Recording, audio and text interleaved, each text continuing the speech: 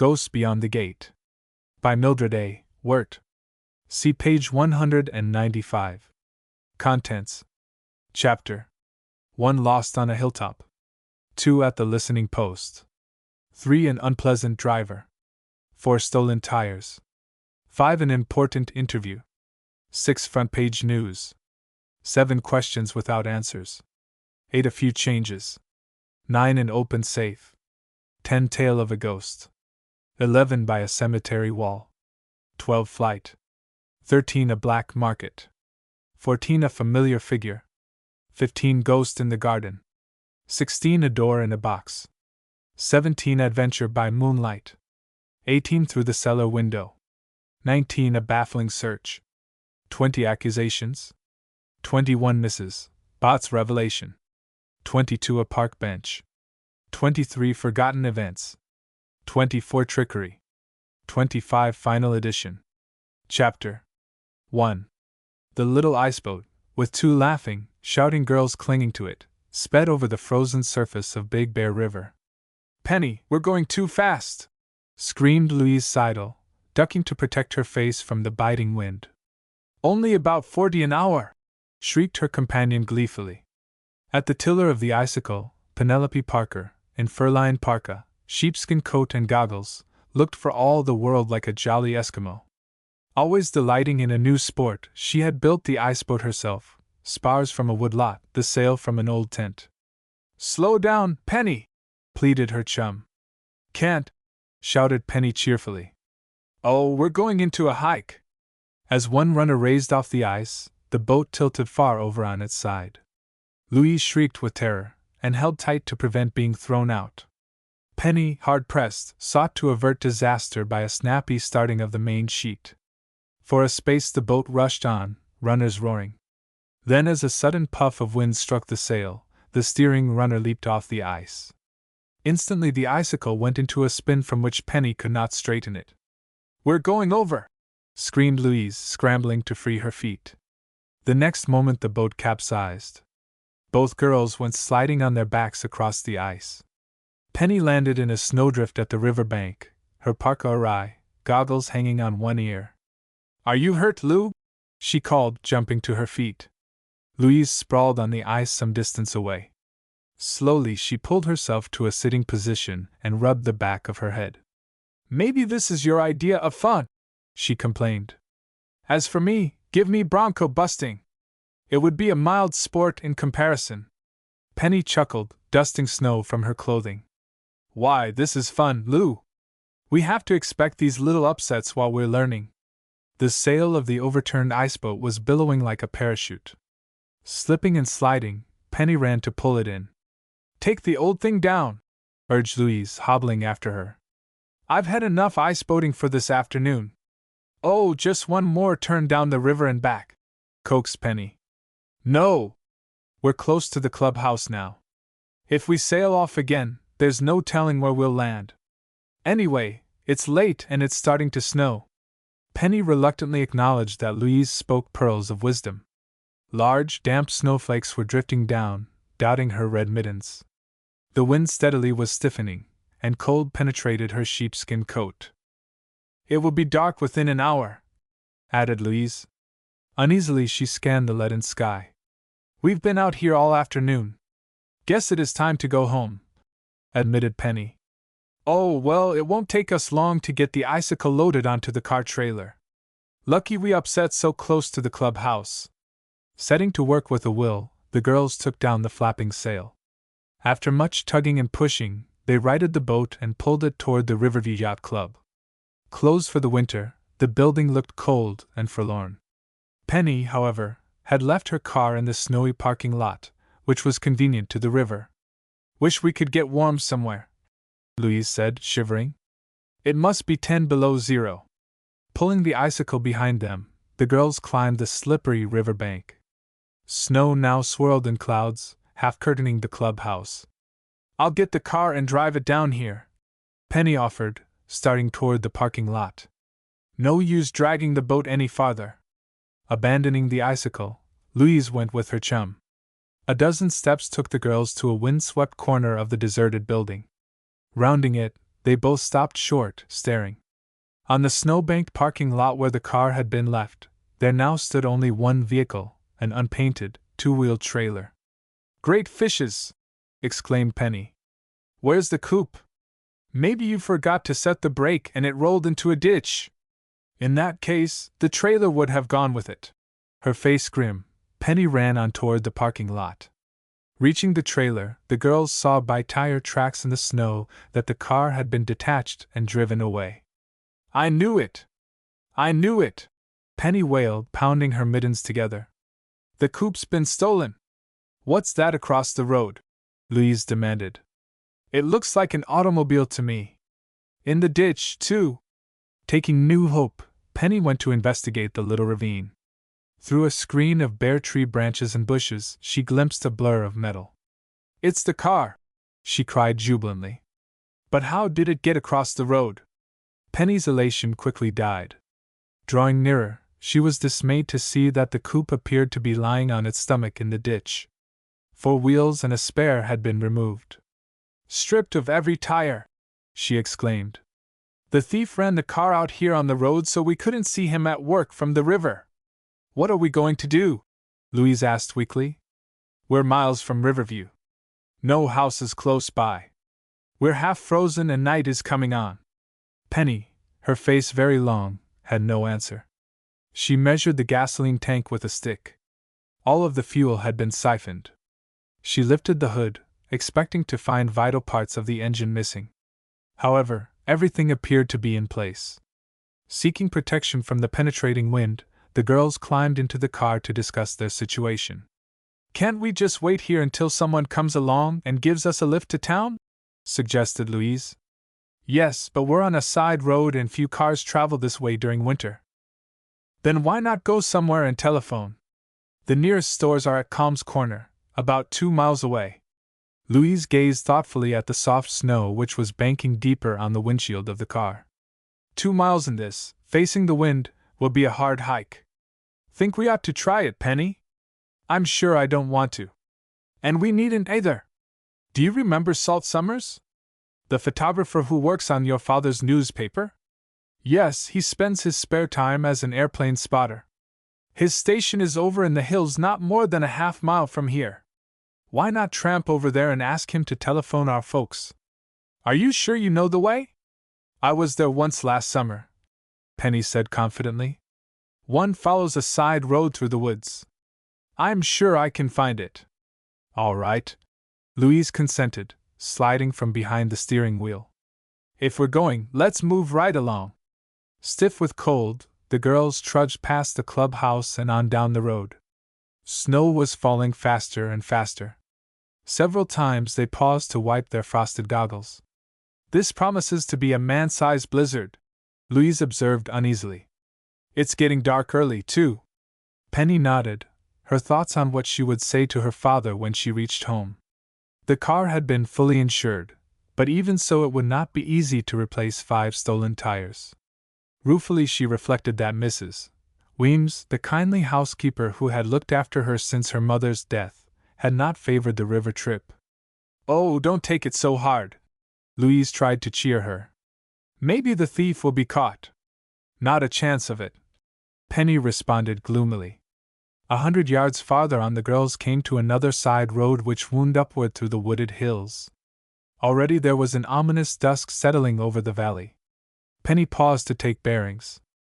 I think this is the way, she said doubtfully. You think? Well, I'm pretty sure, Penny amended. Salt Station is up there on top of one of those hills. If this snow would stop, we should be able to see the tower from here. Slightly reassured, Louise followed her chum across a wooden bridge and up a narrow, winding road. On either side of the frozen ditches, tall frosted evergreens provided friendly protection from the stabbing, icy wind. Nevertheless, walking was not easy for the roadbed bore a shell of treacherous ice. Confident that they soon would come to the airplane listening post, the girls trudged on. Penny, anxious to make the most of the remaining daylight, set a stiff pace. Shouldn't we be coming to the station? Louise presently asked. Surely we've gone more than a half-mile. The post is a little ways off from the road, Penny confessed, peering anxiously at the unbroken line of evergreens. We should be able to see it. In this blinding snow? Why, we may have passed the station without knowing it. Well, I don't think so. You're not one bit sure, Penny Parker, Louise accused. We were crazy to start off without being certain of the post's location. We always can go back to the car. I'm nearly frozen now, Louise complained, slapping her mittens together. There's no feeling in one of my hands. Penny paused to wipe the moisture from her goggles. From far down the road came the sound of a laboring motor. She listened hopefully. A car, Lou! She cried. Everything will be all right now. We'll hail it and ask the driver for a lift. Greatly encouraged, the girls waited for the approaching vehicle. They could hear it climbing a steep knoll, then descending. From the sound of the engine they decided that it must be a truck and that it might round the curve at a fast speed. Worried lest the driver failed to see them, the girls stepped out into the middle of the road. As the truck swerved around the bend, they shouted and waved their arms. The startled driver slammed on brakes, causing the big black truck to slide like a sled. Penny and Louise leaped aside, barely avoiding being struck. As they watched anxiously, the driver recovered control of the machine. He straightened out and brought the truck to a standstill farther up the road. Penny seized her chum's hand. Come on, Lou! He's going to give us a ride! Before they could reach the truck, the driver lowered the cab window. Thrusting his head through the opening, he bellowed angrily. What you tryin' to do? Wreck my truck? Giving the girls no opportunity to reply, he closed the cab window. Penny saw that the man was intending to drive on. Wait! She called frantically. Please give us a ride! We're lost and half frozen! The man heard, for he flashed an ugly smile. Shifting gears, he drove away. Of all the shabby tricks, that's the worst, Penny said furiously. It wasn't our fault his old truck skidded. But it is our fault we're lost on this road, Louise added. How are we ever to find the listening post? Penny leaned against the leeward side of a giant pine. Already it was so dark that she could see only a few feet down the road. There were no houses, no lights, nothing to guide her. Penny, are we really lost? Louise demanded, suddenly afraid. We really, truly are, her chum answered in a quavering voice. The post must be somewhere near here, but we'll never find it. All we can do is try to get back to the car. Chapter 2 At the Listening Post. Chapter 2. Penny's courage did not long forsake her. She had suggested to Louise that they return to the stripped car, but she knew that would not solve their problem. Staring up the dark road, she remarked that they must be close to the summit of the hill. Then why not keep on? Urged Louise. We set out to find the listening post, so let's do it. They trudged on up the winding road. At intervals, in an attempt to restore circulation to numbed feet, they ran a few steps. Snow fell steadily, whipping and stinging their faces. Gasping, half-winded, they kept doggedly on. Finally they struggled into a clearing at the top of the hill. Penny wiped her eyes and gazed down through a gap in the white-coated evergreens. A quarter of the way down the slope on the other side appeared a glowing dot of light. I'm afraid it's only a cabin, she said dubiously. It can't be the airplane listening post. Let's go there anyway, advised Louise. We can warm ourselves and ask how to get back to civilization. They pushed on, still following the road. Downhill walking was much easier, and at intervals they were encouraged by a glimpse of the light. Then, rounding a bend of the road, the girls came to an artistic, newly constructed iron fence, banked heavily with snow. The fence led to a high gate, and behind the gate loomed a dark, sprawling house with double chimneys. The place is deserted, Louise observed in disappointment. What became of the light we've been following? It must be farther on. This house looks as if it had been closed for the winter. Penny went to the gate and rattled a heavy chain which held it in place. Peering through the palings, she could see an unshoveled driveway which curved gracefully to a pillared porch. The spacious grounds were dotted with evergreens and shrubs, so layered with snow that they resembled scraggly ghosts. Wonder who owns this place? Speculated Louise. Don't know, Penny answered, turning away. In fact, I don't recall ever having seen it before. Her words carried special significance to Louise. If you've never seen this house before, then we're on a strange road. Penny, we never will find the listening post. I'm beginning to suspect it myself, Penny admitted grimly. But we must keep plodding on. That light can't be far ahead. Turning their backs upon the gloomy estate, they again braved the penetrating wind. Soon Louise lost her footing and fell. She remained in a dispirited little heap until Penny pulled her off the ice. Let's keep going, Lou, she urged. It won't be long now. Louise allowed Penny to pull her along. They rounded a curve in the road, and there, miraculously, the lighted cabin rose before them. At last! Exulted Louise. The promised land! Staggering up a shoveled path, they pounded on the cabin door. An old man, who held a kerosene lamp, responded promptly. Come in, he invited heartily. Why, you look half frozen. Looks aren't deceitful either. Penny laughed shakily. As the girls went into the warm room, a little whirlpool of wind and snow danced ahead of them. Quickly the old man closed the door. He made places for Penny and Louise at the stove and tossed in a heavy stick of wood. Bad night to be out, he commented cheerfully. Penny agreed that it was. We're lost, she volunteered, stripping off her wet mittens. At least we can't find the airplane listening post. Why, it's just a piece farther on, the old man replied. The tower's right hard to see in this storm. While they thought out, the girls explained that they had been forced to abandon their car at the Riverview Yacht Club. The old man, whose name was Henry Hamill, listened with deep sympathy to their tale of woe. I'll hitch up my horses and take you to Riverview in the sled, he offered. That is, unless you'd rather stop at the listening tower. It would save you a long trip, Penny returned politely.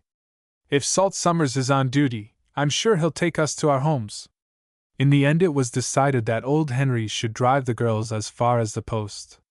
Then, if arrangements could not be made with the photographer, he would keep on to Riverview. Warm at last, Penny and Louise declared that they were ready to start.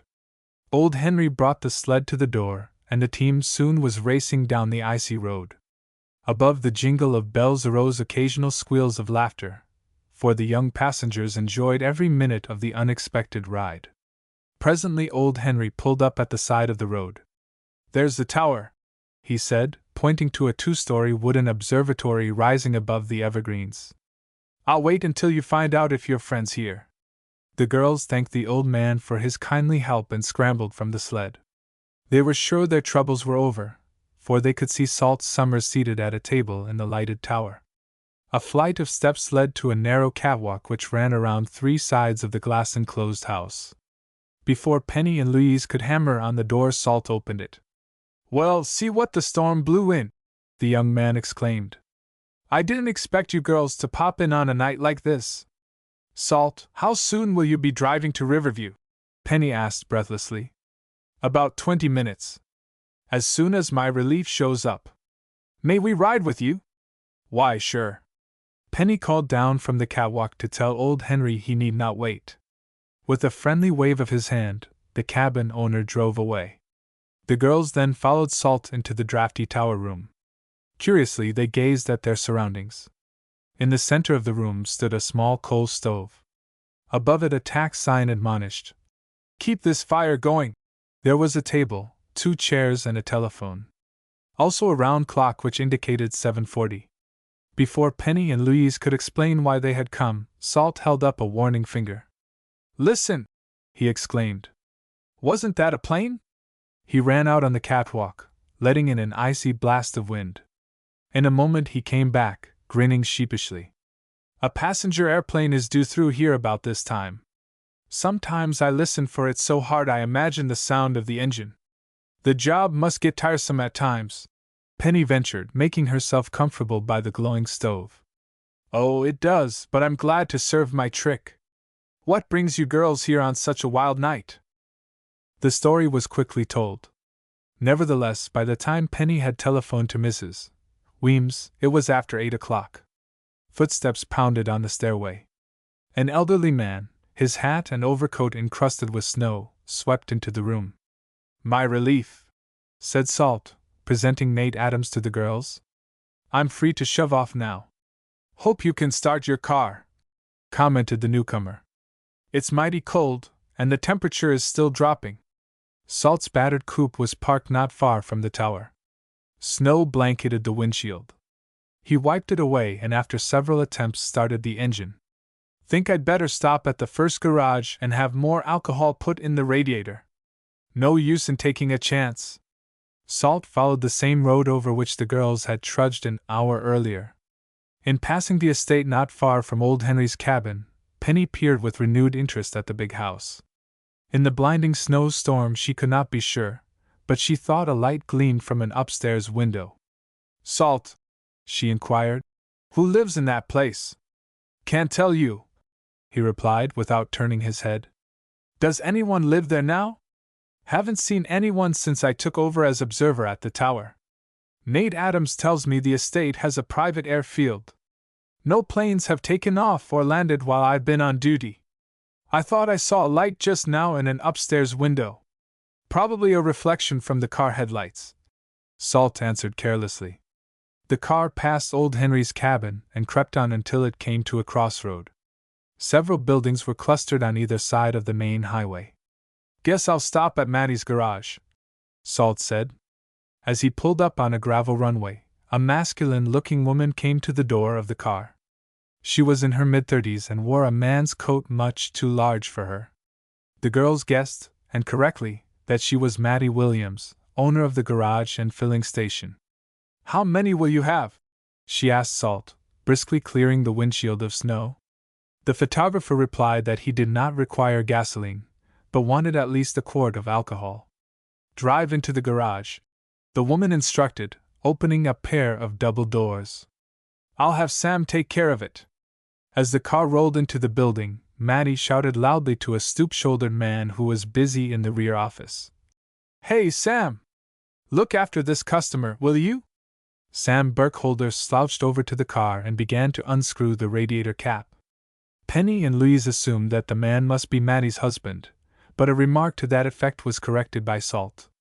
"Sam is Maddie's partner," he explained in an undertone. "It's hard to tell which one of them is boss of the place." Losing interest in the pair, Penny and Louise climbed out of the coupe. They had noticed a cafe next door and thought they might go there for a cup of hot coffee. "Go ahead," Salt encouraged. "I'll stay here until this job is finished and join you." As the girls let themselves out the garage door, a truck pulled up in front of the cafe. They would have given it no more than a casual glance had not the driver alighted. He was a short, ruddy-faced man with a missing front tooth which made his facial expression rather grotesque. Without glancing at the girls, he entered the restaurant. "That man!"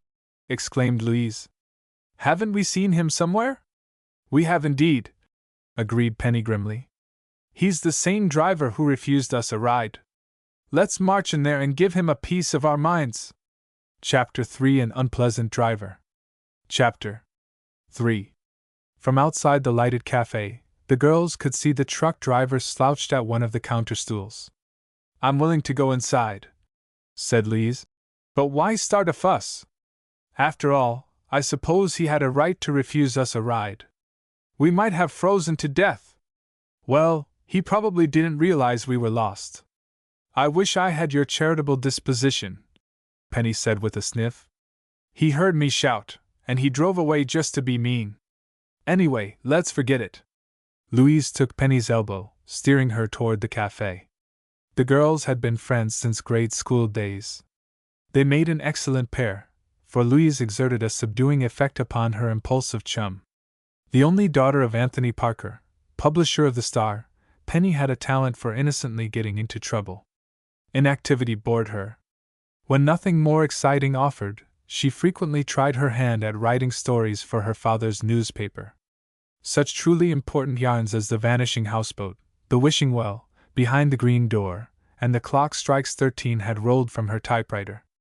Penny thoroughly enjoyed reportorial work, but best of all she loved to take an active part in the adventures she recounted.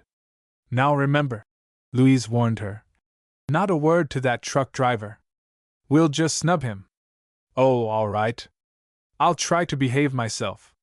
Grinning, Penny allowed herself to be guided toward the restaurant. Near the doorway they came to the parked truck, and noticed that it was loaded with large wooden boxes. War equipment, commented Penny. How do you know? Why, the boxes are unmarked except by numerals. Haven't you noticed, Lou, that's the way machines and materials are transported to and from factories. It's done so no one can tell what's inside. Penny opened the door and they went into the warm, smoky cafe. As they seated themselves at a table, the driver glanced toward them, but seemingly without recognition. How about a date tonight, baby? He asked the waitress. Without replying, the girl slapped a menu card on the counter in front of him. High-toned, ain't you? He chuckled. What will it be? The waitress demanded impatiently. How about a nice smile, baby? Turning away, the waitress started to serve another customer. Gimme a cup o' coffee and 2 sinkers.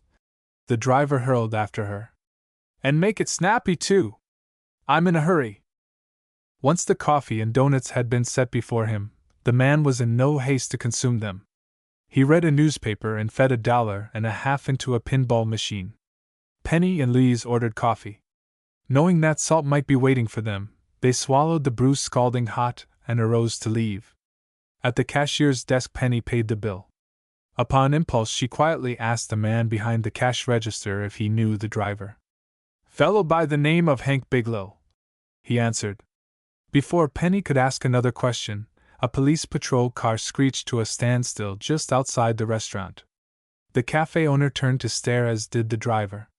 What are those cops coming here for? Hank Bigelow demanded. How should I know? Retorted the cafe owner. Maybe they want to ask you a few questions about that cargo you carry. What do you mean by that, crack? The driver asked harshly. As the cashier shrugged and did not reply, Hank allowed the matter to pass. Although he remained at the counter, he kept watching the police car through the window. The brief interchange between cafe owner and driver had interested Penny. To delay her departure, she bought a candy bar and began to unwrap it. Only one policeman had alighted from the car. Tramping into the cafe, he pounded his hands together and sought the warmth of a radiator. Mind if I have a little of your heat? He asked the cafe owner. Help yourself. Penny had been watching Hank Bigelow. A moment before, the man had sat tense and nervous at the counter. Now he seemed completely relaxed and at ease as he sipped his coffee. Hello, Hank, the policeman greeted him. Didn't see you at first. How's the trucking business? Okay, the trucker growled. Workin' me night and day. The casual conversation disappointed Penny. Her first thought had been that Hank Bigelow feared a police investigation. Seemingly, she had indulged in wishful thinking. Having no further reason for remaining in the cafe, the girls stepped out into the storm. A pity that policeman wasn't looking for Hank Bigelow, Penny muttered. I thought for a minute he was, responded Louise, stooping to fasten the buckle of her heavy overshoe. At least Hank acted peculiar. You heard what the cashier said to him? About the cargo he carried? Yes, nodded Penny. What do you suppose he meant? Don't you think it was intended as a joke? It didn't seem that way to me, Lou. Hank took offense at the remark. He was as nervous as a cat, too. Penny stared curiously at the big truck which was parked not far from the police car. I wonder what can be in those big boxes, Lou? A few minutes ago you said they contained tools or defense plant products. That was only my guess. I assumed it from the lack of marking on the boxes. Penny paused beside the big truck. Pressing her face close to an opening between the slats, she counted 10 large crates, all the same size and shape. Lou, maybe this isn't defense plant merchandise, she speculated. Maybe it's some sort of contraband. Penny's words trailed off. Someone had touched her on the shoulder. Whirling around, she faced the same policeman who a moment before had entered the cafe. What do you think you're doing? He inquired. Why, just looking, stammered Penny. We were wondering what's inside these boxes. Machinery, replied the policeman. Now skidoo! Behave yourselves or I'll have to speak to your parents. Chapter 4 Stolen Tires. Chapter 4. We're very sorry. Louise apologized to the policeman. We didn't suppose it would do any harm to look at the outside of the boxes. Run along, the officer said impatiently. Penny was tempted to make a rather pointed remark, but Louise pulled her away. Never argue with a policeman, she whispered. You always lose. We weren't doing any harm. Penny scowled. What does he think we are, a couple of female spies? Entering the garage, the girls saw that the car had been serviced. Salt could be seen inside the little glass-enclosed office. I'm waiting for Sam Burkholder, he explained as they joined him. He took care of the radiator and then disappeared. Penny and Louise loitered about the office, reading the evening newspaper. After a little delay, Mattie Williams appeared. Can you give me my bill? Salt requested. We're in a hurry to get to Riverview. I thought Sam was looking after you, Mattie replied, making out the slip. The bill settled, Salt backed the car from the garage. Penny noticed that Hank Bigelow's truck no longer stood in front of the cafe.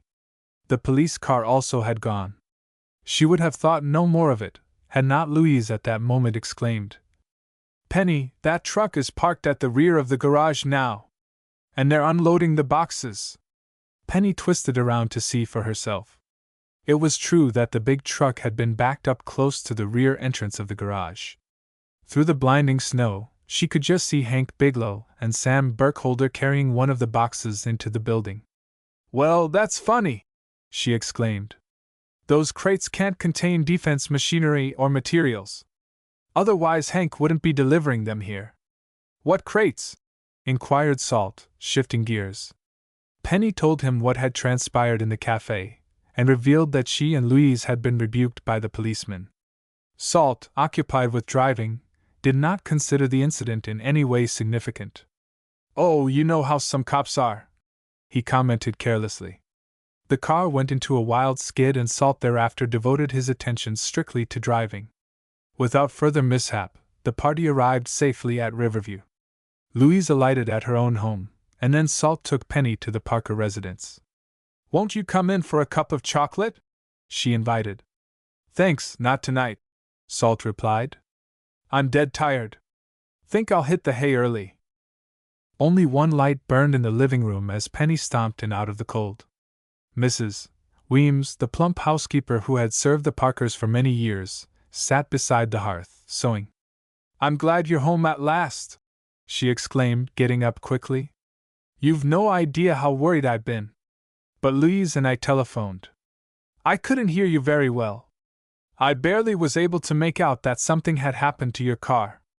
A major catastrophe, Mrs. Weems. Every tire was stolen. While the housekeeper bombarded her with questions, Penny stripped off overshoes and heavy outer clothing. Pools of water began to form on the rug. Take everything out to the kitchen, Mrs. Weems said hastily. Have you had your supper? Not even a nibble. And I'm starving. As Mrs. Weems began to prepare a hot meal, Penny perched herself on the kitchen table, alternately talking and chewing on a sugared bun. If you ever were lost in an Arctic blizzard, you have a good picture of what Louise and I endured, she narrated grandly. Oh, it was awful. Losing 5 practically new tires is a mere detail in comparison. It's nothing less than a tragedy. I was thinking, maybe you ought to break the sad news to Dad. Indeed not. You'll have to tell him yourself. However, he's attending a meeting and won't be home until 11. That's much too late for me, Penny said quickly. I'll see him in the morning. And I do hope you cooperate by giving him a dandy breakfast. Just see to it that you don't oversleep, suggested the housekeeper dryly. Penny consumed an enormous supper and then slipped off to bed. She did not hear her father come home a few hours later. In the morning when Mrs. Weems called her, it seemed advisable to take a long time in dressing. Her father had gone by the time she strolled downstairs. Did you tell Dad? She asked the housekeeper hopefully. You knew I would, chided Mrs. Weems. Your father expects to see you at his office at 9 o'clock. How'd he take the blow? Naturally, one couldn't expect him to be pleased. With a deep sigh, Penny sat down to breakfast. Worry over the coming interview did not interfere with her usual excellent appetite. She had orange juice, 2 slices of toast, 4 pancakes, and then, somewhat concerned lest she lose her slim figure, debated whether to ask for another helping. "The batter's all gone, Mrs. Weems settled the matter. Do stop dawdling and get on to the office. Your father shouldn't be kept waiting." With anything but enthusiasm, Penny took herself to the plant of the Riverview Star. Passing through the busy newsroom where reporters pounded at their typewriters, she entered her father's private office. "Hello, Dad," she greeted him with forced cheerfulness. "Mrs. Weems said you wanted to see me." "So you lost 5 tires last night?" the editor barked. Mr. Parker was a lean, keen-eyed man of early middle age, known throughout the state as a fearless newspaperman. At the moment, Penny decided that fearful would prove a more descriptive term. "Well, Dad, it was this way," she began meekly. "Never mind a long-winded explanation," he interrupted, smiling. "It wasn't your fault. The car was stripped." Penny wondered if she had heard correctly. "Your tires weren't the only ones stolen yesterday," Mr. Parker resumed. "A half-dozen other thefts were reported. In fact, I've known for several weeks that a professional gang of tire thieves has been operating in Riverview." "Oh, Dad, you're a peach!" Penny cried, making a dive for him. "I'm going to give you a great big kiss." "You are not," Mr. Parker grinned, pushing her away. "Try to remember, this is an office." Penny resigned herself to a chair. Questioned by her father, she gave a straightforward account of how the car had been stripped at the yacht club grounds. "The tire gang is getting bolder every day," Mr. Parker exclaimed wrathfully. "But we'll soon put a stop to their little game." "How, Dad?" Mr. Parker hesitated and then said, "I can trust you, can't I, Penny?" "Of course." "Then I'll tell you this in confidence. For weeks Jerry Livingston, our star reporter, has been working on the case. He's rounded up a lot of evidence against the outfit. Then we have a chance to get those tires back." "I'm not thinking about that," Mr. Parker said impatiently. "Jerry's gathered enough evidence to smash the entire gang. It will be as big a story as the Star ever published." "When are you breaking it, Dad?" "Perhaps tomorrow. Depends on the state prosecutor." "John Gilmore? What does he have to do with it?" "This story is loaded with dynamite, Penny. If we spread it over our front page before police have a chance to act, the guilty parties are apt to make a getaway." "That's so," nodded Penny. "There's another reason I want to consult the prosecutor before I use the story," Mr. Parker resumed. "Some of the men involved." A tap sounded on the door. Without completing what he had started to say, the editor called, "Come in." Jerry Livingston entered the office. He was a good-looking young man, alert and clean-cut. Smiling at Penny, he slapped a folded paper on Mr. Parker's desk. "Here's my story on the tire thefts, Chief," he said. "As far as I'm concerned, this winds up the case." "You've done fine work, Jerry," Mr. Parker praised. "Thanks to your work, we ought to clean out the gang." "I hope so, Chief. Guess you have all the proofs needed to back up the story?" "All the evidence is locked in my safe. I have an appointment scheduled with the prosecutor. If he okays the story, we'll publish it tomorrow." "By the way, Jerry, what are your plans?" "Well, I have a couple of weeks before I go into the Army Air Corps." "Then treat yourself to a vacation, starting right now," said Mr. Parker. "Can you use it?" "Can I?" grinned Jerry. "Know what I'll do? I'll hop the noon train and head for the Canadian wilds on a hunting trip." Mr. Parker wrote out a check which he presented to the young man. "We'll be sorry to lose you, Jerry," he said regretfully. "But remember, a job always will be waiting when you return." The reporter shook hands with Mr. Parker and Penny, then left the office. "We'll miss Jerry around here," the editor remarked. Penny nodded. She and Jerry had shared many an adventure together, and he was one of her truest friends. The office would not seem the same without him. "My appointment with the prosecutor is at 10:30, said Mr. Parker briskly. "I'll gather my papers and be on my way." The editor placed Jerry's signed story in a leather portfolio. Next he went to the safe and fumbled with the dial. "Want me to open it for you?" Penny asked, after he had tried several times. Without waiting for a reply, she stooped down, twisted the dial a few times, and opened the heavy door. "Young lady, how did you learn the combination?" Mr. Parker demanded in chagrin. "Oh, the numbers are written on the underside of your desk." Penny grinned. "Not a very good place either. You must trust your office help. Fortunately, my reporters aren't quite as observing as a certain daughter," Mr. Parker retorted grimly. The editor removed a fat brown envelope from one of the drawers of the safe. Glancing at the papers it contained, he added them to the contents of the portfolio. He then locked the safe. "How about letting me see that story?" Penny asked. Mr. Parker smiled but shook his head. "Only two persons know the facts of the case, Jerry and myself. Let's make it a trio. It will be after I've talked to the prosecutor. I've got to step right along, too, or I'll be late." "But Dad, you'll read the story in tomorrow's Star, I hope." Her father laughed. Picking up the portfolio, he started for the door. "Just contain your impatience until I get back. And please keep those slippery little fingers away from my safe." Chapter 5: An Important Interview. Chapter 5. After her father had gone, Penny remained in the private office.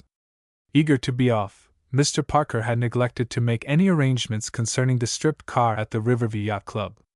"Oh, bother!" she thought impatiently. "Now I must wait here until he comes back to learn what I'm to do. The car should be hauled home." Penny wrote a letter on the typewriter. As she searched for a stamp, the door swung open. A slightly bald, angular man with hard brown eyes paused on the threshold. The man was Harley Sher, an assistant editor, next in authority to Mr. DeWitt. Of the entire Star staff, he was the only person Penny actively disliked. "Oh, good morning, Miss Parker," he said with elaborate courtesy. "Your father isn't here?" "No, he went away a few minutes ago." "And you are taking care of the office in his absence?" Mr. Sher smiled.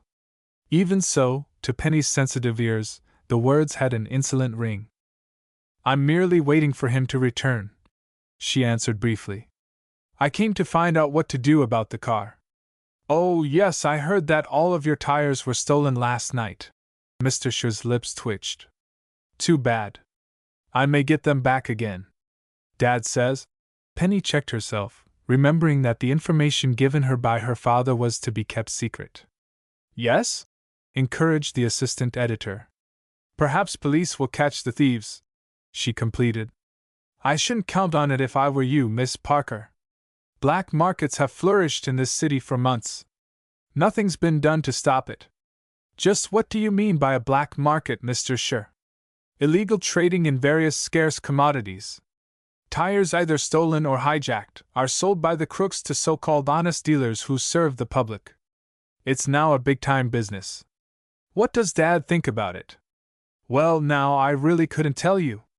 Your father doesn't discuss his editorial policy with me. If he did, I'd warn him to lay off all those tire theft stories."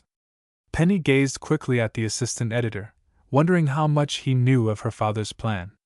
"Dad usually prints all the news," she said. "Why should he soft-pedal the tire stories?" "For his health's sake." "I'm sure I don't know what you mean, Mr. Sher." The assistant editor had closed the door behind him. Warming to his subject, he replied, "The men who have muscled into the tire theft racket are ugly lads without scruples. If your father stupidly insists upon trying to smash the outfit, he may not wake up some morning." The suggestion that her father might ruthlessly be done away with shocked Penny. And a canny corner of her mind demanded to know how Mr. Sher could be so well informed. She was quite certain her father had not taken him into his confidence. "Dad is no coward," she said proudly. "Oh, no one ever questioned his bravery, Miss Parker. Your father is courageous to the point of rashness. But if he prints an exposé story about the tire theft gang, it's apt to prove the most foolish act of his life. How do you know he intends to do such a thing?" The question, sharply put, surprised Mr. Sher. "Oh, I don't," he denied hastily. "I merely heard the rumor around the office." Penny made no reply. As the silence became noticeable, the assistant editor murmured that he would return to see Mr. Parker later and left the office. Penny glared at the man's retreating back. Even more intensely than before, she disliked Harleyshire. The old sneak cat, she thought. I'll bet a cent he's been listening at the door or prying in Dad's papers. I'm sure no rumors have been circulating around the office. The telephone rang. Automatically, Penny took down the receiver. Mr. Parker? Inquired a masculine voice. He's not here now. This is his daughter speaking. May I take a message? No message, said the purring voice. Mr. Parker may hear from me later. Who is this, please? Asked Penny quickly. There was no answer, only the click of a receiver being hung on its hook. The incident, although trifling, annoyed Penny. Getting up from the desk, she walked to the window. Mr. Scheer's intimation had alarmed her, and now the telephone call added to her uneasiness. Probably the man who telephoned is well known to Dad, she tried to assure herself. I'm just imagining that his voice sounded sinister. Feeling the need of an occupation, Penny wandered out into the editorial room. She chatted with the society editor, and for a time watched the world news reports coming in on the noisy teletype machines. Need a job? Inquired Editor DeWitt at the slot of the circular copy desk. How about writing a few headlines for me? No, thanks, Penny declined. I'm just waiting for Dad. He should be back any minute now. It was 11:40 by the office clock. Never had time seemed to pass so slowly. As Penny debated whether or not to wait any longer, there was a sudden stir in the room. Glancing toward the outside door, she saw that Jerry Livingston, suitcase in hand, had entered. Immediately reporters and editors left their desks to shake his hand. Jerry, you're the best reporter this paper ever had, Mr. DeWitt told him warmly. We surely hate to see you go. Oh, I'll be back, the reporter answered. You can bet on that. Penny crossed the room to say goodbye. Jerry surprisingly tucked her arm through his. Come along and see me off on the train, he invited, pulling her along. Not doing anything special, are you? Just waiting for Dad. Then come on, Jerry grinned. I've got a lot to say to you. However, once in the taxi, speeding toward the railroad station, the reporter scarcely spoke. He reached out and captured her hand. I'm going to miss you, little twerp, he sighed. No telling when I'll get back to the Star. Maybe. Now don't try to work on my sympathies, laughed Penny, though a lump came in her throat. Oh, Jerry. At your command. Just break down and confess how desolate you'll be without me. The railroad station was close by and Penny had only a moment to talk. Riverview will be a blank without you, she admitted. But it's that tire theft story I want to ask you about. Did you ever tell anyone that Dad is planning to expose the gang? Of course not. I knew you wouldn't give out any information, Penny said in relief. But somehow Harley sure has learned about it. Sure. That egg? How could he have found out? I'd like to know myself. He hinted that something dreadful might happen to Dad if the story is printed. Jerry patted Penny's hand. Don't give it a thought, kid, he said. Sure does a lot of wild talking. Probably whatever he said to you was pure bluff. He doesn't know a thing. The arrival of the cab at the station put an end to the conversation. Jerry paid the driver and hustled Penny inside. He barely had time to purchase a ticket before the train was called. Well, goodbye, Jerry said, squeezing her hand. Have a good time in Canada, Penny replied. And bring me a nice bear rug. Sure, I'll catch him with my bare hands, Jerry rejoined, making a feeble attempt at a joke. The train began to move. The reporter swung himself aboard the last Pullman. As he waved from the steps, Penny realized that she had forgotten to ask for his Canadian address. Soon the train was only a blur down the frosty tracks. Penny climbed a steep ramp to the street. She felt lonesome, and for some reason, discouraged. First I lose my car wheels, and now it's Jerry, she reflected sadly. What a week! Penny scarcely knew whether to go home or to the Star office. As she debated the matter, her ears were assaulted by the shrill scream of a siren. A fire, thought Penny. An ambulance rushed past. It raced to the end of the short street and pulled up. Probably an accident, amended Penny. Curious to learn what had happened, she began to run. At the end of the street a large crowd had gathered. A car with a smashed fender and damaged front grillwork had piled against the street lamp. What happened? Penny asked a man who stood beside her. 2 cars in a smash-up, he answered. Didn't see the accident myself. But what became of the other automobile? Asked Penny. She pushed through the gathering crowd to the curb. Broken glass was scattered over the pavement. Ambulance men were searching the wreckage of the car which had struck the lamp post. The other automobile, apparently, had driven away. Suddenly, Penny's gaze riveted on the rear license plate of the smashed car. In horror she read the number, P619-10. Dad's car, she whispered. He's been hurt. Chapter 6 Front Page News. Chapter 6. Never in her life had Penny been more frightened. Breaking away from the group of people at the curb, she ran to the parked ambulance. A glance into the interior assured her that Mr. Parker had not been placed inside on a stretcher. Where is he? She asked wildly. Where's my father? A white-garbed ambulance attendant turned to stare at her. That's my father's car, Penny cried, pointing to the battered sedan. Tell me, was he badly hurt? The attendant tried to be kind. We don't know, miss. Someone put in a call for us. Said we were to pick up an injured man. Evidently he was taken to a hospital before we could get here. That's what happened, contributed a small boy who stood close by. A woman drove by in an auto. She offered to take the man to the hospital and he went with her. A tall, lean man in a gray suit? Penny asked quickly. Yes. He had a leather case in his hand. Then it was my father, Penny cried. How badly was he hurt? Oh, he could walk all right, the boy replied. He seemed kinda dazed though. Greatly relieved to learn that her father had escaped serious injury, Penny sought more information. The boy who had witnessed the accident told her that the car which had caused the smash-up was a blue sedan. 2 men were in it, he revealed. They started to go around your father's car and crowded him toward the curb. Next thing I saw, he'd plowed into the lamp post. The other car didn't stop. I'll say it didn't. You should have seen them go. Didn't you notice the license number? Penny asked hopefully. The boy shook his head. Having learned all she could from him, Penny questioned other persons. Only one woman in the crowd was able to provide additional information. Her eyewitness account differed slightly from the boy's, but she confirmed that a middle-aged woman in a black coupe had taken the accident victim to a hospital. Which hospital? Asked Penny.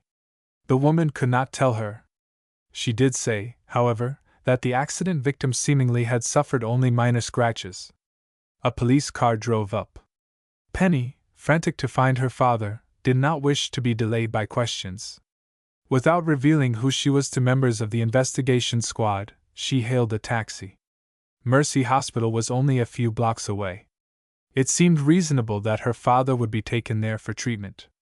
A few minutes later, standing anxiously at the information desk of that institution, she learned that Mr. Parker had not been admitted as a patient.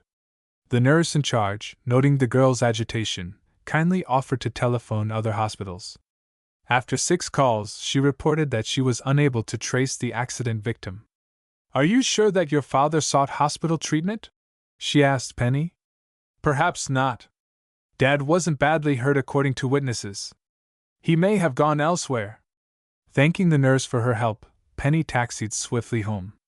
Mrs. Weems, in an old coat and a turban, was pouring salt on the icy sidewalk in front of the house. From the look on her face it was evident she had not heard the news. Mrs. Weems' dad's been hurt, Penny cried, leaping from the cab. In an auto accident. My land! The housekeeper gasped and allowed the bag of salt to fall from her gloved hand. How bad is it? I think he was more stunned than anything else. But I've not been able to learn where he was taken. He didn't telephone here? Not unless it was since I've been outdoors. Picking up the bag of salt, Mrs. Weems followed Penny into the house. Without removing coat or hat, the girl dialed the Star office. Editor DeWitt answered. Has Dad arrived there?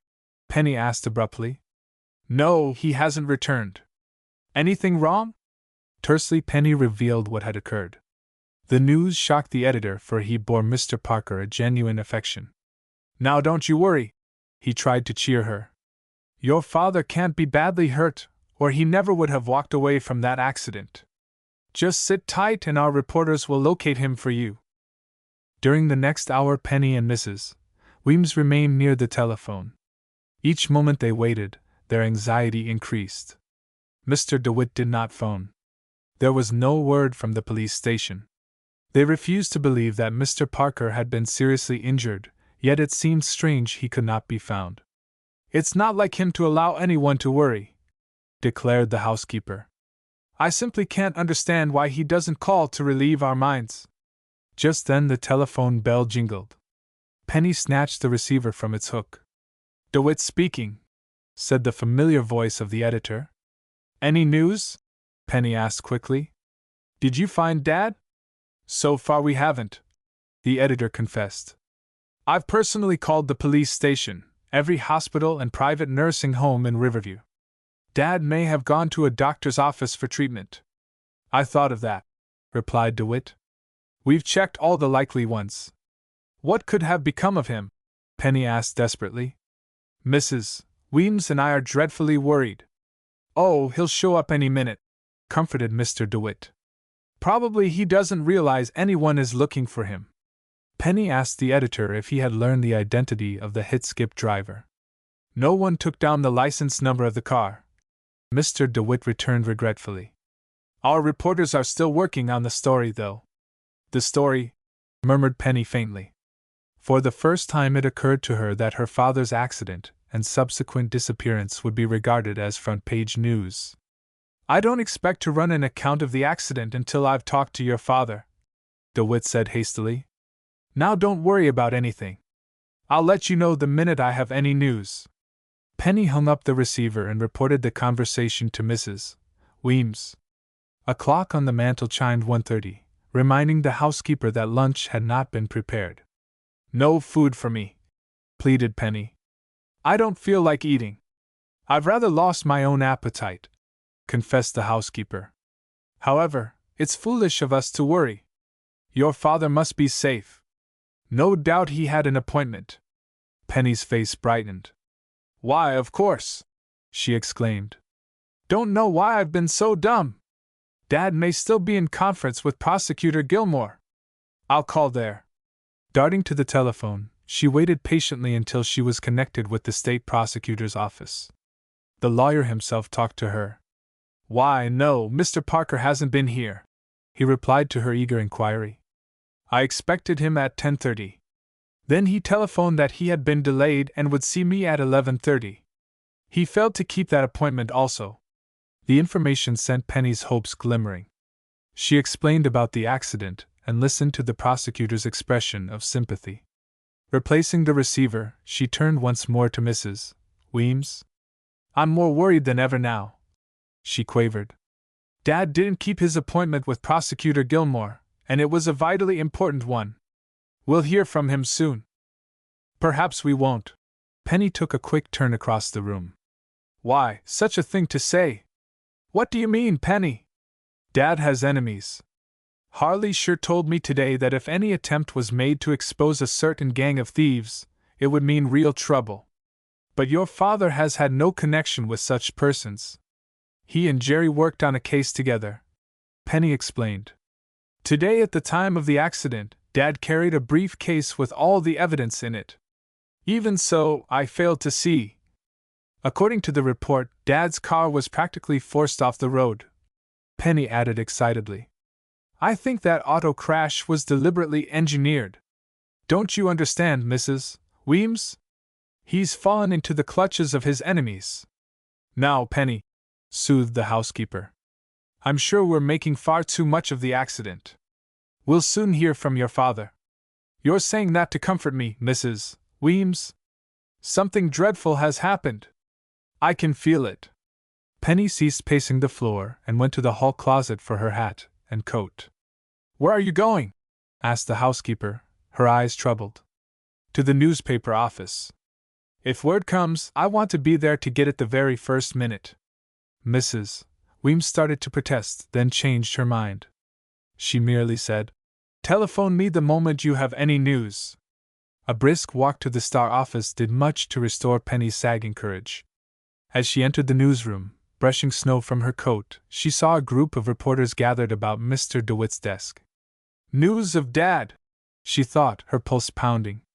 Glimpsing Penny, the men at the desk began to scatter. They gazed at her in such a kind, sympathetic manner that she became frightened again. "What is it, Mr. DeWitt?" she asked the editor. "Has Dad been found?" He shook his head. "But you must have had some news," she insisted, her gaze on a folded paper which he held. "Please don't hide anything from me." "Very well," DeWitt responded quietly.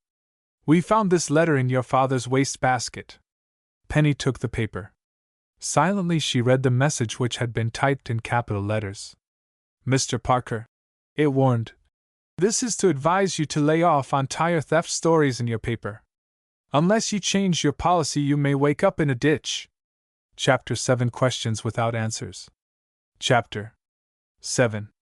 "I'd rather not have shown that note to you," Mr. DeWitt said quietly. "We found it only a moment ago." "How did it get in Dad's wastebasket?" Penny asked. "Do you suppose he threw it there himself?" "That's my guess. Your father never paid any attention to unsigned letters." Penny reread the threatening note, trying not to show how much it disturbed her. "I wonder if this came by mail?" she remarked. "We don't know," DeWitt replied. "There was no envelope in the basket." "Dad never mentioned such a note to me," Penny resumed, frowning. "Probably thought I'd worry about it. This makes the situation look bad, doesn't it, Mr. DeWitt?" The editor weighed his words carefully before he spoke. "It doesn't prove that your father was waylaid by enemies, Penny. Not at all. According to reports, Mr. Parker was involved in an ordinary automobile accident and left the scene of his own free will. With a woman who drove a black car. Yes, according to eyewitnesses, she offered to take him to a hospital for treatment." "What became of that woman?" demanded Penny. "Can't the police find her?" "Not so far." Before Penny could say more, Harley came to the desk, spreading a dummy sheet for the editor to inspect. "Here's the front page layout," he explained. "For the banner we'll give M. Anthony Parker mysteriously disappears, and beneath it, a double-column story. I dug a good picture out of the morgue, the one with Parker dedicating the Riverview Orphans' Home." DeWitt frowned as he studied the layout. "Parker wouldn't like this, sure. It's too sensational. Bust that banner and cut the story down to the bare facts." "But this is a big story." "I'm expecting Mr. Parker to walk in here any minute," retorted DeWitt. "A disappearance spread would make the Star look silly." "Mr. Parker's not going to show up," she refuted, his eyes blazing. "I say we should play the story for all it's worth." "I'm sure Dad would hate sensationalism," Penny said, siding with Mr. DeWitt. The assistant editor turned to glare at her. Although he made no reply, she read anger and dislike in his flashing eyes. "Cut the story down," DeWitt ordered curtly. "And try to find a more suitable picture of Mr. Parker." She swept the dummy sheet from the desk, crumpling it in his hand. As he started for the morgue where pictures were filed, he muttered to himself, "Don't know what's got into that fellow lately." DeWitt sighed. The editor sat down rather heavily, and Penny noticed that he looked tired and pale. For 15 years he had been closely associated with Mr. Parker, regarding his chief with deep affection. "Do you feel well, Mr. DeWitt?" she inquired. "Not so hot," he admitted, reaching for a pencil. "Lately I've been having a little pain in my side. It's nothing, though. Just getting old, that's all. Why not take the day off, Mr. DeWitt? You've been working too hard. Now wouldn't this be a fine time to go home?" the editor barked. "Hard work agrees with me." Reminded that she was keeping Mr. DeWitt from his duties, Penny soon left the Star office. Debating a moment, she walked to the nearby police station. There she was courteously received by Chief Jowman, a personal friend of her father's. "We'll find Mr. Parker," he assured her confidently. "His description has been broadcast over the radio. We've instructed all our men to be on the watch for him." Penny broached the possibility that her father had been waylaid by enemies. "Facts fail to support such a theory," replied Chief Jowman. "It's my opinion your father will show up any hour, wondering what the fuss is all about." Penny left the police station rather cheered. Almost without thinking, she chose a route which led toward the scene of the accident. Reaching the familiar street, she noted that her father's battered car had been towed away. All broken glass had been swept from the pavement. "When I was here before, I should have questioned more people," she thought. "It never occurred to me then that Dad would fail to show up." Noticing a candy store which fronted the street close to the bent lamp post, Penny went inside. A friendly-looking woman with gray hair came to serve her. "I'm not a customer," Penny explained. She added that her father had been injured in the car accident, and that she was seeking information. "I've already been questioned by police detectives," replied the owner of the candy shop. "I'm afraid I can't tell you very much." "Did you witness the accident?" "Oh, yes, I saw it, but it happened so fast I wasn't sure of whose fault it was." "You didn't take down the license number of the blue hit-skip car? Was it blue?" the woman inquired. "Now I told the police maroon. My information came from a small boy, so he may have been mistaken." "Did you notice the woman who offered my father a ride?" "Oh, yes, she was about my age, around 40. Well dressed? Rather plainly, I would say. But she drove a fine, late-model car. Would you consider her a woman of means?" "Judging from the car, yes." Penny asked many more questions, trying to gain an accurate picture of the woman who had aided her father. She was somewhat reassured when the candy shop owner insisted that Mr. Parker had entered the car of his own free will. "Did he seem dazed by the accident?" she asked thoughtfully. "Well, yes, he did. I saw your father get into the car sort of holding his head. Then he asked the woman to stop at the curb." "Why was that?" "He'd forgotten something, a leather carrying case. At any rate, he returned to his own auto for it. Then he drove away with the woman." As puzzled as ever, Penny went out on the street once more. The weather had turned colder, but she scarcely felt the icy blast which whipped her face. It was silly to worry, she told herself sternly. Why, all the facts supported Police Chief Jowman's belief that her father soon would return home.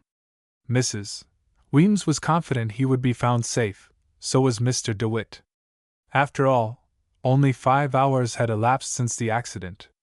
A disappearance couldn't be considered serious in such a short period. But try as she might, Penny could not free her mind of grave misgivings. She could not forget the mysterious telephone call, the threatening letter, and Harleyshire's cocksure opinion that her father would not be found. She stood disconsolate, gazing into the whirling snowstorm. At the end of the street the railroad station loomed as a dark blur, reminding her of Jerry. If only he hadn't gone away! Jerry was the one person who might help her, and she knew of no way to reach him. Chapter 8 A Few Changes. Chapter 8. Next morning, Penny, red-eyed because she had slept little, walked slowly toward the Star office. Throughout the long night there had been no word from Mr. Parker. At every street corner newsboys shouted the latest headlines, that the publisher had been missing nearly 24 hours. Even the Star carried a black, ugly banner across its front page. Penny bought a copy, reading with displeasure the story of Mr. Parker's disappearance.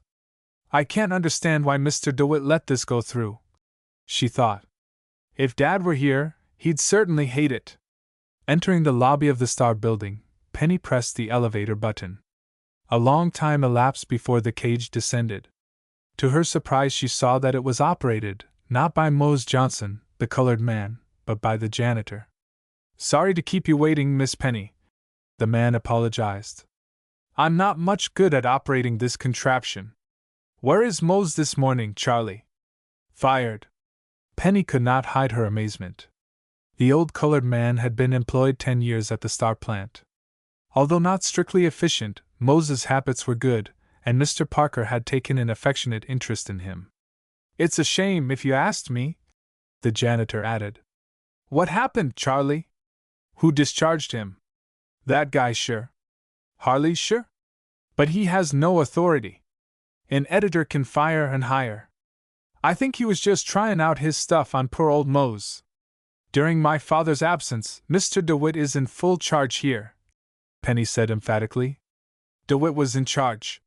But they hauled him off to the hospital last night with a bad pain in his tummy. Seems he had an appendicitis attack.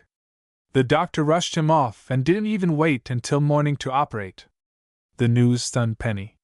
She murmured that she hoped Mr. DeWitt was doing well.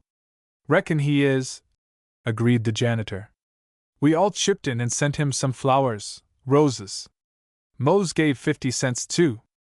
Penny's mind came back to the problem of the colored man. So Mr. Sure discharged him, she commented. I wonder why. The janitor pressed a button and the cage moved slowly upward. Mose was due on at midnight, he explained. He didn't get here until after 2 o'clock. Didn't he have a reason for being so late? The cage stopped with a jerk. Sure, Mose had a pit this time. Something about being detained by a ghost. Sure didn't go for it at all. Swelled up like a poisoned pup and fired Mose on the spot. I'm sorry, Penny replied. Dad liked Mose a lot. Any news from your father? Penny shook her head. As far as possible, she was determined to keep her troubles to herself. Turning to leave the cage, she inquired. Where is Mose now? At home? He's down in the boiler room, sitting by the furnace. Says he's afraid to go home for fear his old lady will give him the works. Will you please ask Mose to wait there for me? Penny requested. I want to talk to him before he leaves the building. I'll be glad to tell him, the janitor said. Hesitating, he added, if you've got any influence with Sure, you might speak a good word for me. Why for you? Smiled Penny. Surely your job is safe. I don't know about that, the janitor responded gloomily. This morning when Sure was coming up in the elevator, he said to me, Charlie, there's going to be a few changes made around here. I'm going to cut out all the old, useless timber. He looked at me kinda funny like too. You know, I passed my 68th birthday last August. Now don't start worrying, Charlie, Penny cheered him. We couldn't run this building without you. Deeply troubled, she tramped down the hall to the newsroom. Reporters were in a fever of activity, pounding out their stories. Copy boys had a nervous, tense expression as they ran to and fro on their errands. Harley Sure, however, was not in evidence. The big shot has sealed himself in your father's office, informed one of the copy desk men in a muted voice. Guess you heard about DeWitt? Penny nodded. The great genius has taken over, and how? This place is operating on an efficiency plus basis now. Why, he's got me so cockeyed I compose poetry. Penny crossed to her father's office, tapping on the frosted glass door. Who is it? Demanded Sure, his voice loud and unpleasant. Penny spoke her name. In a moment the door opened, and the editor bowed and smiled. As if she were a guest of honor, he motioned her to a seat. We're doing everything we can to trace your father, he said. So far, we've had no luck and the police admit they are baffled. I can't express to you how sorry I am. To Penny's ears the words were words only, lacking sincerity. Determining to waste no time, she spoke of DeWitt's sudden illness. Oh yes, he'll be off duty for at least a month, replied Mr. Sure. Naturally in his absence I have assumed charge. We put out a real paper this morning. I saw the front page. Penny longed to say that the story about her father had displeased her. However, she knew it would do no good. The account, once printed, could not be recalled. Far better, she reasoned, to let the matter pass. I hear Mose Johnson has been discharged, she remarked. Yes, we had to let him go. Mr. Sure opened a desk drawer, helping himself to one of Mr. Parker's cigars. Mose is indolent, irresponsible, a drag on the payroll. My father always liked him. Yes, he did seem to favor the old coot, agreed Sure with a shrug. Well, thank you for dropping in, Miss Parker. If we have any encouraging news, I'll see that you are notified at once. Well aware that she had been dismissed, Penny left the office. Sher's attitude angered her. He had made her feel unwelcome in her own father's newspaper plant. As she closed the door behind her, she realized that nearly every eye in the apparently busy newsroom had focused upon her. Deliberately, she composed herself. Acting undisturbed, she swept past the rows of desks to a rear stairway leading to the basement. The janitor had delivered her message to Mose Johnson. She found the old colored man curled up fast asleep on a crate by the warm stove. Penny touched Mose on the arm. He straightened up as suddenly as if someone had set off a firecracker. "Oh, Miss Penny!" he beamed. "I see so surprised at seeing you down here in dis dumpy funes room. But I thinks you just the same for waking me up out o' dat ghost dream." "Were you having a ghost dream?" echoed Penny. "Yes, miss. Yo see I was dreamin' about dat same ghost I saw last night on the way to work." Penny, fully aware that Mose was directing the conversation where he wished it to go, hid a smile. "I heard about that, Mose," she commented. "It must have been quite a lively ghost to make you 2 hours late." "It so was a lively ghost," Mose confirmed, bobbing his woolly head. "Why, it walked around just like a live person. Aren't you being a bit superstitious, Mose?" "Deedy not, miss. You is superstitious when you sees a ghost dat ain't dar. But when you sees one dat is dar, you ain't superstitious. You is just plain scared." "Suppose you tell me about it," Penny invited. "Well, Miss Penny, it was like dis," began the old colored man. "At 11:30 I starts off fo work same as always. I picks up my lunch box the old lady packed fo me, and scoots off toward the bus stop to get to 11:45, but I never get dar. When I was going down dat road runnin' past the old Harrison place, I seen the ghost." "The Harrison place?" interrupted Penny. "Where is that?" "You know the road that winds up Craig Hill? It's out toward the boat club."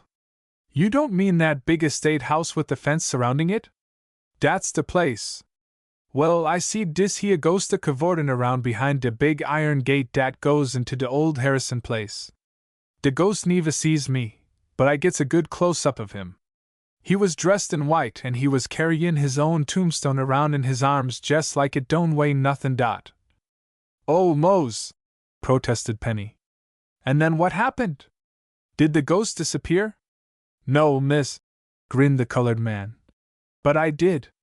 I turns tail and runs as fast as a man half my age could go, and I never stops fo nothin' till I gets back to my own place. When I tells my old lady what was going on, she says, 'Mose, you sees white ghosts 'cause you been a drinkin' some o' dat white eye. It's 12 o'clock dis minute, and you missed the last bus. Now you start walkin'. And if you is fired, don't never deken dat do no mo dot.'" Old Mose drew a deep sigh. "And dat's just what happened, Miss Penny. I ain't got no job and no mo home than a rabbit. I see so bubblin' over with trouble. It all come from seein' dat ghost you says I didn't see." "I'm sure you thought you saw one," replied Penny. "If you'll promise to attend strictly to your duties hereafter, I'll ask Mr. Sher to reinstate you on the payroll." Old Mose brightened. "I so enough will," he said jubilantly. "I won't have no mo truck with that ghost. No, sir." To face Mr. Sher once more was a most unpleasant ordeal for Penny. Nevertheless, she sought his office, apologizing for the intrusion. "I am busy," the editor said pointedly. "What is it you want?" Penny explained that she had talked with Mose Johnson and was convinced that his offense would not be repeated. "I want you to put him back on his old job," she requested. "Impossible! Why do you take that attitude?" inquired Penny, stiffening for an argument. "Dad always liked Mose. One can't mix sentiment with business. I have a job to do here and I intend to do it efficiently. Dad probably will show up before another day." "I don't like to dash your hopes," said Mr. Sher. "We've tried to spare your feelings. Perhaps your father will be found, but you know I tried to warn him he was inviting trouble when he mixed with the tire theft gang." "So you believe Dad has fallen into the clutches of those men?" "I do." "What makes you think so? Have you any evidence?" "Not a scrap. And how did you learn Dad intended to expose the higher-ups? I don't mind telling you I heard him talking to Jerry Livingston about it. Oh, I see. We're getting nowhere with this discussion, Mr. Scher said impatiently. I really am busy. Will you reinstate Mose? Penny asked, reverting to the original subject. I've already given my answer. After all, this is my father's paper, Penny said, trying to control her voice. It's not a corporation. Only Dad's money is invested here. So what? As a personal favor, I ask you to reinstate Mose. You're making an issue of it? Call it that if you like. Mr. Scher's dark eyes blazed. He slammed a paperweight across the desk and it dropped to the floor with a hard thud. Very well, he said stiffly. We'll restore your pet to the payroll. Thank you, Mr. Scher. But get this, Miss Parker, the editor completed. We may as well have an understanding. While your father is absent, I'm in full charge here. In the future, I'll have no interference from you or any other person. Chapter 9 An Open Safe. Chapter 9. Rather flattened by the interview with Mr. Scher, Penny was glad to leave the Star plant. Going down in the elevator, she requested Charlie to tell Mose Johnson that he had been restored to his old job. That's fine, the janitor beamed. Mighty glad to hear it. Opening the cage door, he inquired, Will you be going to see Mr. DeWitt? I thought I would. He's at City Hospital. You might tell him that we all miss him around here. I'll certainly deliver the message, promised Penny. City Hospital was only 6 blocks away. Penny bought flowers and then presented herself at the institution. After a brief wait in the lobby, she was allowed to see Mr. DeWitt for a few minutes. Good morning, she said cheerfully, handing the box of flowers to a nurse. Mr. DeWitt, pale and weak, stirred and turned his head so that he could see her. What's good about it? He muttered with a trace of his old spirit. They won't even let me sit up. I should think not, smiled Penny. She sat down in a chair beside the bed. Of all times to get laid up, the editor went on. Heard from your father? Penny shook her head. A long silence followed, and then she said brightly, But he'll be found, probably today. Mr. DeWitt lay with his eyes closed. I've been thinking, he mumbled drowsily. Yes? Penny waited. Mine's still fogged with that blamed ether, DeWitt muttered. About your father. His voice trailed off. Do you think he could have been waylaid by enemies? Penny asked after a moment. Mr. Scher believes his disappearance has a connection with the tire theft gang. Mr. DeWitt's eyes opened again. I don't know, he mumbled. Your father was planning to break a big story, didn't tell me much about it. You don't know what evidence he carried in the portfolio when he went to see the state prosecutor? DeWitt shook his head. Jerry'll know. But how can I reach him? Didn't he leave an address at the office? I don't think so. Then there's no way to reach him. Exhausted from so much talking, DeWitt fell silent. At length, however, he aroused himself and asked, Have you tried your father's safe? For Jerry's address? No, the names of the tire theft gang. If the police had something to work on. Dad took a lot of papers out just before he started for the prosecutor's office, Penny replied thoughtfully. But some of the evidence may have been left. It's worth investigating. The nurse returned to the room with a vase for the flowers.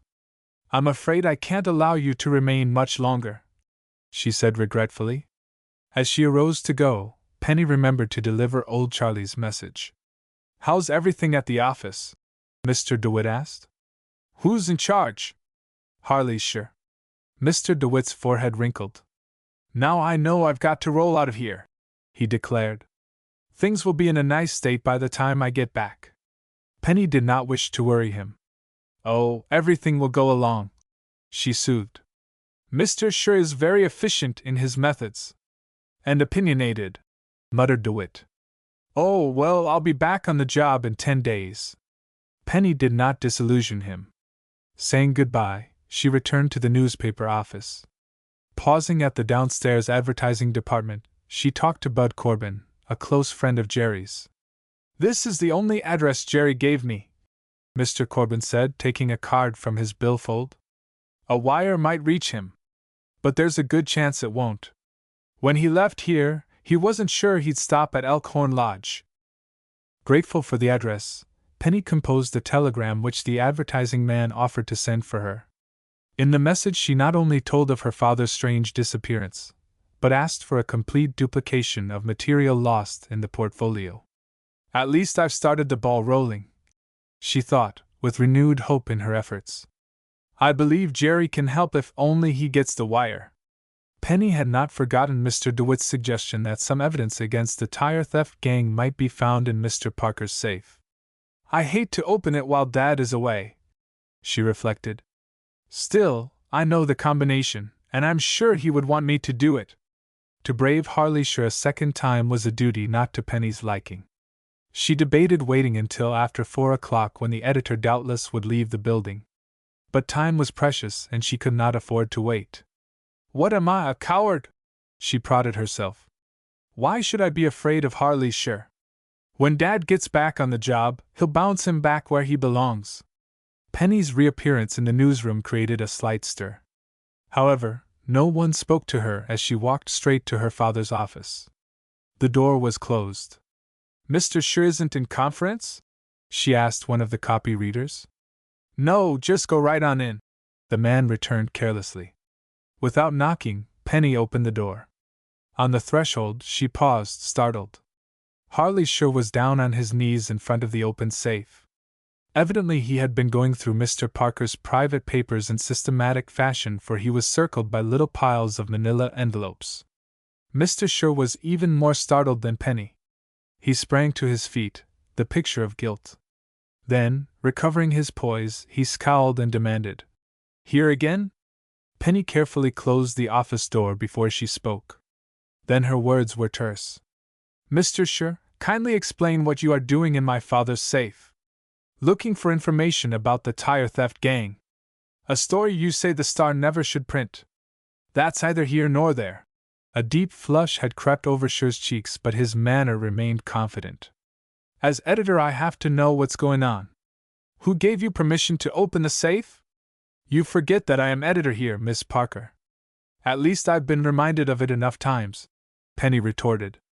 How did you learn the combination? I've known it.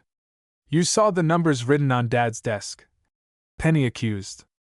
Mr. Sure did not deny the charge. Turning his back, he started to remove a rubber band from a small stack of yellowed letters. The act infuriated Penny, for she recognized the packet. Years before, the letters had been written by her own mother, and Mr. Parker always had treasured them. Don't you touch those, she cried, darting forward. They're personal. Snatching the packet from Mr. Sure, she gathered up the other papers and envelopes from the floor. Thrusting everything into the safe, she closed and locked the door. Well, commented the editor scathingly. You're through here, said Penny, facing him with blazing eyes. Do you understand? I'm discharging you. Mr. Sure looked stunned. Then he laughed unpleasantly. So you're discharging me? He mocked. By what right, may I ask? This is my father's plant. Which doesn't necessarily make you the editor or the owner, Miss Penelope Parker. You're a minor as well as a nuisance. If your father proves to be dead, the court will step in. Get out, cried Penny, fighting to keep back the tears. You don't care about Dad, or anything but your own selfish interests. Now you're hysterical. Penny's anger subsided, to be replaced by a cool determination that Harleyshire should not remain in charge of the Star another hour. I meant just what I said, she told him quietly. Please go. Sure smiled grimly. Seating himself at the desk, his eyes challenged hers. I remain as editor here, he announced. If you wish to contest my right, take your case to court. In the meantime, keep out of my private office. Chapter 10 Tale of a Ghost. Chapter 10. Beaten and close to tears, Penny stumbled out of Harleyshire's office. As she paused just beyond the closed door, every eye in the newsroom focused upon her. Salt Summers, camera box slung over his shoulder, went over and spoke to her. Penny, we all heard that row. If you say the word, we'll walk out of here in a body. Penny smiled, touched by the expression of loyalty. That would do no good, she replied. Thanks just the same. We're through taking orders from Sure, Salt went on. He always has been a pain in the neck, and now that he has authority, there's no holding him down. How about it, boys? A chorus of approval greeted his words. One of the reporters picked up a paper weight, and would have hurled it against the closed door, had not another restrained him. I'm sure Dad would want everyone to carry on, Penny said quietly. The paper must be published the same as always. We could do our work and do it well, if Sure would just leave us alone, growled one of the copy readers. That's right, added another. Why don't you take over, Penny? Mr. Sure just reminded me that I'm not the editor. I know nothing about running a newspaper. How about the time you ran the high school weekly? Salt reminded her. Why, you did a bang-up job of it, and uncovered the secret pack story to boot. Don't try to tell us you don't know how to run a newspaper. A weekly high school sheet and the Star are two different propositions. But your father has a fine organization here, Salt argued. If Sure can be kept from breaking it up, everything will go along. The boys all know their jobs. Penny's eyes began to sparkle. But she said, I don't see how I could take over, much as I would like to do it. Sure has staked out rights in Dad's office, and nothing will move him short of a court order. You don't need a fancy office to run a paper, Salt grinned. We'll just take our orders from you. Sure can sit until he's had enough of it. Penny gazed at the eager, loyal faces about her. Nearly all of the men were old employees, personally trained by her father and Mr. DeWitt. She knew she could depend on them. We'll do it, she exclaimed suddenly. As your new editor, I wish to issue my first order. Please, let's not publish any more sensational stories about Dad's disappearance. Okay, Chief, grinned one of the desk men. That suits us all fine. Penny was given a seat of honor at the slot of the circular copy desk. There she was able to read and pass upon every story which flowed from the typewriters of the various reporters. With the courteous help of one of the desk men, she remade the front page of the noon edition. A particularly sensational story about Mr. Parker, prepared earlier in the day, was promptly busted. Penny found her new duties exacting, but surprisingly easy. Over the years it was astonishing how much she had learned about the workings of a newspaper plant. At different times she had served as reporter, society editor, and special feature writer.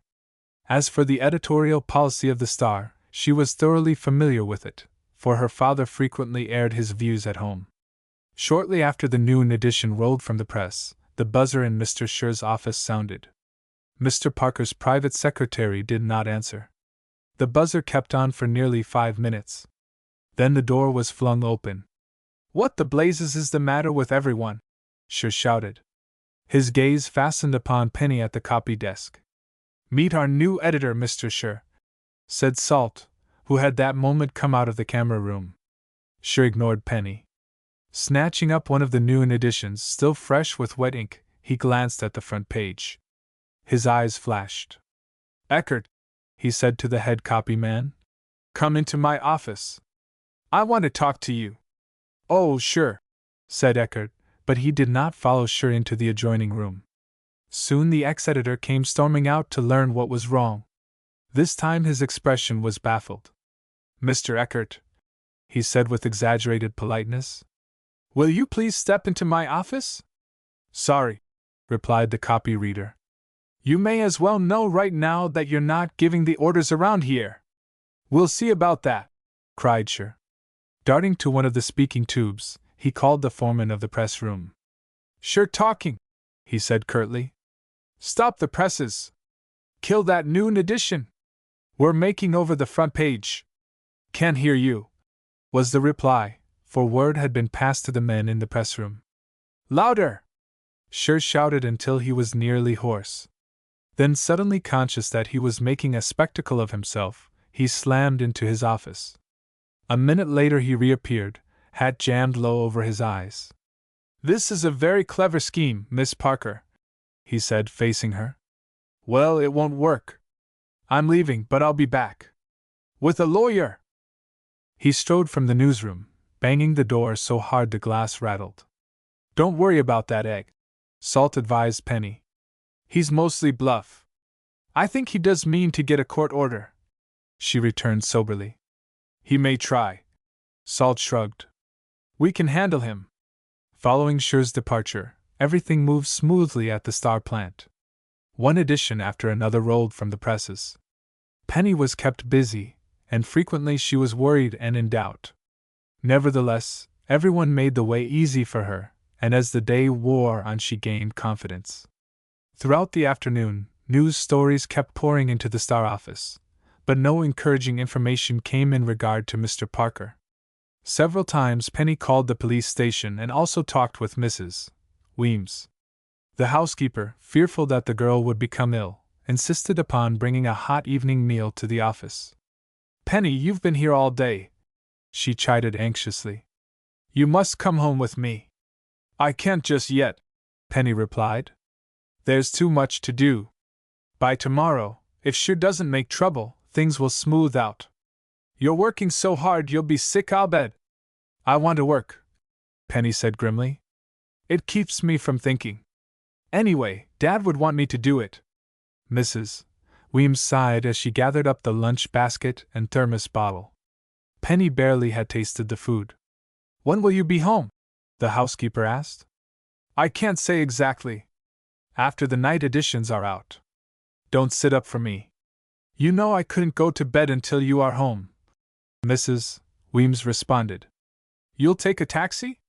Of course, promised Penny. After the housekeeper had gone, she plunged into her duties once more. With the force short of 2 men, DeWitt and Scher, there really was too much work for the desk men to do unassisted. Penny wrote headlines, copyread stories, and passed on all matters of policy. So busy did she keep, that when at length she glanced at her watch, it was 11:30. Gracious, she thought. And Mrs. Weems will be waiting up for me. Saying good night to the men who would carry on in her absence, she went down the back stairs to the street. As she glanced about for a taxicab, she saw old Mose Johnson shuffling toward the loading dock.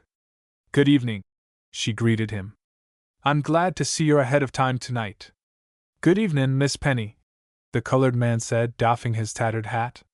Yas'm. I see ya, but I see dat same ghost a lurkin' behind de gate. I hope that ghost isn't becoming a habit with you, Mose. Deed, Miss Penny, he's mo dan a habit, the colored man sighed. He's a so enough live ghost. The fust time I seed him I thought he wasn't no imagination ghost. But when I saw him agin tonight I was dead sure of it. What happened this time, Mose? Well, Miss Penny, I was a-walking along dat same road, down by de ol' Harrison place when I seed him again. He was a-cavortin' behind dat same iron gate. And he was dressed the same too, in a long white robe. And you ran the same too, I suppose? Smiled Penny. I made myself scarce around dat gate, but I didn't run home dis time. I was skeered of my ol' woman. I beats it to de restaurant on de corner and waits der till a bus comes. Oh, I see gettin' good, Miss Penny.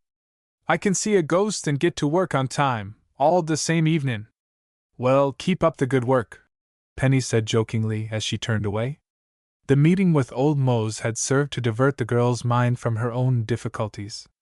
Riding home by taxi, she caught herself reviewing the details of the colored man's outlandish tale. Mose couldn't have seen a ghost, she thought, but he's honest about being frightened. If I didn't have so many serious troubles, I'd be tempted to investigate the old Harrison estate myself. Penny alighted at her home and walked wearily up the shoveled path. Snow was falling once more. Already the exposed porch was covered with a half-inch coating of feathery flakes. Inside the house a light flashed on. The bright beam shining through the window drew Penny's attention to a series of freshly made footprints criss-crossing the porch. Mrs. Weems must have had a visitor, she thought, observing that the heel marks were made by a woman's shoe. As Penny reached for the doorknob, her glance fell upon a long, narrow envelope which protruded from the tin mailbox. She removed it, wondering why the housekeeper had neglected to do so. Mrs. Weems opened the door. "Thank goodness you're home at last, Penny. I fell asleep on the Davenport. There isn't any word." "Not a scrap of news," Penny completed. Dropping the letter on the center table, she removed her wraps and flung herself full length on the Davenport. "You poor child," Mrs. Weems murmured. "You're practically exhausted. Please go straight to bed. I'll fix some warm milk and perhaps you can sleep." "I don't feel as if I'd ever sleep again," Penny declared. "I'm tired, but I feel so excited and tense." Mrs. Weems picked up the girl's coat and cap. Shaking them free of snow, she hung the garments in the closet. "Did you have a bad time of it today?" Penny asked after a moment. "It wasn't exactly pleasant," Mrs. Weems replied. "Reporters and photographers came from every paper in Riverview. The police, too, although I was glad to have them. And the telephone. I counted 12 calls in an hour. You must be dead. You shouldn't have waited up for me." "I wanted to, Penny. About an hour ago I thought I heard your step on the porch, but I was mistaken." Penny sat up. "Haven't you had a caller during the last hour, Mrs. Weems?" "No, I've been alone. But I saw footprints on the porch. And I found this in the mailbox." Penny snatched a long envelope from the table. Holding it beneath the bridge lamp, she noticed for the first time that it bore no stamp. Strangely, it was addressed to her. "Why, where did you get that letter?" cried Mrs. Weems. "Found it in the mailbox." Penny's hand trembled as she ripped open the flap. A sheet of writing paper, high quality and slightly perfumed, slid from the envelope. The message was terse and bore no signature at the end. It read, "Offer a suitable reward and information will be provided as to the whereabouts of your father. Make your offer known in the Star." Chapter 11 By a Cemetery Wall. Chapter 11. Penny and Mrs. Weems reread the anonymous message many times, analyzing every word. "Plainly this note was written by a woman of some means, for the paper is fine quality," Penny commented. "She must have sneaked up on the porch about an hour ago." "Call the police at once," urged Mrs. Weems. "They'll tell us what we should do. Whoever left the note may be watching the house. We must risk that, Penny. I'll call the station myself." While Mrs. Weems busied herself at the telephone, Penny switched off the living room light. She could see no one loitering anywhere near the house. Slipping on her coat, she went outside to inspect the footprints left on the porch. Only a few remained uncovered by snow. There was no way to tell in which direction the writer of the anonymous message had gone. Mrs. Weems had completed her telephone call by the time Penny re-entered the house. "2 detectives will be here in a few minutes," she revealed. "You keep watch for them while I run upstairs and get into something more suitable than a lounging robe." Within 10 minutes a car drew up in front of the house. Penny already was acquainted with Detectives Dick Brandon and George Fuller, and had great confidence in their judgment. Anxiously she and Mrs. Weems waited while the men scanned the anonymous message. "This might be only a crank note," commented Brandon. "Someone who's read of Mr. Parker's disappearance, and hopes to pick up a little cash." "Then you don't think it came from the tire theft gang?" Penny asked. "Not likely. A professional kidnapper never would have sent a note like this. The handwriting hasn't even been disguised. Will it be possible to trace the person?" "It should be if we have a little luck." Detective Brandon pocketed the letter. "Now this is what you must do, Miss Parker. Offer a reward, say $5,000, for information about your father. I'll get the story in every edition of the Star tomorrow. And then what am I to do?" "You'll likely hear from the writer of this anonymous message either by letter or telephone. If you contact the woman, arrange a meeting. Then notify us immediately." The discussion went on. When at length the 2 detectives left, Penny and Mrs. Weems were hopeful that within another 24 hours they might know Mr. Parker's fate. In the morning, after only 5 hours of sleep, Penny was back at her desk. Her first act was to dictate the story offering a $5,000 reward for information about her father. Not even to Salt Summers did she confide that she had received an anonymous message. Everything's going well here at the plant, he assured her. Harley sure hasn't so much as stuck his nose through the door. I hope we're through with him, replied Penny soberly. However, I don't feel that we are. By the way, no telegram has come from Jerry? No message yet. Guess he didn't get your wire. Throughout the morning, Penny worked tirelessly at her desk. Although her father's office now was vacant, she did not take possession. Even when she occasionally entered to get papers from the file, it gave her a queer, tight feeling. Her father's old neckscarf still hung on the clothes tree. The rubbers he hated to wear stood heel to heel against the wall. Dad is alive and well, she told herself whenever her courage faltered. By tomorrow he'll be back. I know he will. At noon, Salt brought Penny a sandwich which she ate without leaving her desk. As she struggled with the last mouthful, the telephone rang. Is this Miss Parker? Inquired a woman's voice. Penny gripped the receiver tightly. Her pulse began to pound. Although she had no real reason for thinking so, she suddenly knew that she was in contact with the mysterious writer of the anonymous message. Yes, she replied, keeping her voice calm. You offered a reward in your paper today. $5,000 for information about Mr. Parker. True. Can you tell me anything about his disappearance? I can if you're willing to pay the money. I'll be glad to do it. And no questions asked? No questions, Penny promised. If you actually can provide information that will help me find my father, I'll be happy to give you the money. There was a long silence. Fearful lest the woman had lost her nerve and was about to hang up, Penny said anxiously. Where shall I meet you? Will you come to my home? That's too risky. Then where shall I meet you? Tonight at 8. You know the cemetery out on Baldiff Road? Baldiff Road? Penny repeated doubtfully. You'll find it on a county map, the woman instructed. Meet me at the cemetery wall promptly at 8. And don't bring anyone with you. Just the money. I'll guarantee to tell you where you can find your father. The receiver clicked. Greatly excited, Penny made a futile attempt to trace the telephone call. Failing, she set off for the police station to talk to Detectives Fuller and Brandon. The woman must be a rank amateur or she wouldn't have arranged a meeting in the way she did, Detective Brandon assured Penny. Now let's find out where Baldiff Road is located. Using a large map, he circled an area several miles south of Riverview. Penny was surprised to note that Baldiff Road branched off from the same deserted thoroughfare which she and Louise had followed on the night of the blizzard.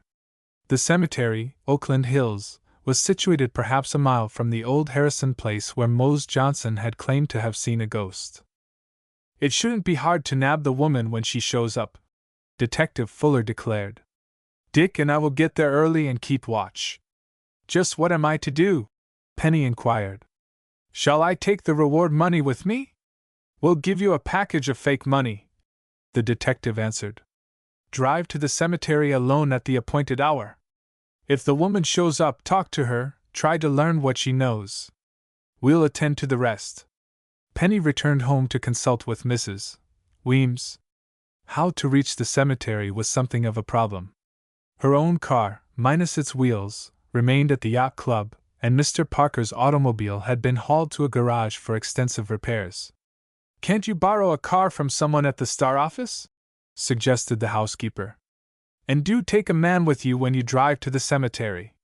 No, I must go alone, insisted Penny. That part is very important. In the end, she was able to borrow Salt Summer's coupe. A little after 7 o'clock, she set off for Baldiff Road with the package of fake money in her possession. The night was not cold, but a stiff wind blew through the evergreens. Whirlwinds of snow chased one another across the untraveled road. What a dreary place for a meeting! Penny shivered as she glimpsed the bleak cemetery on a hilltop. The area, a full half-mile from any house, was bounded by a high snow-covered brick wall. Beyond the barrier, starlight revealed a cluster of rounding tombstones layered with white. No one was visible, either the woman nor members of the police force. Penny glanced at her watch. It lacked 10 minutes of 8 o'clock. She parked not far from the cemetery entrance and switched off the engine. 20 minutes elapsed. Nervous and cold, Penny climbed from the car and tramped back and forth to restore circulation. She had begun to doubt that the woman would keep the appointment. Then, coming swiftly down the road, she saw a strange-looking figure. The one who approached wore a long, tight-fitting coat. A hat with a dark veil covered the woman's face. "There she is!" thought Penny, every nerve tense. The woman came closer. While still some distance from the cemetery entrance, she suddenly paused. Her head jerked sideways. Then, to Penny's dismay, she turned and fled toward the woods. "Wait!" Penny shouted. "Don't be afraid! Wait!" The woman paid no heed. Lifting her coat the better to run, she disappeared among the trees. Chapter 12 Flight. Chapter 12.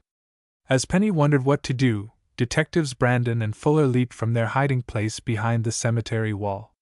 Their car had been secreted in a clump of bushes farther down the road. By pure mischance, the woman in the black veil had seen it as she approached, and fearing treachery, had fled. "Quick, Dick, or she'll get away!" Fuller shouted. Penny did not join in the pursuit. Re-entering her car, she waited anxiously.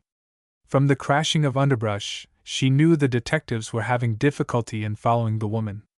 In the dark forest it would be very easy for her to elude the officers. 3/4 of an hour elapsed before the men returned. "We lost her," Detective Brandon reported. "No use searching any longer." Sick at heart, Penny drove slowly toward home. Her hopes had been completely dashed. Not only had she failed to contact the mysterious woman, but there now seemed little likelihood of doing so. "I may receive another telephone message," she thought, "but I doubt it. That woman probably will be too badly frightened to try to contact me again." At the exit of Baldiff Road, Penny headed down the winding hillside highway which she and Louise had followed on the night of the blizzard. The route, although slightly longer, would take her close to the Riverview Yacht Club. "I'll go that way and see if my car is still there," she decided. "Then tomorrow I can have it hauled home and jacked up. I should have looked after the matter long ago." The coupe rounded a curve and the road dipped between an avenue of swaying, whispering pines. To the left, shrouded in snow, loomed the old Harrison house. The estate was picturesque in itself, and Mose Johnson's tale about a ghost had intensified the girl's interest. "Wonder who owns the place now?" she speculated. "Probably not any member of the Harrison family, as I believe they were old-timers in Riverview." Penny slowed the car to idling speed. Deliberately keeping to the left-hand side of the road, she studied with deep interest the long, snow-frosted fence which bounded the grounds.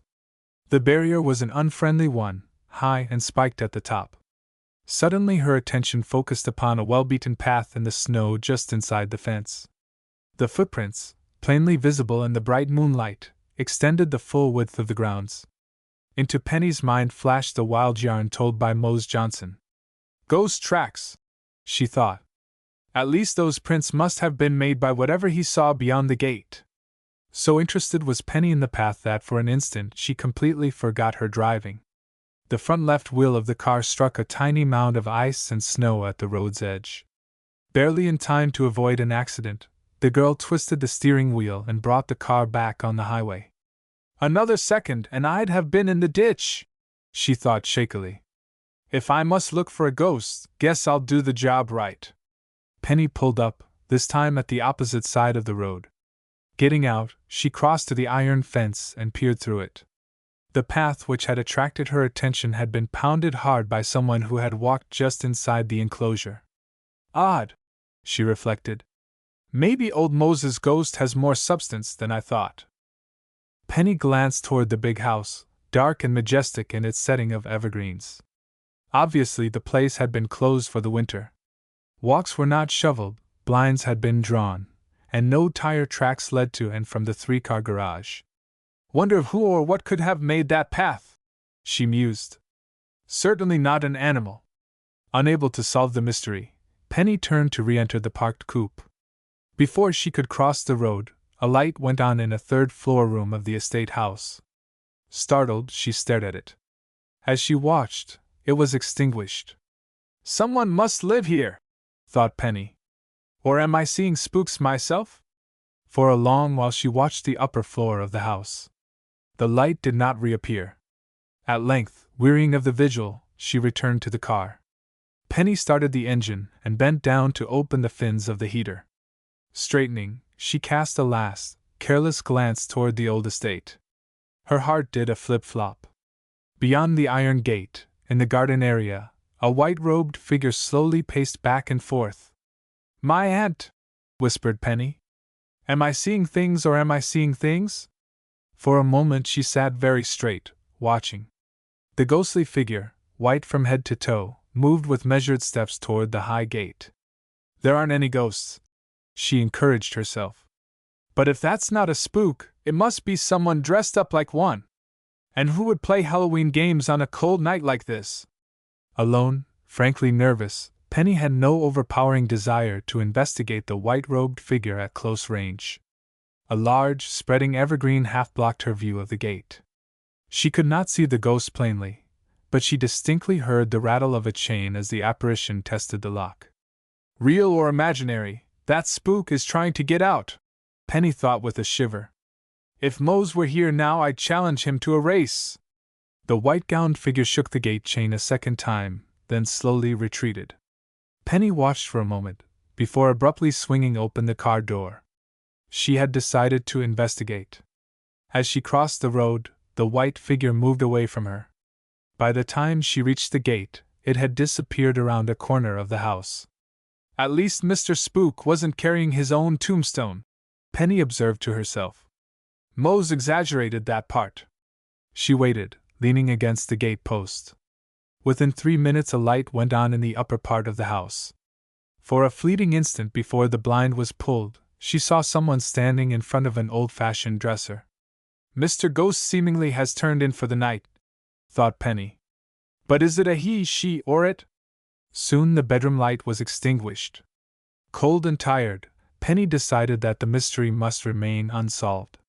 However, as she drove on, she kept thinking about what she had seen. Of one thing she now was certain. The estate was not deserted. Without stopping at the yacht club grounds, Penny made certain that her stripped car and ice boat remained as she last had seen them. Driving on to Riverview, she left Salt's car at the Star plant, then taxied home to tell Mrs. Weems of her failure at the cemetery. "Don't feel badly about it," the housekeeper comforted. "Surely the woman who telephoned will make another attempt to reach you." "I doubt it," Penny replied gloomily. "She'll know now that the police are watching for her. This entire affair is so bewildering," sighed Mrs. Weems. "How could your father have been kidnapped? If what we've learned is true, he left the scene of the accident of his own free will. I never was so baffled in my life," Penny returned, throwing herself on the davenport. "I used to think I was good at solving puzzles. Now I know I'm just plain dumb. Have you thought about employing a private detective?" "It might be a good idea," Penny agreed, encouraged. "I'll see what I can do tomorrow." As she started wearily up the stairs to bed, Mrs. Weems called after her to say that Louise Seidel had telephoned earlier in the evening. Penny nodded absently, assuming that her chum had phoned to express sympathy. She did not think of the matter again until the next morning at breakfast. As she was leaving the table, Mrs. Weems came in to report that Louise once more was on the telephone. "Penny, I can't tell you how shocked I was to learn about your father," her chum began breathlessly. "Is there anything I can do to help?" "I'm afraid not, Lou. What are you using for a car? You must need one badly. Salt Summers let me have his last night. I'll get along." "Penny, I know how you can buy tires," Louise went on.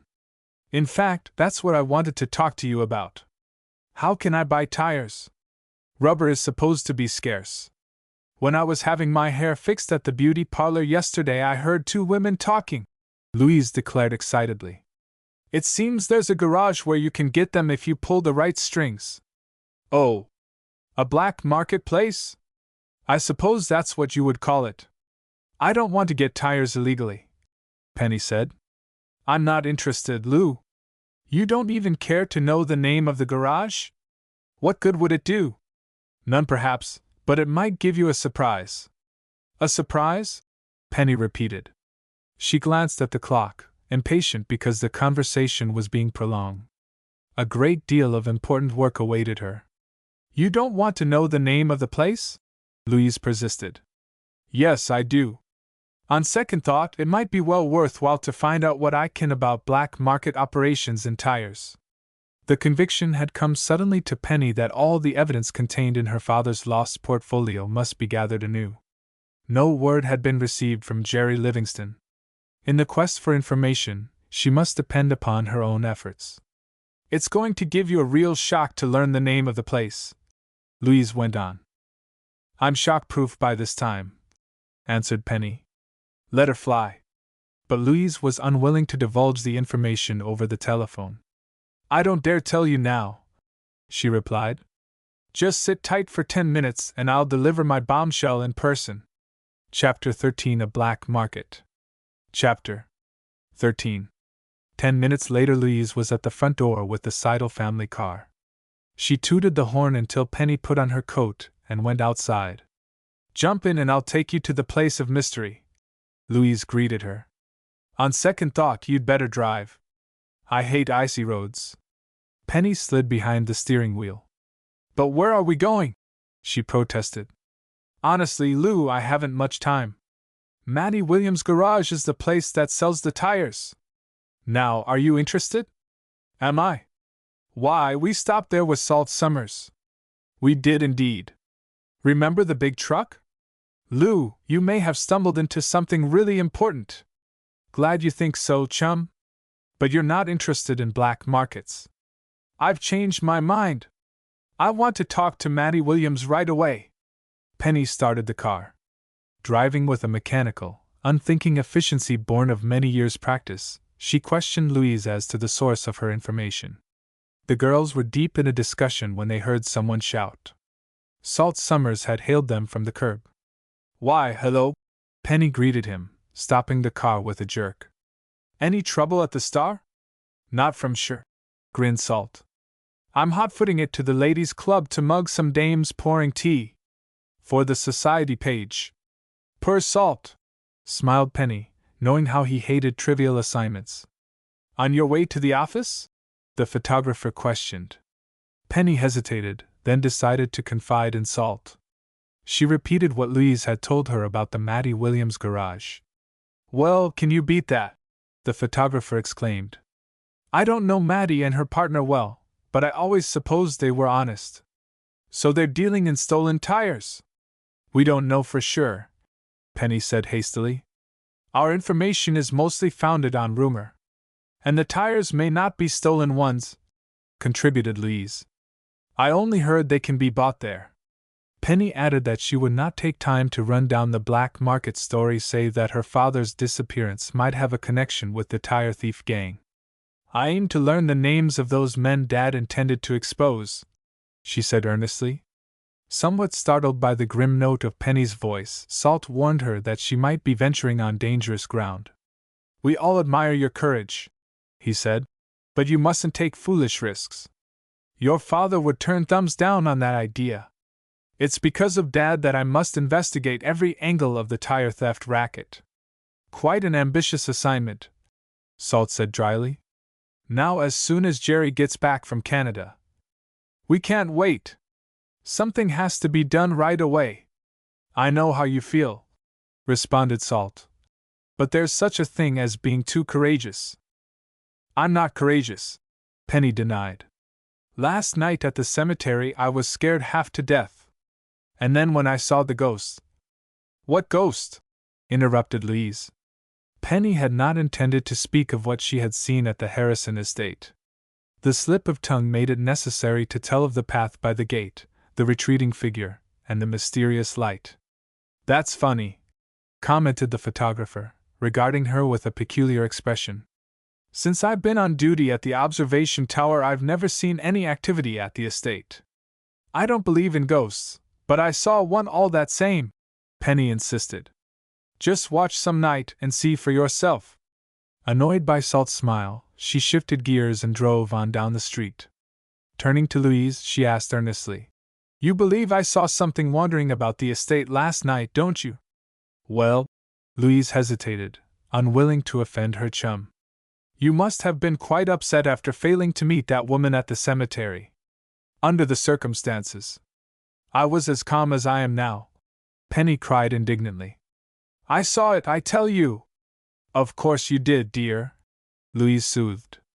"Do please watch your driving more carefully, or I'll have to take over." Penny suddenly relaxed. "Okay, have it your own way." She shrugged. "I wouldn't believe Mose Johnson, so why should you believe me? It's just one of those things." For a long while they rode in silence. Few cars were on the road and there was little business activity at Calm's Corner. Penny parked in front of the Maddie Williams garage. "What excuse will we have for questioning her?" Louise asked dubiously. "I'm not going to make an excuse," said Penny. "I'll just come right out and ask her if she sells tires without a special order." The girls entered the warm little office, stamping snow from their galoshes. "Just a minute," called a voice which belonged to Maddie Williams. The garage owner was busy with a customer. Soon, however, she came in from the main part of the building, wiping her oily hands on a piece of waste. "What can I do for you?" she inquired briskly. "You remember us, don't you?" asked Penny, leading into the subject of tires as gradually as possible. "We're friends of Salt Summers." "Oh, sure!" The woman's face lighted. "You came in with him the night of the bad storm. My car had been stripped of its tires. Ever since, I've been wondering how to get new ones." A slightly guarded expression came over Maddie Williams' face. She said nothing. "I was told I might obtain some here." Penny plunged on. "You can't," said Maddie. "Provided you have an order from your ration board." "Not without it." Maddie gazed at Penny with undisguised scorn.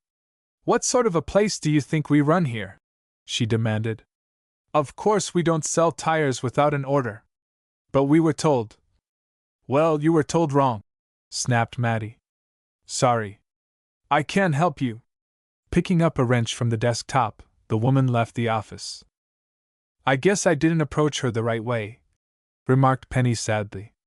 "Either that, or our information was incorrect." "Louise, are you sure?" "Oh, I am," her chum insisted. "The two women I overheard distinctly said Maddie Williams' garage. Of course, they might have been wrong about it." Before Penny and Louise could leave the office, a middle-aged man with glasses came in through the street door. "Sam Burkholder here?" he demanded, warming himself by the stove. Penny started to say that she did not know. Just then Maddie Williams' partner came in the other door. "Hi, Sam," the stranger greeted him. "I've got the car parked around back. Are you ready to put on that tire?" Sam frowned, darting a quick glance at the two girls. "Oh, the one I patched for you," he returned.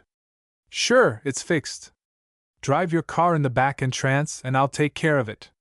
Both men went out into the main part of the garage. Just beyond the door they paused for a whispered conference, then separated. "Shall we go?"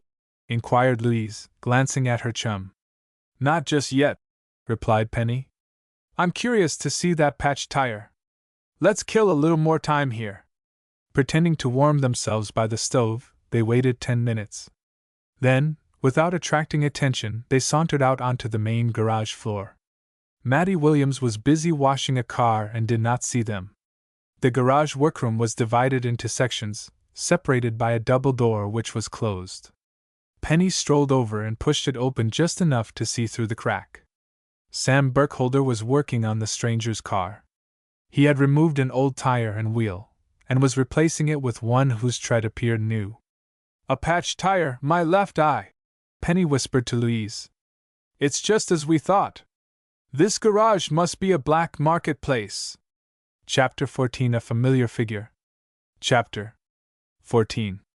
Only for a moment did the girls dare remain at the door watching Sam Burkholder mount the tire. Then, their curiosity satisfied, they moved quietly away. Without speaking to Maddie Williams, they returned to the parked automobile. "Well, wasn't I right?" Louise demanded triumphantly. "What do you think we should do?" The question plagued Penny. "I don't know," she confessed. "If only we were absolutely sure the tire was new." "It certainly looked new." Yes, but it could have had some wear. It's possible, too, that the customer had a legal right to buy a new tire. Then you don't intend to report to the police, Penny? I want to talk to Salt about it first. We must move carefully, Lou. You see, my main objective is to learn the names of the higher-ups involved in the tire theft racket. And where does this garage fit into the picture? If it fits at all, my guess is that Sam and Maddie are buying illegal tires, perhaps from the same men who stripped my car and threatened Dad. Driving slowly toward Riverview, Penny reviewed what she had seen. She was convinced the information was valuable, yet she scarcely knew how to use it. If Salt suggests that I report to the police, that's what I'll do, she decided.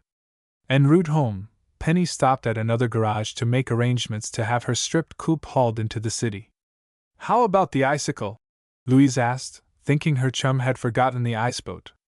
It will have to stay where it is for the time being, Penny replied. If it's stolen, I won't much care.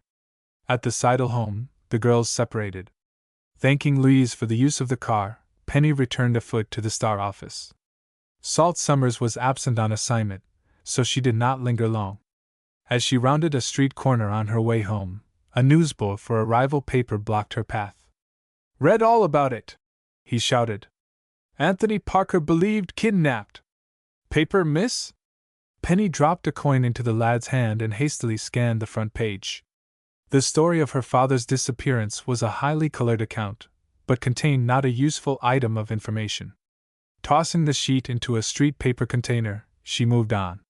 She was passing the Gilman department store when her attention was drawn to a woman who waited for a bus. I've seen her somewhere before, thought Penny, pausing. Last night. The woman wore a small black hat and a long, old-fashioned dark coat which came nearly to her ankles. It was the shape of the garment, and its unusual length, which struck Penny as familiar. Why, the woman resembled the one who had fled from the cemetery. Penny pretended to gaze into the store window. Actually, she studied the woman from every angle. She might have been 47 years of age and was large-boned. Her face was heavily lined, and her long hands were covered by a pair of cheap, black cotton gloves. Can it be the same woman? Thought Penny in perplexity. A bus bearing a county placard glided up to the curb. The woman in black was the only passenger to board it. That bus goes out toward Baldiff Road and the cemetery, Penny told herself. And that's where I'm going too. An instant before the folding doors slammed shut, she sprang aboard. Paying her fare, she sought a seat at the rear of the bus. No sooner was the coach in motion than Penny regretted her hasty action. What could she hope to gain by pursuing the strange woman? She was not certain enough of her identification to make a direct accusation. County buses ran infrequently. In all likelihood, she would find herself stranded in the country. Penny arose to leave the bus. Then, changing her mind a second time, she sat down. Try as she would, she could not rid herself of a conviction that the woman she followed was the same one who had visited the cemetery. The bus made few stops in the city. Once beyond the city limits, it sped along at a brisk speed. To Penny's satisfaction, the woman in black soon began to gather up her packages. She pressed a button and the bus skidded to a stop at a crossroads. With no show of haste, Penny followed the woman from the bus. Pretending to enter a grocery store at the corner, she waited and watched. Apparently the woman lived nearby, for she started off down a narrow, winding road which ran at right angles to the main highway. Why, that's the road that runs past the Harrison place, Penny thought. Wonder if she can be going there? Waiting until the woman was nearly out of sight, she trudged after her. Walking was difficult, for the road had not been cleared by a snow plow. Fortunately for Penny, the woman did not once glance behind her. She kept steadily on until she came within view of the big estate house on the hill. Just before she reached the boundary fence, she cut across a field, approaching the dwelling from the rear. Penny remained at the road, watching. The woman took a key from her pocket, unlocking a small, padlocked gate at the rear of the grounds. She snapped the lock shut again, and disappeared into the house. Penny perched herself on top of an old-fashioned rail fence to think over what she had seen. The woman, whoever she was, obviously lived at the estate. Yet the cheap quality of her clothing suggested that she could not be the owner of such an expensive establishment. Probably a servant or caretaker, Penny reasoned. But is she the one who ran away last night? Far over the hills in a lonely grove of pines stood Oakland Cemetery. On either side of Baldiff Road stretched dense woods, a growth that crept to the very boundaries of the Harrison estate. Penny instantly noted that it would be possible for a person to flee from the cemetery to the very door of the estate without once leaving the shelter of trees. Perhaps it was the same woman, she thought. If she lives here, it would be logical for her to specify Oakland Cemetery as a meeting place. An escape would be easy for her, too. Penny slid down from the fence. It would do no good to question the woman. Rather, if she were guilty, questions might serve to place her on the alert. Far better, she reasoned, to bide her time. I'll learn everything I can about that woman, she thought. Tonight I'll watch the house.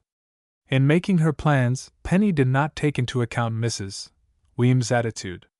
Upon reaching home late in the afternoon, she found the housekeeper in a most discouraged mood. No favorable news had been received from any source. I've been worried about you too, Penny, Mrs. Weems confessed. Where did you go after you left the Star office? Penny told of her trip to Mattie Williams' garage and later to the Harrison estate. In particular, she described the mysterious woman she had followed by bus. I plan to go back there tonight, she concluded. For the first time since Dad disappeared, I feel I may have stumbled into a valuable clue. Mrs. Weems looked troubled. But Penny, she protested, you can't go to the estate alone. I thought perhaps Louise would accompany me. 2 girls alone at night. I can't give my consent, Penny. It's not safe. But I don't wish to call the police just yet, Mrs. Weems. I've no real evidence. Will you come with me? The housekeeper hesitated. Naturally a timid woman, she had no desire to stir from her own fireside that night. But she knew where her duty lay. Yes, I'll go with you, Penny, she consented. Shall we start soon? Not until after dark. One can't expect a ghost to show up in broad daylight. A ghost? Mrs. Weems quavered. Penny, what are you letting me in for? Frankly, I don't know. Some strange things have been going on at the Harrison estate. Tonight I hope to solve part of the mystery at least. Pressed for an explanation, Penny repeated Mose Johnson's story and told of seeing the strange white-robed figure with her own eyes. The tale did not add to Mrs. Weems' comfort of mind. We're crazy to go out there, the housekeeper protested. Must we do it? I think it may be our one hope of gaining a clue which will lead to Dad. Then I'm willing to risk it, agreed Mrs. Weems. However, we'll drive out in a taxi. And I shall personally select the driver, a man to be depended on in an emergency. So excited was the housekeeper that she had difficulty in preparing the evening meal. In the end, Penny took over, shooing her out of the kitchen. I declare I don't know why I am so nervous. Mrs. Weems shivered. I haven't felt so shaky since the time I attended a séance at Ossandra's. You saw ghosts plenty on that occasion, smiled Penny. I only hope we have as much luck tonight. By 8 o'clock everything was in readiness for the journey into the country. Dressing warmly and carrying an extra blanket, Penny and Mrs. Weems walked to a nearby cab station. There the housekeeper selected a driver, a burly man who looked as if he might have been an ex-prizefighter. Sure, ma'am, he said as Mrs. Weems questioned him. You can depend on me to look after you. How are you at capturing ghosts? Inquired Penny, climbing into the cab. The driver looked a trifle startled. Swell, he rejoined. Bring on your spook, and if he don't weigh no more than 200 pounds, I'll nail him. Penny and Mrs. Weems were satisfied that they were in good hands. They instructed the man, Joe Henkel, to drive directly to the old Harrison estate. By the way, do you know who owns the property? Penny asked as the cab rolled toward the country. Fellow from the east, Joe flung over his shoulder. I'm not sure. Think his name is Deming, George Allen Deming. Wealthy sportsman. Has his own plane and everything. Married? Couldn't tell you. The estate has been closed up this winter. The cab soon approached the familiar grounds. Penny directed the driver to pull up some distance from the dark house. Switch off the headlights, she instructed. We'll wait here. It may be a long time too, so make yourself comfortable. Joe, taking Penny at her word, began to smoke a vile-smelling cigar which nearly drove Mrs. Weems to distraction. After an hour had elapsed, the housekeeper scarcely could endure the stuffy air of the cab. Penny, must we wait any longer? She asked plaintively. Why, it's early, Mrs. Weems. I expect to stay until midnight at least. Midnight! The housekeeper quietly collapsed. Just then the cab driver turned around, touching Penny's arm. He directed her attention to the house by saying briefly, "A light just went on." Penny and Mrs. Weems focused their attention on the upper floor of the estate. A single light could be seen burning there, but as they watched it blinked off. Now if a ghost is to appear, this is the time, announced Penny. Why don't we get closer? She sprang from the cab. Mrs. Weems and the taxi driver followed with less enthusiasm. The housekeeper, quivering and shaking, clutched the man's arm as she struggled against the wind. Joe, you stay right beside me, she ordered. Sure, ma'am, he said soothingly. I couldn't get away if I had a mind to. Penny, a step ahead, held up her hand as a warning for silence. She had seen the familiar white figure rounding a corner of the house. There's the ghost, she whispered. See! Beyond the gate. Joe whistled softly. A spook, sure's I'm alive, he muttered. And you promised to nail him, reminded Penny, starting forward along the fence. We'll creep a little closer. Then, Joe, I shall expect you to do your stuff. Chapter 15 Ghost in the Garden. Chapter 15. The three investigators moved stealthily along the high fence. Through the iron palings they could see a white-garbed figure walking with measured tread amid the shrubs of the frozen garden. Back and forth the apparition strolled, following a well-trod path between the shrunken snowdrifts. Penny, Mrs. Weems, and the taxi driver crept closer. The ghostly one did not note their approach. Hooded head bent low, he glided to the gate, testing chain and padlock. "Per restless soul," whispered Mrs. Weems. Penny gave the housekeeper a tiny pinch to break the spell which had fallen upon her. "That's no ghost," she whispered. "Don't you see? It's a man wearing a heavy white bathrobe over his clothing. He's pulled the wide collar up over his head like a hood. It's a man, all right," added the taxi driver. "You can tell by the way he walks. Ghosts kinda slither, don't they? I believe it's someone imprisoned on the grounds," Penny whispered tensely. "Watch." The ghost, his face shadowed, rattled the chain again. Then, with a distinct, audible sigh, he turned and tramped back along the fence away from the gate. "Ah, that spook could get out if he wanted to," muttered the taxi driver. "Why don't he climb over the fence?" "Perhaps the man is a sleepwalker," suggested Mrs. Weems nervously. "Whoever he is, the poor fellow should be in his bed." Penny was determined to learn the identity of the man. Moving to the gate, she called softly. The figure in white whirled around, looking straight toward her. Penny caught a fleeting impression of a lean, startled face. Then the man turned and fled toward the house.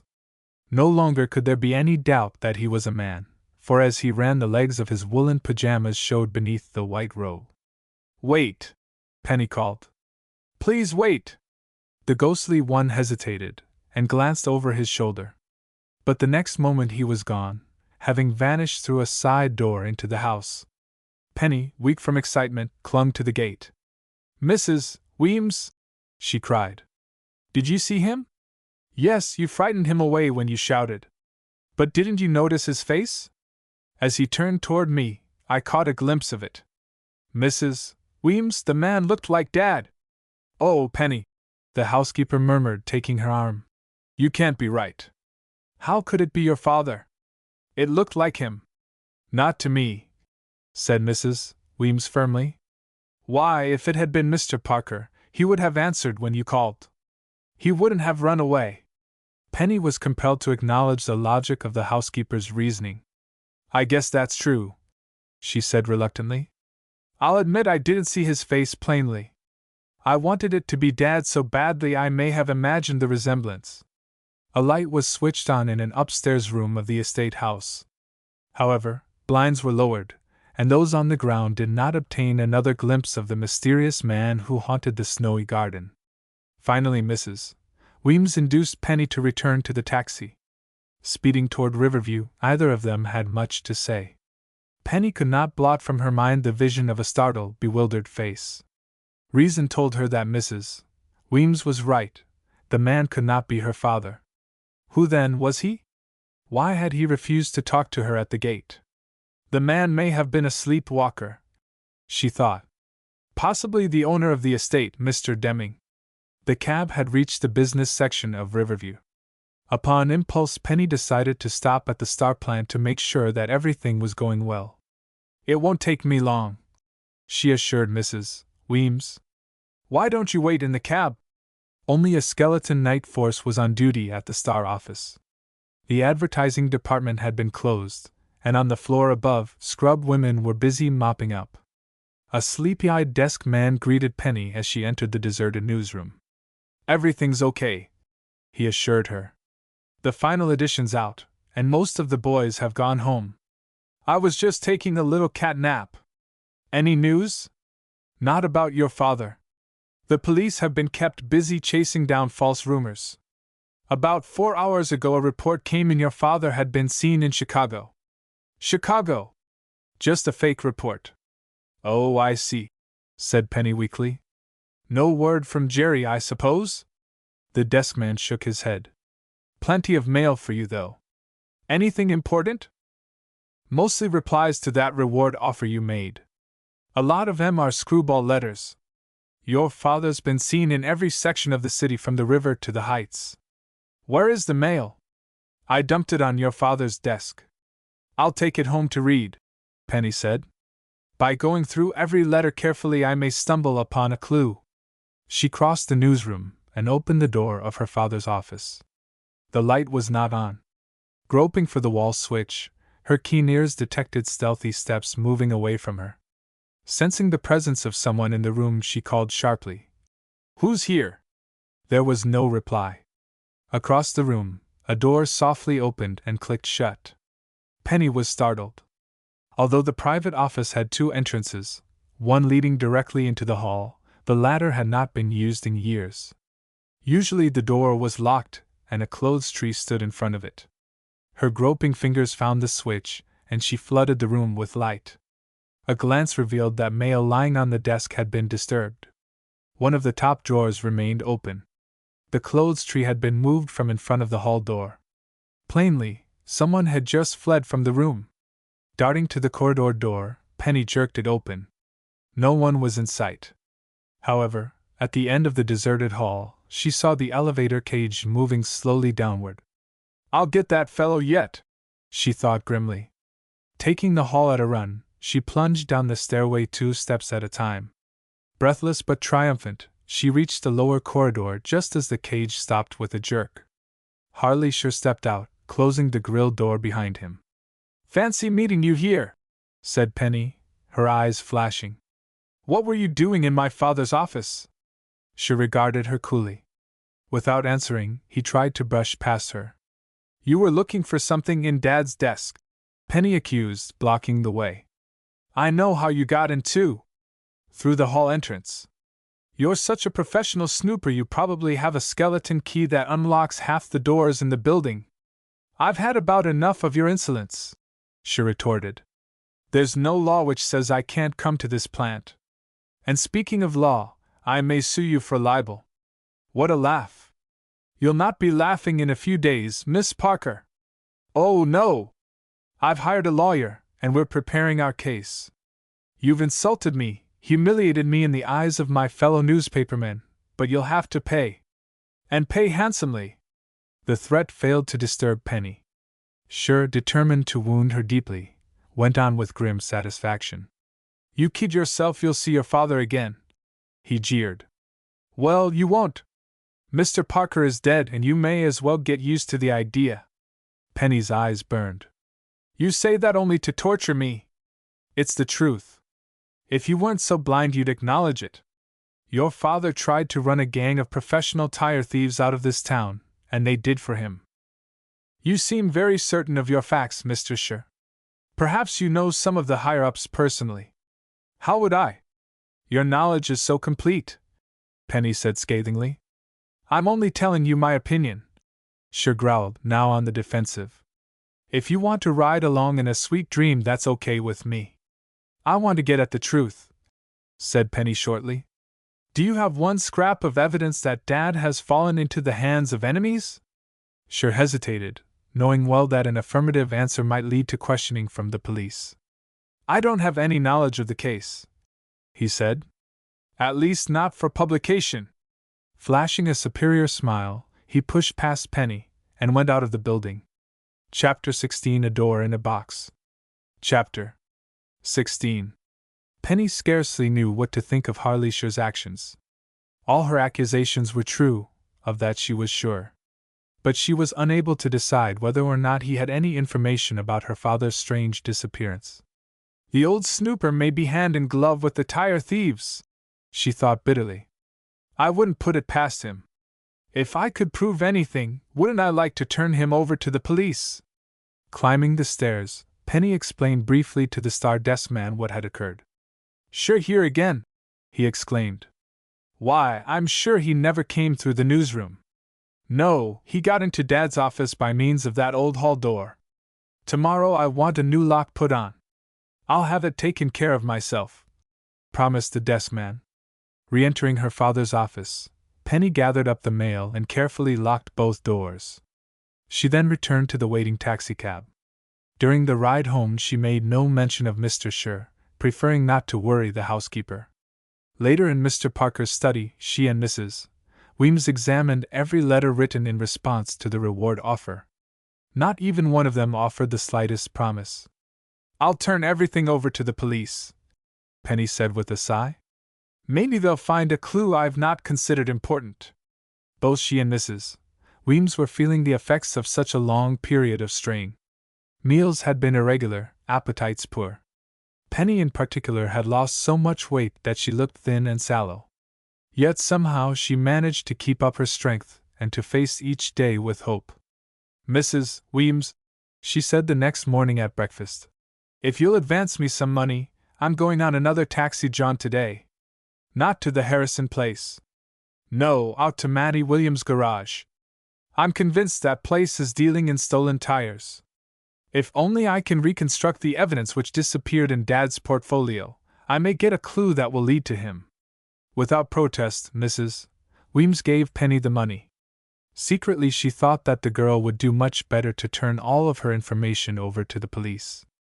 However, she realized that Penny needed activity to keep her from brooding, so she wisely did not discourage her. Don't get into any trouble, she warned anxiously. No danger of that, Mrs. Weems. I've not enough pep for it these days. Engaging the same cabman who had served her so well the previous night, Penny motored to the Williams garage. She had made no plans and scarcely knew what she would say when she entered the place.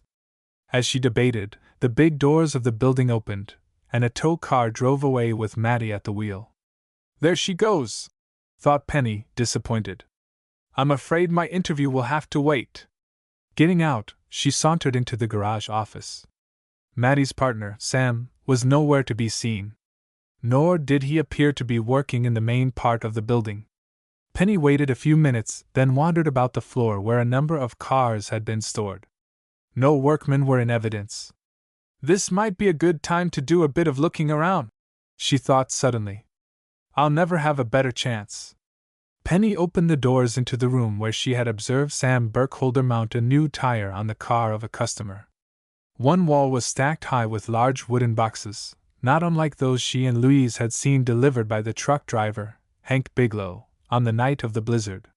She thumped one of the boxes with her knuckles. It gave off a hollow, empty sound. She tried another box with no better luck. Some of the big crates had been opened. They contained nothing except a little brown wrapping paper. Disappointed, Penny turned away. But as she moved toward the exit, Her eyes flashed upon one of the boxes which had escaped her attention. Boards were loose at one end, and could be hinged back on their nails like a door. Intrigued, Penny crossed to the crate. As she pulled on one of the boards, all swung back as a unit. "Why, it's like a door!" she thought. "A door in a box!" Penny gazed into the box and was further amazed. It had no back wall.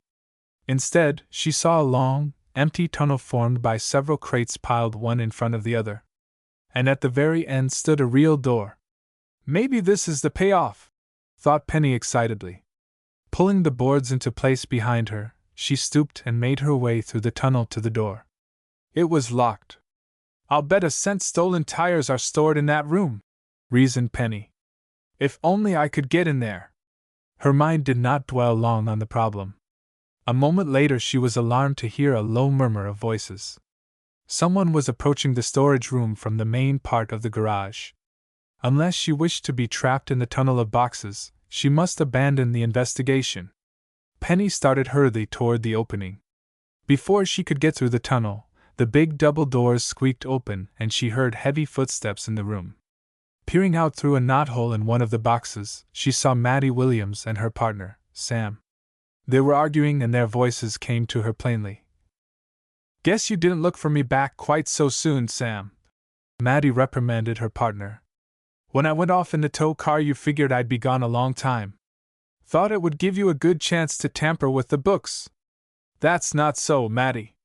I was marking up some expenses like I always do. I've been aiming to have a straight talk with you for a long time, Sam," the woman resumed. "That's why I asked you to step back here in the storage room. No use having the customers know about our differences." "I don't see what you've got to squawk about," Sam retorted. "Ain't you made more money since I teamed up with you than you ever did before?" "Yes. But you're always afraid I'll cheat you out of a penny. I've caught you in some dishonest tricks.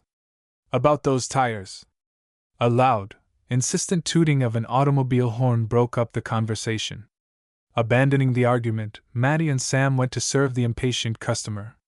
Penny did not tarry. Crawling from the tunnel, she glanced about for a means of escape. Fortunately, the room had an outside exit. Making use of it, she returned to the waiting taxi, without seeing either Sam or Maddie again. "Police station, Joe," she instructed. "How do you want to go?" the cab driver inquired. "This road or number 32? Let's drive past the old Harrison place." "Sure," grinned Joe. "Maybe we'll see that spook again."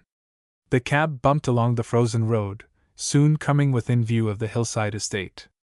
Joe slowed down without being requested to do so. "I was telling the boys about that place last night," he flung over his shoulder.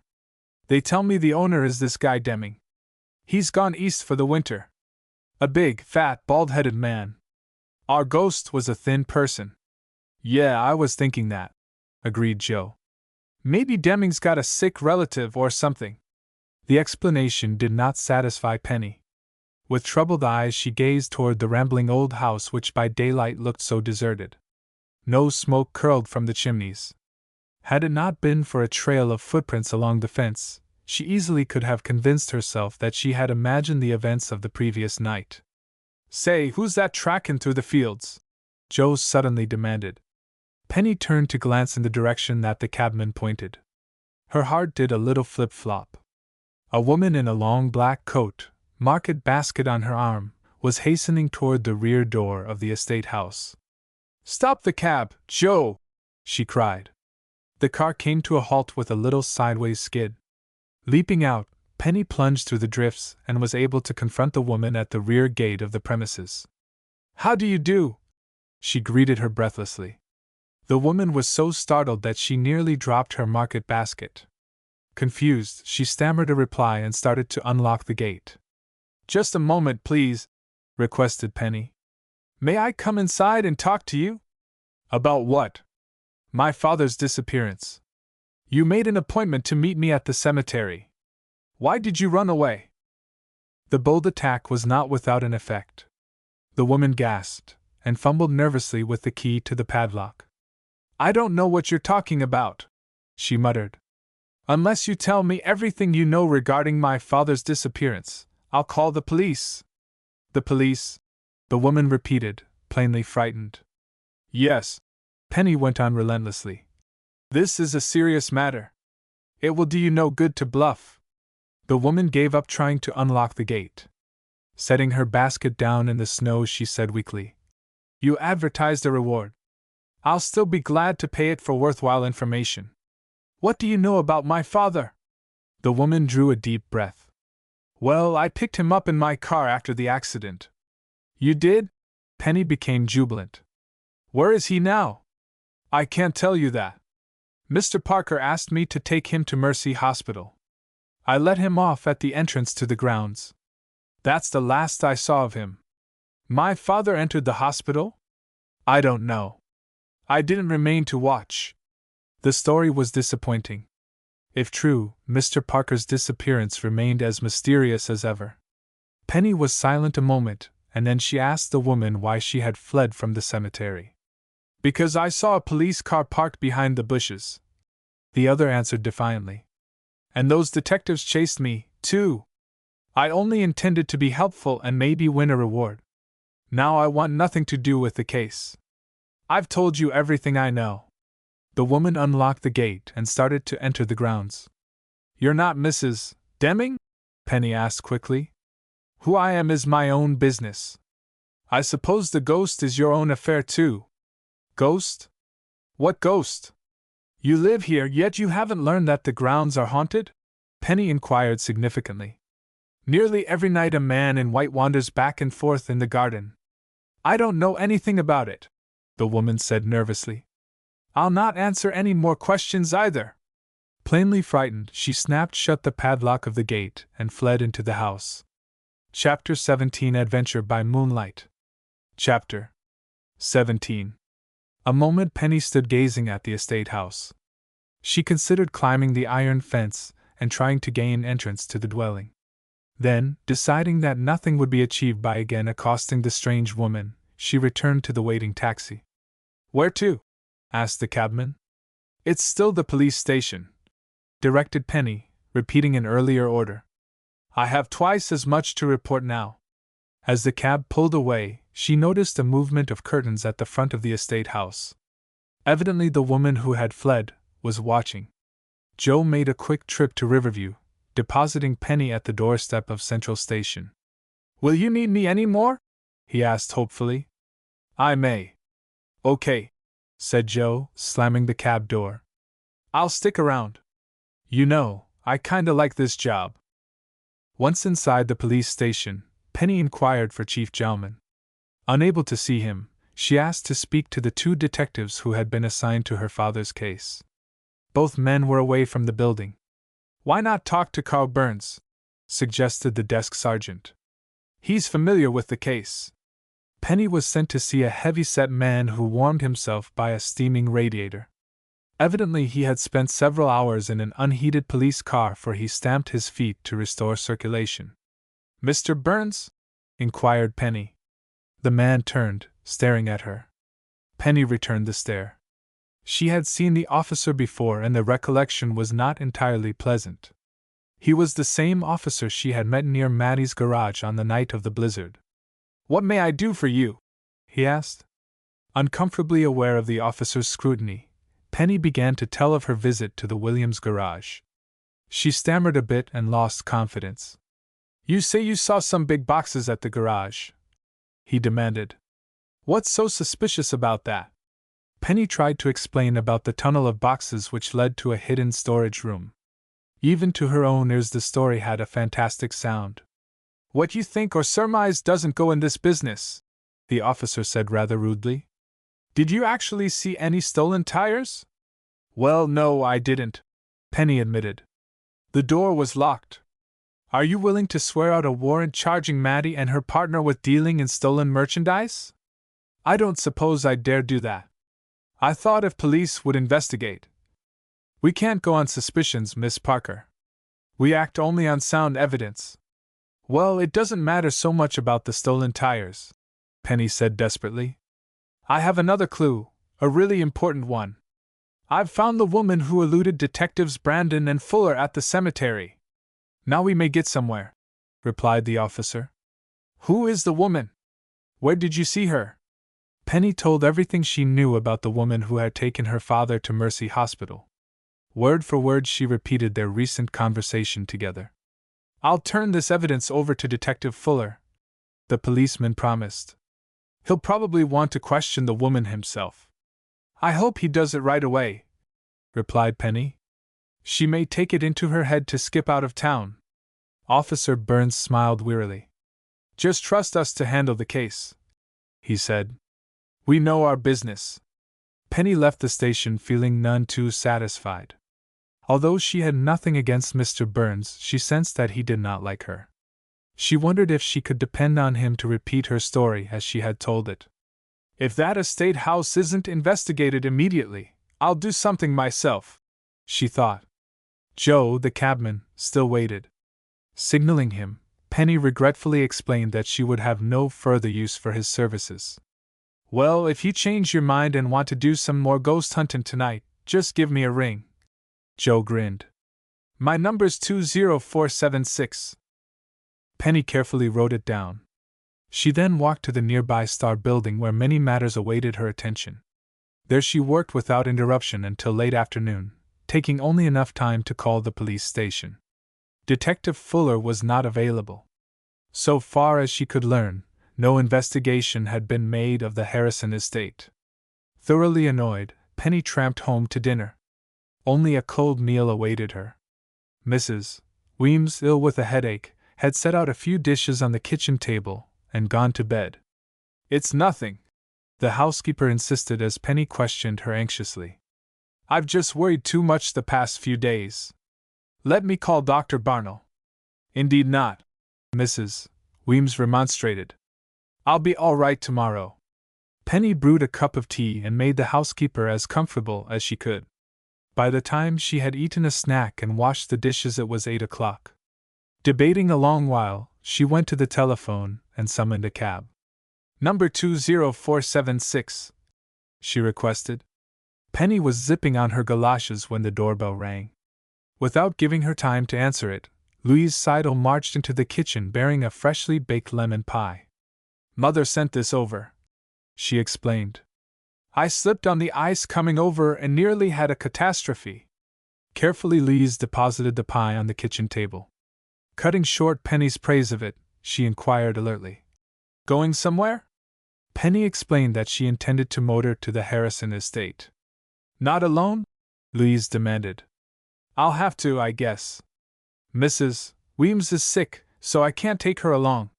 You could invite me, Louise said eagerly. I'll telephone Mother to come over and stay with Mrs.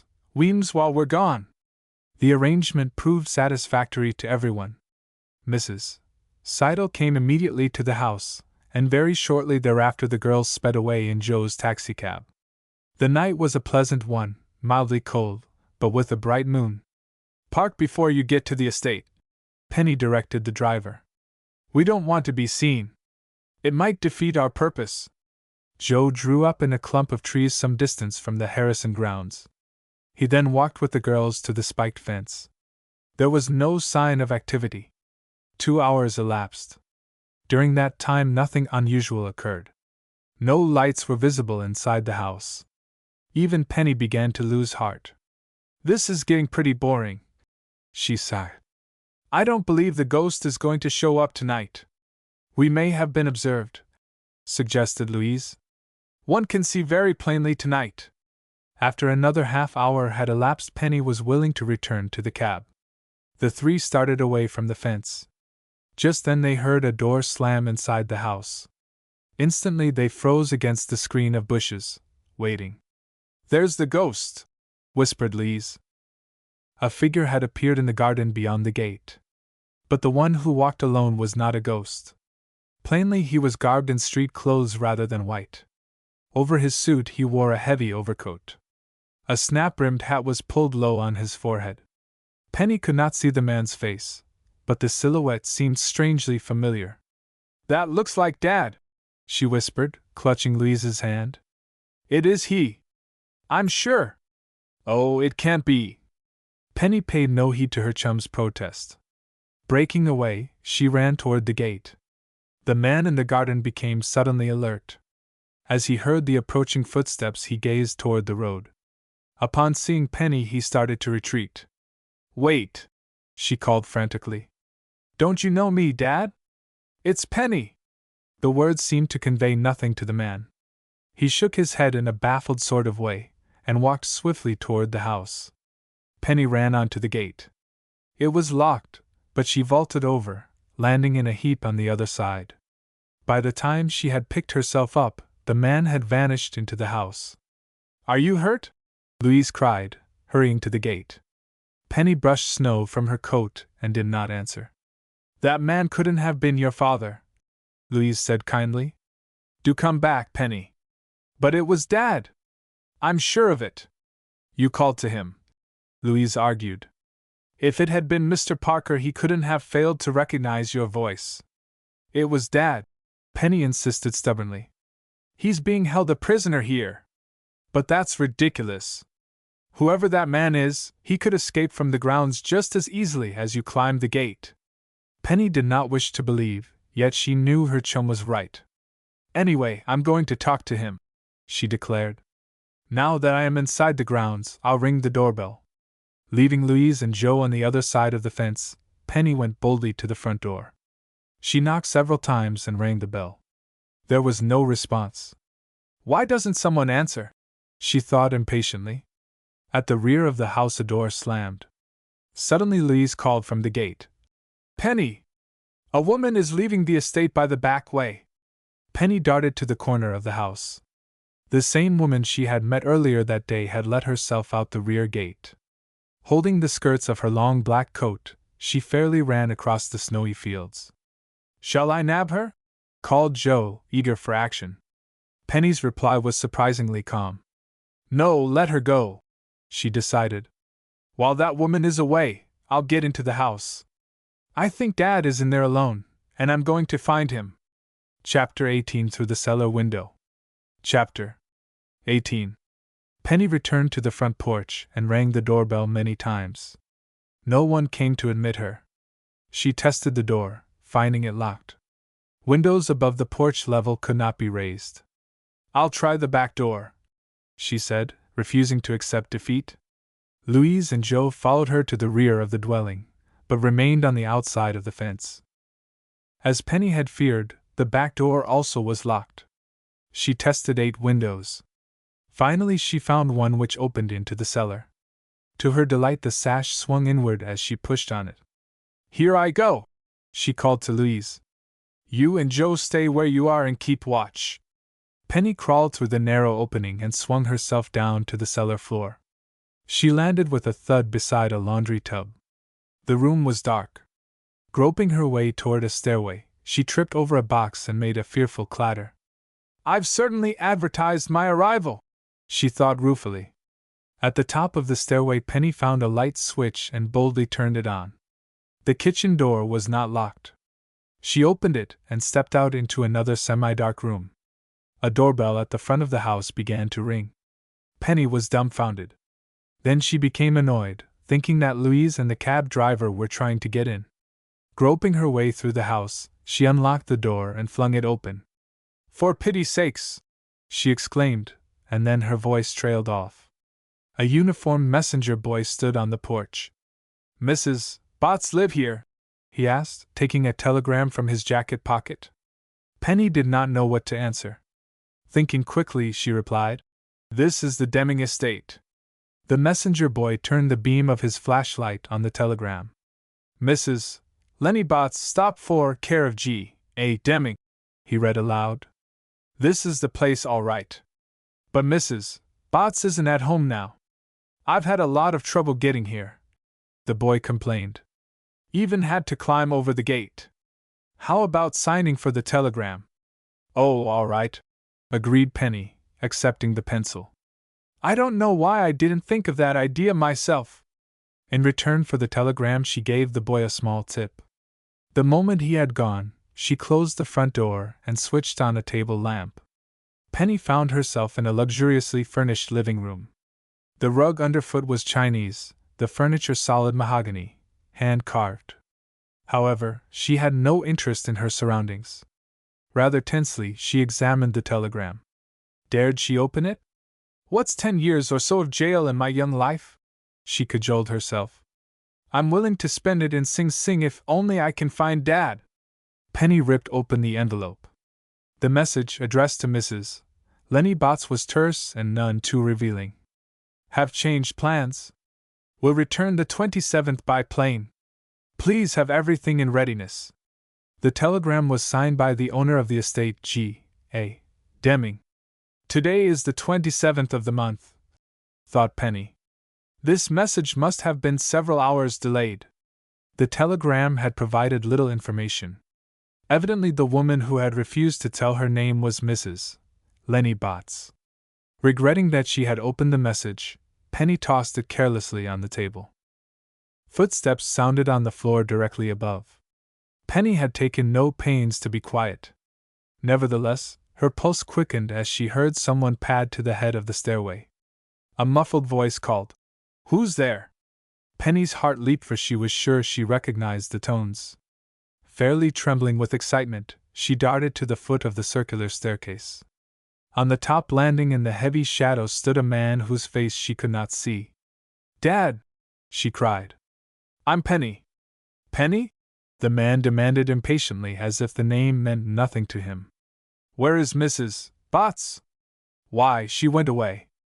"And how did you get into the house?" "Through a cellar window." "I thought so." "Young lady, I don't know what you're doing here in Mrs. Botts' absence. Unless you leave at once, I'll summon the police." Penny was not to be discouraged so easily. She started slowly up the stairway. "Stand where you are," the man ordered sharply. "I've been sick, but I'm still a match for any housebreaker. I have a revolver." So dark was the stairway that Penny could not know whether or not the man was bluffing.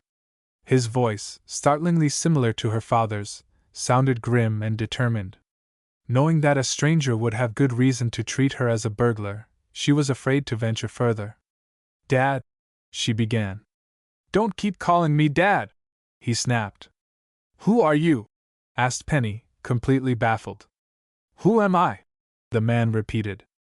"Why, I'm Lester Jones, a salesman. I room here." The answer dumbfounded Penny. "Then you're not being held a prisoner by Mrs. Botts?" she faltered. "On the contrary, Mrs. Botts has been very kind to me. Especially since I've been sick." Penny's perplexity increased. "But I've seen you wandering in the garden at night," she murmured. "Why do you do it?" "Because, oh, hang it! Do I have to explain everything to you? My head's aching again. Unless you go away and stop bothering me, I'll call the police." Penny was completely crushed. She had been so sure that the man was her father. Seemingly, she had made a very stupid mistake. "I'll go," she said quietly. Retreating down the stairway, she left the open telegram on the living room table and switched off the light. Then, unlocking the kitchen door, she rejoined Louise and Joe. "I guess you didn't have any luck," her chum commented, observing her downcast face. Penny ruefully admitted that the man who had been seen in the garden was Lester Jones. "I knew he wasn't your father," Louise replied. "You wouldn't listen to reason." "All the same, his voice was similar," Penny cut in. "Why, the man even used one of Dad's pet expressions." "What was it?" Louise inquired curiously. "Oh, hang it! That's the expression Dad uses when he's irritated." Louise helped her chum over the back fence and guided her toward the parked taxi. Midway there, Penny paused to stare up at the dark windows of the second floor. "Lou!" she exclaimed. "That man must have been Dad even if he didn't know me." "Oh, Penny, don't start that all over again," Louise pleaded. "You're only torturing yourself. I'm going back." "No, we can't let you, Penny." Louise held her chum's arm firmly. Joe opened the door of the taxi and they pushed her in.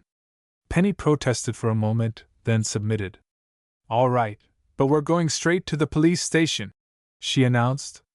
"I'll not be satisfied until that man positively is identified as Lester Jones." A few minutes later, At the police station, Detective Fuller heard the entire story. It was the first he had learned about Mrs. Botts, for Penny's earlier message had not been delivered by policeman Burns. "For that matter, I've not seen Burns today," the detective explained. "I'll go to the estate at once and question the woman." Again Penny and Louise taxied to the estate, this time trailed by a police car. Detective Fuller broke the padlock on the gate and led the party to the front door. A light now burned in the living room. To Penny's astonishment, the door was opened by Mrs. Botts. "Good evening," she greeted the visitors pleasantly. Detective Fuller flashed his badge. "We want to ask you a few questions," he said. "May we come in?" With obvious reluctance, the woman stepped aside, allowing the party to enter the living room. Penny's gaze roved to the center table. The telegram which she had opened no longer was there. Mrs. Botts did not offer chairs to the callers. Glaring at Penny with undisguised dislike, she said coldly, "I suppose I am indebted to you for this visit.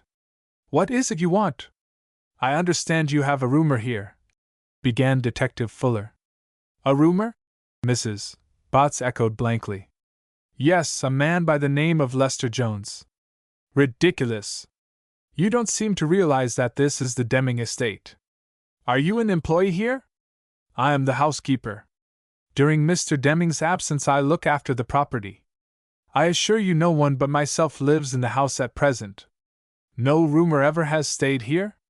Mrs. Botts drew herself up proudly. "Would Mr. Deming be likely to annoy himself with rumors? He has a very substantial fortune. You might try to pick up a few dollars yourself." "Mr. Deming would not hear of such a thing." "He pays me well." Detective Fuller asked additional questions, trying to learn whether or not the woman was the one who had fled from the cemetery. Mrs. Botts frankly admitted that she had taken Mr. Parker to the hospital, but she denied ever trying to collect a ransom. "What you say now doesn't agree with your original story," Penny protested. "You admitted to me." "I admitted nothing," Mrs. Botts broke in indignantly. "I have no secrets to hide." "But I'm sure Mr. Jones is living in this house," Penny said stubbornly. "He's upstairs." "Indeed?" mocked Mrs. Botts. "Perhaps you'd like to search the house." "Yes, we would," said Detective Fuller. Mrs. Botts remained undisturbed. Bestowing upon Penny a look of deep contempt, she motioned toward the stairway. "Very well, search the house," she invited with cool assurance. "I've told you the truth. You'll find no one here but myself." Chapter 19: A Baffling Search. Chapter 19. In systematic, unhurried fashion, Detective Fuller went through every room in the Deming house. The bedchambers, 9 in number, were in perfect order. Only Mrs. Botts' suite over the kitchen appeared to have been used recently. As the search progressed, Penny's bewilderment increased. She knew that Lester Jones had been in the house an hour earlier, yet there was no sign of him. Personally, she inspected clothes closets and bureau drawers. Not an article could she find that ever had belonged to her father. She did come upon a white woolen bathrobe. Believing it to be the garment worn by the ghost, she called it to Detective Fuller's attention. "Oh, that robe belongs to my employer, Mr. Deming," explained Mrs. Botts. Penny indicated water stains along the hem which suggested that the garment had been allowed to trail in the snow. "Sometimes I wear the robe when I go outside to bring in the washing," replied Mrs. Botts. "It is warmer than my coat." Try as she would, Penny could not trip the woman into making any damaging admissions. Mrs. Botts had changed her original story and would not acknowledge that she had fled from the cemetery. Stubbornly, she maintained that she had told everything she knew about Mr. Parker's disappearance. "I took him to Mercy Hospital in my employer's car," she repeated to Detective Fuller. "That's the last I saw of him." "In what condition was Mr. Parker when you left him?" questioned the detective. "He seemed all right. Perhaps he was a bit dazed." "Why didn't you report to the police?" "Because I didn't see the newspapers for a day," Mrs. Botts replied sullenly. "Later I read Miss Parker's offer of a reward." "Then you did right, requesting me to run the ad in the Star." Penny cried triumphantly. No, of course not, Mrs. Botts retorted. I merely read the item. Penny knew Mrs. Botts was not telling the entire truth, but to prove it seemed an impossible matter. Neither could she establish that a man who claimed to be Lester Jones had been living in the house.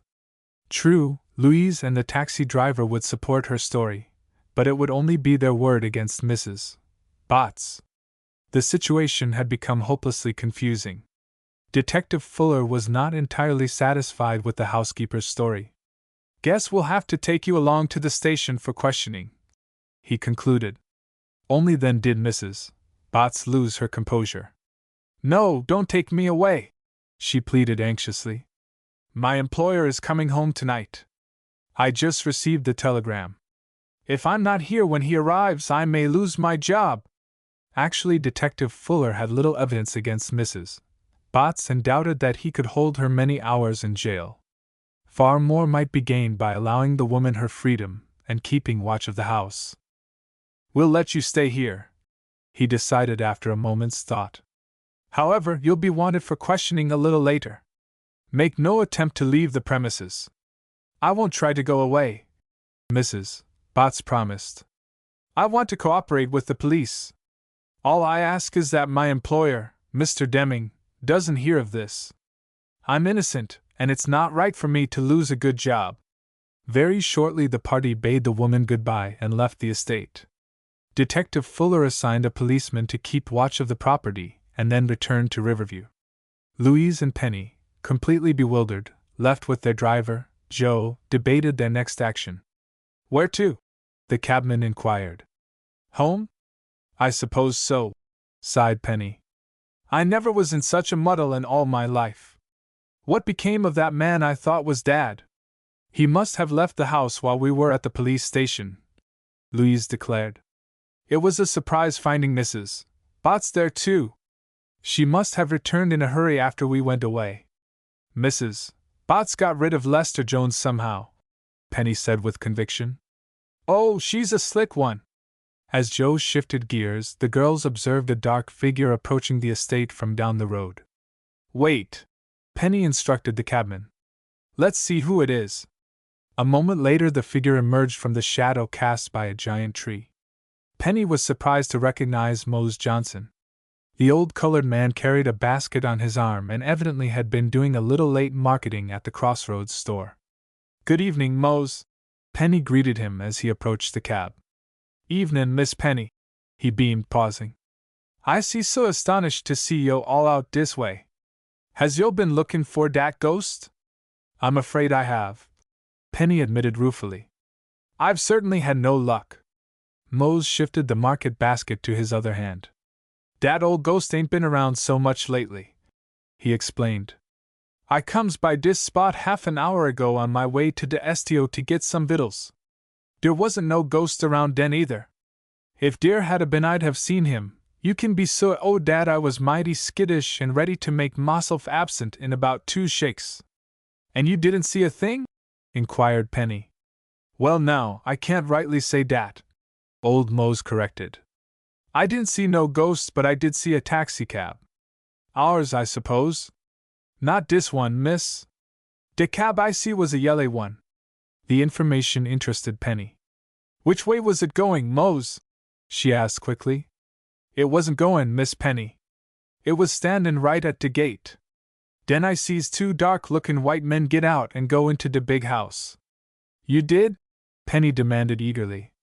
Then what happened? Did the cab drive away? It waited till the 2 men came back, 'cept when dey comes back dere is 3 of them. 3 men? Penny cried, her excitement mounting. What did the 3rd man look like, Mose? Think hard.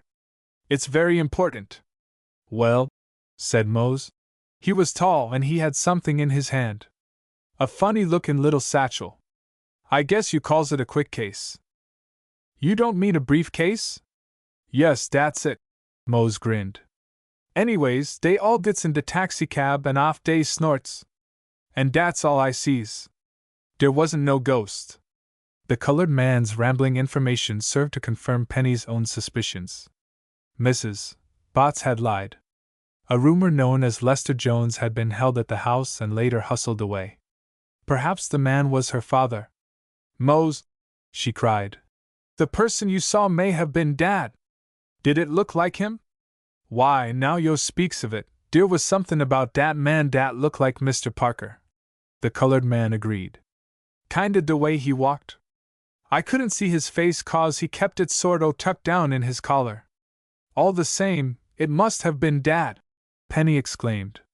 The briefcase practically proves it. Tell me, which way did the cab go? Straight down de road, said Mose, pointing. But de car's been gone a long time now. If you figures on catchin' dose men, you all better be travelin' dot. Chapter 20 Accusations. Chapter 20. Alarmed and excited by Mose Johnson's revelation, Penny glanced about for the policeman who had been assigned to watch the Deming mansion. The officer had taken cover somewhere, and was not to be seen.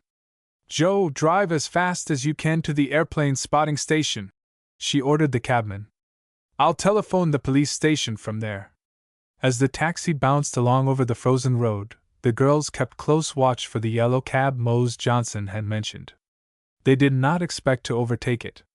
If the old colored man's story was accurate, the taxi bearing Mr. Parker had left the mansion at least a half-hour earlier. Dad must have been spirited away immediately after I talked to him, Penny said. He's been drugged or something. Otherwise he would have known me. But according to Mose, your father must have gone willingly with those men, Louise returned. That's the queer part. Of course, you're not certain the man is your father. Yes, I am, Penny insisted. I was almost sure of it earlier this evening. Now I know. Oh, Lou, something terrible has happened to Dad. Louise drew her chum into the hollow of her arm. Brace up, she said sternly. You're not going to cave in now, are you? Penny's slumping shoulders stiffened. She brushed away a tear. Of course I'm not going to cave in, she replied indignantly. I'll find Dad, tonight too. En route to the airplane spotting station, the cab neither met nor passed any vehicle. Leaving Louise in the taxi, Penny clattered up the tower steps and burst into the overheated room where Salt Summers was making out a report. Her words fairly tumbled over one another as she told him what had happened. Will you notify police for me? She pleaded. Of course, Salt assured her, reaching for a telephone. My relief's due in 5 minutes now, so I'll be free to join in the search.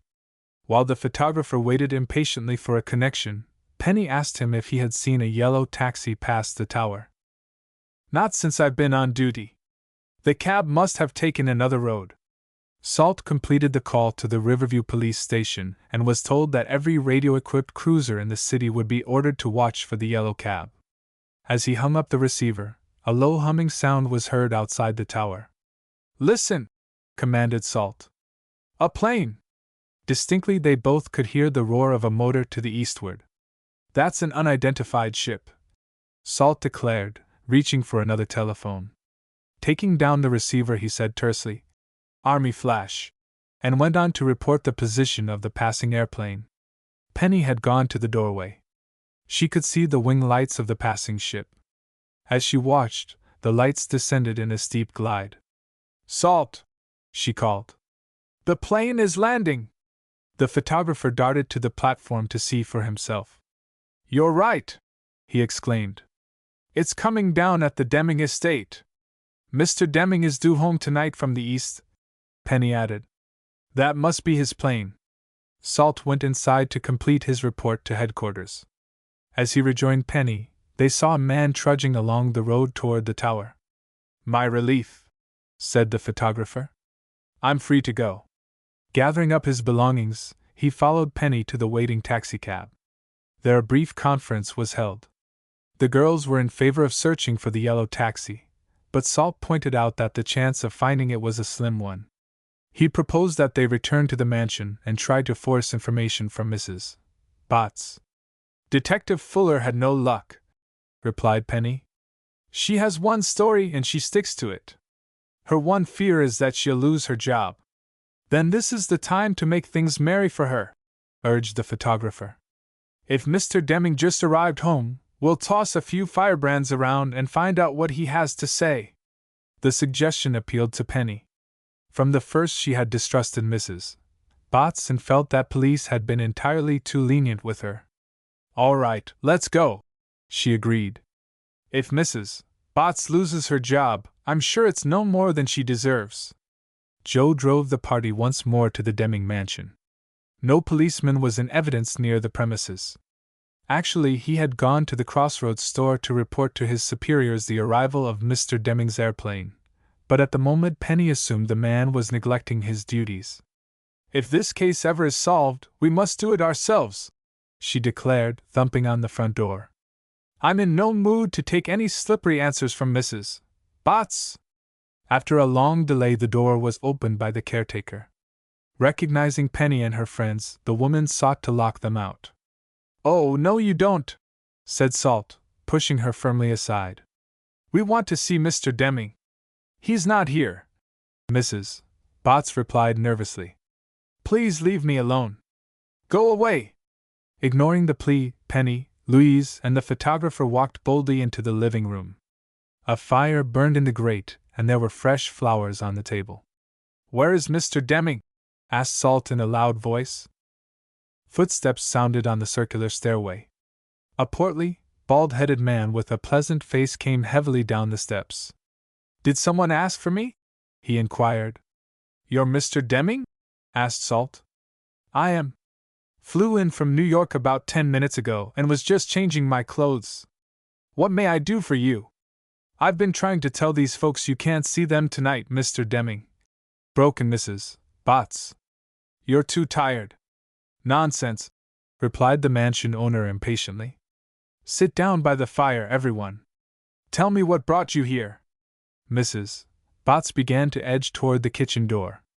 Observing the action, Salt called sharply, "Don't go, Mrs. Botts. We want to talk to you in particular." "I've nothing to say," the caretaker retorted tartly. "Sit down, Mrs. Botts," ordered her employer. "For some reason you have seemed very nervous since I arrived home tonight. It was upsetting to get your telegrams so late." Mrs. Botts mumbled, sinking down on the sofa. "Mr. Deming," began Penny, "a great deal has happened here tonight." "I intended to tell you about it myself," interrupted Mrs. Botts, addressing her employer. "I've not had a chance." "Be quiet, please," commanded Mr. Deming. "Do continue, Miss Parker," supplied Penny. She introduced Salt and Louise, then resumed her story. As the tale unfolded, Mr. Deming listened with increasing amazement. Now and then he focused his gaze upon the crestfallen Mrs. Botts, but he did not speak until Penny had finished. "This is a very serious charge you have made against my housekeeper," he said then. "Mrs. Botts, what have you to say?" "There's not a word of truth in it," the woman cried. "Why, I've worked for you 10 years, Mr. Deming. I've been a loyal, faithful servant. Why should I deceive you by taking a stranger into the house?" "It does seem fantastic," replied the perplexed Mr. Deming. "Miss Parker, what proof have you that your accusations are true?" "The proof of my own eyesight," Penny said quietly. "For that matter, a number of persons saw the ghost wandering about the grounds." Mrs. Botts tossed her head. "I've already explained that part. Frequently when I go outdoors, I put on your old white bathrobe, Mr. Deming. It's warmer than my coat." "The ghost happened to be a man," Penny said. "And here is something you don't know, Mrs. Botts. I was in this house earlier this evening while you were away. I talked with your mysterious roomer, and I'm satisfied it was my father." "So you were here?" Mrs. Botts cried angrily. "Mr. Deming, this girl opened the telegram you addressed to me." "I did indeed," admitted Penny unabashed. Mr. Deming arose and, walking over to the fire, stood with his back to it. "I confess I don't know what to say," he said. "I've never had reason to distrust Mrs. Botts." "Thank you, sir." The housekeeper smiled triumphantly. Penny realized that Mr. Deming was on the verge of swinging to Mrs. Botts' side. So far the interview had gained nothing. She had told the entire story. There was no further information she could add. "I suppose we may as well go," she said, looking miserably at Salt. Penny arose. Suddenly her eyes lighted upon a small object lying half hidden between the cushions of the sofa. Before Mrs. Botts realized what she was about, she had pounced upon it. "Dad's spectacle case!" she cried triumphantly. Opening the lid, she held up a pair of dark horn-rimmed glasses. "I'm sure I don't know where the case came from," Mrs. Botts stammered. "When Dad reads on the sofa at home, he often loses his case between the cushions," Penny went on excitedly. "Mrs. Botts, you thought you were very clever getting him away from here and removing all the evidence. A salesman who wore glasses was here last week," the housekeeper began weakly. "You can't talk yourself out of this," Penny cut her short. "Mr. Deming, let me show you something." She reopened the lid of the case and pointed to the initials A.P. engraved in gold letters. "Anthony Parker," she said impressively. "Dad had them stamped there because he lost the case so many times. Does this prove my story?" "It does," said Mr. Deming. Sternly he faced the housekeeper. "Mrs. Botts, you have deeply humiliated me. I shall turn you over to the police." Mrs. Botts began to weep. Stumbling across the room, she clutched her employer's arm. "Please don't turn me away from here," she pleaded. "Just give me a chance and I'll explain everything. Please, Mr. Deming. This time I promise to tell the truth." Chapter 21 Mrs. Botts' Revelation. Chapter 21. "Very well, tell your story," Mr. Deming bade the housekeeper. "What do you know about Mr. Parker's disappearance?" "It was just like I said," Mrs. Botts began in an aggrieved voice. "I was driving not far from the railroad station when I saw the auto accident." "You say you were driving?" Mr. Deming interposed. "In whose car, may I ask?" "I used yours, Mr. Deming." "I didn't think you would care. We'll skip that. Go on with your story." "Well, I saw the accident. A coupe driven by a young man crowded Mr. Parker's car off the road." "Purposely?" asked Penny. "I don't know. 2 men were in the car and they were speeding. I read part of the license number too. It was F215 something." "Why didn't you give this information to the police immediately?" demanded Mr. Deming. "I'm trying to explain. I stopped my car, your car, I mean. Mr. Parker seemed stunned, so I offered to take him to the hospital. Of course, at that time I didn't know who he was." "Dad didn't seem much hurt?" Penny inquired quickly.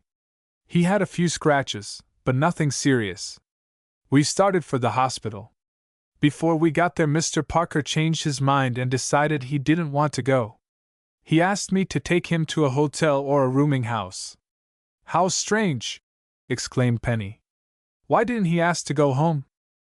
"Because he didn't remember he had a home," Mrs. Botts replied. "I guess the accident must have stunned him. Anyway, he said his name was Lester Jones. Since he wanted a room and was willing to pay, I figured I could bring him here." "So you turned my home into a hotel," Mr. Deming remarked rather grimly. I didn't think you would be back this winter." "I wouldn't have done it, Mr. Deming, only I needed extra money. My sister in Kansas has been sick and I've had to send her funds." "Mrs. Botts, I've always paid you well," her employer responded. "Had you told me you needed more money, I would have assisted you. But go on." "Well, I brought Mr. Parker here and gave him a room. Right off I noticed how queer he acted. He didn't seem to be sure of who he was, and he kept going through some papers he carried in a portfolio, trying to puzzle things out." "All this while you made no attempt to contact police?" Mr. Deming questioned severely. "I was wondering what to do when I saw a picture of Mr. Parker in the paper."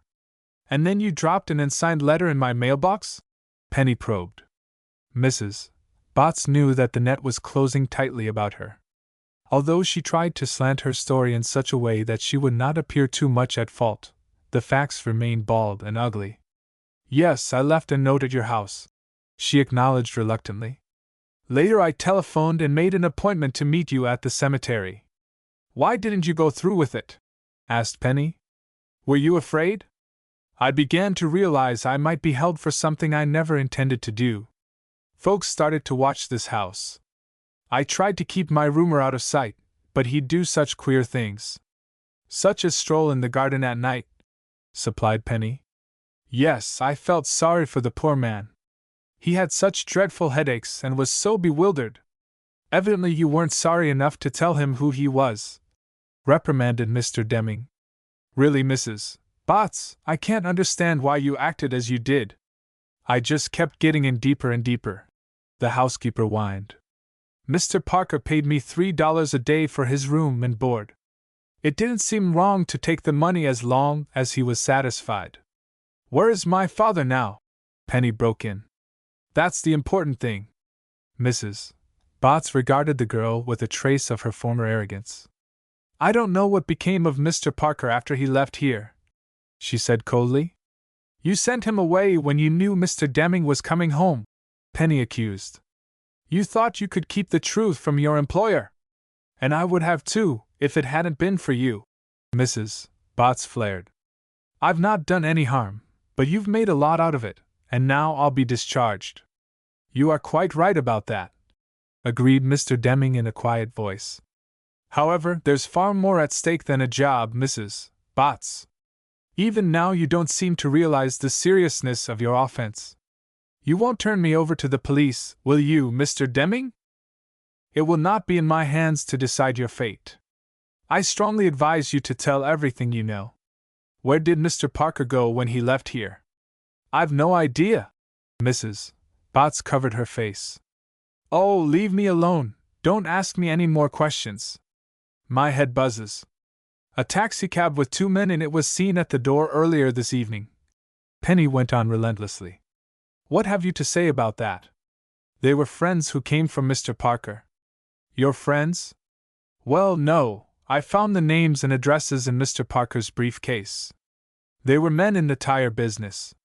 This latest scrap of information fairly stunned Penny. As she well knew, her father's portfolio contained only evidence pertaining to the tire theft case. Who were the men? She demanded. One was named Kurt Mollenberg, Ropes Mollenberg his friend called him. I forget the other. Ropes Mollenberg! Exclaimed Salt Summers, who had listened quietly to the story. Why, he's one of the lowest rats in this town. Connected with the numbers racket, and I don't know what else. Why did you summon those men, of all persons? Mr. Deming questioned. Well, I found their addresses in the portfolio. I had to get rid of Mr. Parker before you came, and I was afraid to call his house. You're a cruel, heartless woman, accused Penny. You sent my father away with 2 of the most notorious rascals in Riverview. Why, those men have been waiting for a chance to waylay him. They wanted to get possession of vital evidence Dad had in his portfolio. I didn't know, murmured Mrs. Botts. When they came in the taxi, they offered me money. And you took it? I tried not to, but they forced it on me. Penny sprang to her feet. Only by the greatest effort of will could she keep from telling the housekeeper what she thought of her contemptible actions. You sent Dad away with those men, she repeated mechanically. Didn't he realize who they were? I told him they were his friends. I really thought so. He went willingly enough. Penny was sick with despair. From the first, the situation had been grave, but now there seemed little hope. From Mrs. Botts' story she could only conclude that her father suffered from a brain injury. Even if she were fortunate enough to find him, he would not be likely to recognize her as his daughter. Oh, Salt, she pleaded, turning to the photographer. What are we to do? What can we do? His reply, though prompt, was not completely reassuring. We've already put every policeman in Riverview on the trail of those men, he answered soberly. And we'll scour every nook and cranny of this town ourselves. Chin up, Penny! Why, we've only started to fight. Chapter 22. A Park Bench. Chapter 22. Penny and her friends were heartsick with the knowledge that Mr. Parker had fallen into the hands of ruthless members of the tire theft gang. The taxi which had borne him away had left the mansion fully an hour earlier. There seemed little likelihood that the trail could be picked up quickly. I'll telephone the boys at the newspaper office, Salt offered. The police, too. We'll put a description on the radio. We'll have everybody in Riverview watching for that yellow taxi. Call the cab companies, too, urged Penny. We may be able to trace it through the driver. Salt made good use of the Deming telephone, which had not been disconnected during the winter months. While he phoned, Penny ran outside to find the policeman assigned to guard the mansion. She soon returned with him and placed Mrs. Botts in his custody. "Oh, Mr. Deming, don't let them take me to jail," the housekeeper pleaded. "I didn't mean to do anything wrong." "Mrs. Botts, I can't help you," her employer returned coldly. "Your offense is a very serious one. The court must decide your fate." The housekeeper broke into tears again and for several minutes was quite hysterical. When her act moved no one, she resigned herself to the inevitable. Packing a few articles in a bag, she prepared to leave the house in the custody of the policeman. "I'm sorry about everything," she said as she bade the girls goodbye. "I hope Mr. Parker is found. I really do." After Mrs.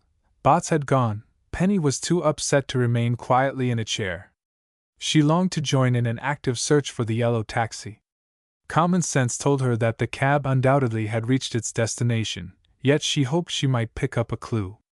"By questioning filling station attendants, we may be able to learn which way it went from the crossroads," she urged. "Come on, then," said Salt. Joe, faithful as ever, waited in his cab outside the mansion. Penny chose to ride beside him, as the front seat offered an unobstructed view of the road. The cab turned away from the mansion and swept down the familiar twisting highway. At the first bend, the bright headlights illuminated a patch of snow along the ditch. Penny thought she saw a small, dark object lying on the ground. "Stop the car!" she cried. Joe brought the cab to a standstill a little farther down the road. Penny leaped out and ran back to the ditch. Lying just at its edge was a leather portfolio. A glance satisfied her that it had belonged to her father. "Salt! Louise!" she shouted. "I've found Dad's satchel!" The others came running. By that time Penny had examined the portfolio. It was empty. "Just as I thought," she muttered. "Those men were after the evidence Dad carried. And they got it too!" Salt and Joe examined the snowy ditches for a long distance. There were no footprints. They could only conclude that the portfolio had been thrown from a window of the moving cab. Evidently Mr. Parker remained a prisoner. "Now that those men have what they want, maybe they'll release Dad," Penny said hopefully. "Don't you think so, Salt?" The photographer glanced at Joe. Neither spoke. "You believe they'll harm Dad?" Penny cried, reading their faces. "Maybe I'll never see him again." "Now, Penny," Salt soothed, guiding her toward the taxi. The cab rolled on, its tires crunching the hard-packed snow. At the crossroads, they met a police car and hailed it. Penny turned the empty portfolio over to one of the officers, explaining where it had been found. "Every road is being watched," she was told in return. "The alarm has been broadcast throughout the state, too. If that yellow cab still is on the road, we'll get it." For an hour longer, Penny and her party scoured roads in the vicinity of Riverview. Many times they stopped at filling stations and houses to inquire if a yellow cab had been seen to pass. Always the answer was in the negative. "Don't you think we ought to go home?" Salt suggested at length. "For all we know, police may have found Mr. Parker by this time. We'd never learn about it while we're touring around." "All right, let's go home," agreed Penny. The taxi turned toward Riverview. Arriving at the outskirts, Joe chose a boulevard which wound through the park. The trees, each limb and twig glistening with ice, were very beautiful. Penny gazed absently toward the frozen lake where a few boys were skating. Suddenly her gaze fastened upon a man who sat on a park bench beneath a street lamp. He wore no hat. His overcoat was unbuttoned. "That man!" she cried. "Salt, it looks like Dad. And it is he. It is." The man on the bench had turned slightly so that she was able to see his face. Joe brought the cab to a halt with a jerk. Penny leaped out, followed by the others. The first to reach the bench, She fairly flung herself headlong at the disheveled man who sat so dejectedly alone. "Oh, Dad, I've found you at last! How thankful I am you're safe!" The man on the bench stared blankly at her. "Who are you?" he asked in a dazed voice. "Why, I'm Penny, your daughter." "I have no daughter," the man answered bitterly. "No home. Nothing. Not even a name." Salt, Louise, and Joe reached the bench. "Who are these people?" the man asked. "Why do they stare at me?" "Why, Mr. Parker," said Salt, taking his arm. "You remember me, don't you? Never saw you before in my life." "You're my father, Anthony Parker," Penny said desperately. "You were in a bad accident. Don't you remember?" "I remember that I was taken by two men in a taxicab. They pretended to be my friends. As soon as we were well away from Mrs. Bott's home, they robbed me of my money and portfolio. Then they pushed me out of the cab. I started walking. I kept on until I came here." "You're cold and tired," said Salt, trying to guide him toward the taxi. "Who are you?" Mr. Parker demanded suspiciously. "Why should I let you take me away? You'll only try to rob me." "Oh, Dad, you don't understand," Penny murmured. "You're sick." "Come along, sir," urged Salt. "We're your friends. We'll take you to the doctor." Mr. Parker planted his feet firmly on the ground. "I'm not going a step," he announced. "Not a step? Sorry, sir, but if you're so set about it, we'll have to do it this way." Salt nodded to Joe. Before Mr. Parker knew what was coming, they caught him firmly by the arms and legs. Although he resisted, they carried him to the cab. "Take us home as fast as you can," Penny directed Joe. "Then I'll want you to go for Dr. Greer, the brain specialist. Dad's in very serious condition." "Serious, my eye," snorted the publisher. He struggled to free himself from Salt's grip. "Let me out of here!" "Dad, everything will be all right now," Penny tried to soothe him. "You're with friends. You're going home." "I'm being kidnapped," Mr. Parker complained. "Twice in one night. If I were strong enough to get out of here." Again he tried to free himself. Failing, he edged into a corner of the seat and averted his face. Chapter 23 Forgotten Events. Chapter 23. In the upstairs bedroom, Penny moved with velvet tread. Noiselessly she rearranged a vase of flowers and closed the slat of a Venetian blind. "You needn't be so quiet," said Mr. Parker from the bed. "I've been awake a long time now." Penny went swiftly to his side. "How are you feeling this afternoon, Dad?" "Afternoon?" Mr. Parker demanded, sitting up. "How long have I been sleeping?" "Roughly about 2 days." Mr. Parker threw off the covers. "Oh, no, you don't," said Penny, pressing him back against the pillow. "Dr. Greer says you are to have absolute bed rest for several days. It's part of the treatment." "Treatment for what?" grumbled Mr. Parker. "I feel fine." "That's wonderful," declared Penny, with a deep sigh of relief. "I'll have Mrs. Weems bring up something for you to eat." She called down the stairway to the housekeeper, and then returned to the bedside. Her father looked more like his former self than at any time since the strange motor accident which had caused him to lose his memory. His voice, too, was more natural. "Guess I must have had a bad dream," Mr. Parker murmured, his gaze roving slowly about the room. "I seem to recall riding around in a taxi, and being pushed out into the snow." "You know where you are now, don't you?" asked Penny. "Certainly. I'm at home." Mrs. Weems came into the room bearing a tray of food. Hearing Mr. Parker's words, she looked at Penny and tears sprang to her eyes. "Dr. Greer was right," she whispered. "His memory is slowly coming back. How thankful I am!" "What's all this?" Mr. Parker inquired alertly. "Will someone kindly tell me why I am being imprisoned in this bed?" "Because you've been very, very sick," Penny said, arranging the food in front of him. "You know who I am now, don't you?" "Why, certainly," replied Mr. Parker indignantly. "You're my daughter. Your name is, now let me think." "Penny." "To be sure," agreed Mr. Parker, in confusion. Fancy forgetting my own daughter's name! You've forgotten a number of other things too, Dad. But events gradually are coming back to you. Suppose you tell me your name. My name? Mr. Parker looked bewildered. Why, I don't remember. It's not Jones. I took that name because I couldn't think of my own. What's wrong with me? Penny tucked a napkin beneath her father's chin and offered him a spoonful of beef broth. What's wrong with me? Mr. Parker demanded again. Am I a lunatic? Can't either of you tell me the truth? You're recovering from a severe case of amnesia, revealed Penny. The doctor says it was brought on by overwork in combination with the shock of being in an auto accident. Since you were hurt, you've not remembered what happened before that time. I do recall the auto mishap, Mr. Parker said slowly. Another car crowded me off the road. The crash stunned me, and my mind was a sort of blank. Then a pleasant woman took me to her home. A pleasant woman, Dad?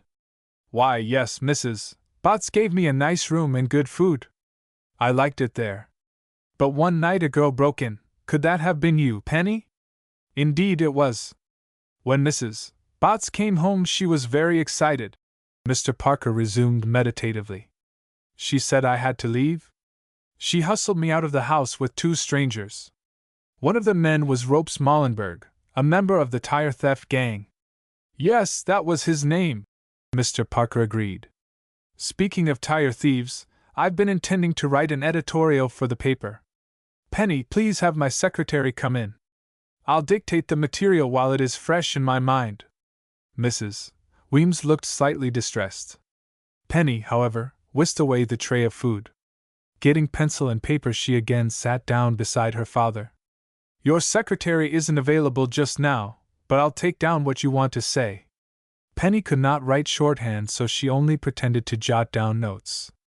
Mr. Parker led off with a few crisp sentences, then wandered vaguely from one idea to another. I can't seem to think straight anymore, he complained. Type that up, please, and let me see it before it goes to the compositors. How shall I sign the editorial? Penny inquired. Why, with my name, Anthony Parker. Penny jumped up and fairly laughed with joy. Dad, events are coming back to you. You've just recalled your name, and that's a big step forward. Anthony Parker, the publisher murmured. Yes, that's it. Now there's another matter that troubles me. I had a briefcase. It was stolen by those men who took you away, Penny supplied eagerly. Dad, if only you could remember what those lost papers contained, we'd expose the entire tire theft gang. Mr. Parker thought for a long while, then shook his head. Mine's a blank, Penny. What does the doctor say? Is there a chance my memory ever will return? Of course, returned Penny heartily. You've already recalled a number of important things. Me, for instance. Dr. Greer thinks that with rest, events will gradually return to mind. Or another shock, perhaps a blow somewhat similar to the one you had, might bring everything back. Well, what are we waiting for? Mr. Parker joked. Go get the sledgehammer. It's not that easy, I'm afraid. I'm afraid not either, sighed Mr. Parker wearily. Guess I'll sleep some more now. I feel pretty tired. During the days that followed, the publisher made a slow but steady recovery. At first, Penny did not worry him by mentioning how matters had gone at the Star office. Only after Mr. Parker was well enough to spend several hours a day at the plant did she reveal how Harley Shure had sought to establish himself as editor of the paper. That fellow! Exclaimed Mr. Parker in annoyance. Why, I meant to discharge him, and he knew it. I have evidence in my safe showing that Shure accepted money from a local politician. You did have evidence, Penny corrected. While you were away, Mr. Shure went through your safe. Amazed by the boldness of his former employee, Mr. Parker immediately examined the contents of both his desk and strongbox. To his chagrin, he found that Penny was right. Every document pertaining to Shure was missing. Well, it doesn't matter, the publisher said philosophically. He'll never set foot in this office again, nor in any other Riverview newspaper. Dad, said Penny, I've wondered if Shure may not be hooked up with the tire theft gang. What do you think? My poor thinker isn't much good these days. However, I very much doubt it, Penny. She always was a snoop and not above taking money for writing biased stories. My judgment would be that he has no connection with the Mollenberg outfit. If only you could remember what was in your stolen portfolio, Penny sighed. If only I could, agreed Mr. Parker. Sometimes I doubt I'll ever fully recover my memory. Oh, you will, Dad. You're doing better every day. Penny seldom spoke of the automobile accident which had caused her father's trouble, for the subject was a painful one to them both. Although the publisher had been absolved of all blame, police had not succeeded in tracing the hit-skip driver. Mr. Parker seemed well and strong. Each day he went to the office for longer and longer periods. Gradually his memory was returning, yet he had been unable to recall data which might bring about the capture of the tire theft gang. Strangely, he could remember nothing of his intention to call at the state prosecutor's office. Nor could he disclose a scrap of evidence which had been carried in the stolen portfolio. If only Jerry would wire or return from his vacation, Penny commented anxiously. I can't understand why he doesn't reply to my message. The reporter's long absence had caused considerable worry at the Star office. Jerry was the one person who could divulge the contents of the stolen portfolio documents, but repeated wires failed to bring any response. Jerry will show up one of these days, Mr. Parker said confidently. The only trouble is, by that time the higher-ups of the tire theft gang may have skipped town. Dad, can't you remember the men who took you away in the taxi? Only vaguely. I've described them to police as best I can. So far, no action. Penny was silent for a moment. In her mind she had been turning over a way to bring the crooks to justice. It seemed to her that the men might be identified through black market operators with whom they must have dealings. Now what are you keeping from me? Inquired Mr. Parker lightly. I was thinking about a place known as Mattie Williams' Garage, replied Penny. I've good reason to suspect it deals in stolen tires. She went on to tell of her recent adventure in the storage room of the garage. The information did not excite Mr. Parker, as she had feared it might. Instead, it fired him with a determination to get at the truth of the matter. Penny, we'll break our story yet, he exclaimed, reaching for his hat. Let's go to Mattie's place now. Unless we actually see the inside of the storage room, we'll learn nothing. You may be sure Mattie and her partner won't cooperate. We'll get into that room somehow, returned Mr. Parker grimly. I'll take along a few pet skeleton keys just for luck. At the Williams garage an hour later, they found Mattie and Sam busy with repair work. Be with you in a minute, the woman called to Mr. Parker. No hurry, replied the publisher. No hurry whatsoever. He and Penny wandered aimlessly about. Choosing a moment when both Sam and Mattie were inside the office, they slipped unnoticed into the room where the empty boxes had been stored. Now show me the tunnel, urged the publisher. We'll have to work fast. Penny swung back the hinged boards of the big box. She led her father between a high aisle of crates to the locked door of the inner room. Now if only I have a key that will unlock it, muttered Mr. Parker. He tried several. At length one did fit the keyhole, the lock clicked, and he was able to push open the door. In the little storage room close to the outside building wall were tires of all sizes and description. Some were new, still wrapped in clean paper. Others appeared slightly used. See, Dad, Penny cried triumphantly. I was right. We still have no proof this rubber was illegally obtained. Penny darted forward to inspect a stack of tires which rose halfway to the ceiling. Here's one that might have come off my car, she cried. See, mine had a tiny cut place where I rammed the maple tree backing out of our garage. All tires look alike, Penny. Without the serial number. I do remember part of it. One was 8,910 something. Then this isn't your tire, replied Mr. Parker, reading the number. However, I shouldn't be surprised that these are stolen tires. Penny held up her hand as a signal for silence.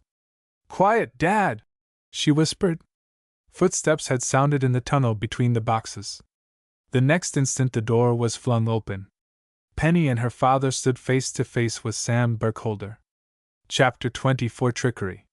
Chapter 24. "What do you think you're doing in here?" demanded Sam Burkholder harshly. "Snoopers, eh? Call us that if you like," retorted Mr. Parker. "How long have you been dealing in stolen tires?" The shot hit its target. Sam started to speak, but no words came. He looked badly frightened. Convinced that his suspicion was correct, Mr. Parker added sternly, "Naturally, I'll report this to the police. You and your partner will have to face charges." "Keep Maddie out of this," growled Sam. "She had nothing to do with the tire business."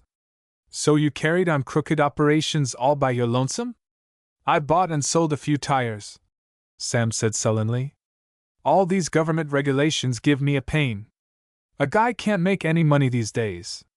"So you admit you've been doing an illegal business?" "Maybe," said Sam, watching Mr. Parker craftily. "But what's it to you? I take it you're not a government agent." "I'm interested in breaking up a gang of leeches, the men who've been cleaning this town of tires for the past 3 months. "Those guys are crooks all right," agreed Sam. "Why, the last time they sold me a bunch of tires they charged double. When I wasn't going to take 'em they said either you do or else." "Did you deal with Ropes Mollenberg?" "He's just one of the little fry. What will you give me to spill?" "Nothing." "Will you keep Maddie out of this?" "If she's innocent." "She is," insisted Sam. "Supposin' I tell you how to get the whole gang, will you forget what you've seen here?" "I make no bargains with black market dealers," retorted Mr. Parker. "Either you tell what you know, or I'll have you and Maddie hauled into court." Sam Burkholder was silent a moment. "Okay," he said abruptly. "I've had enough of this business anyhow.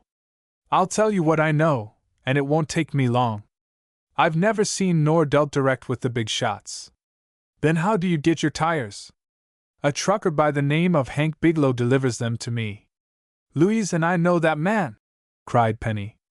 "For whom does he work?" "I've never asked. But from something Hank dropped I kinda suspect the boys are having a meeting tonight." "Where?"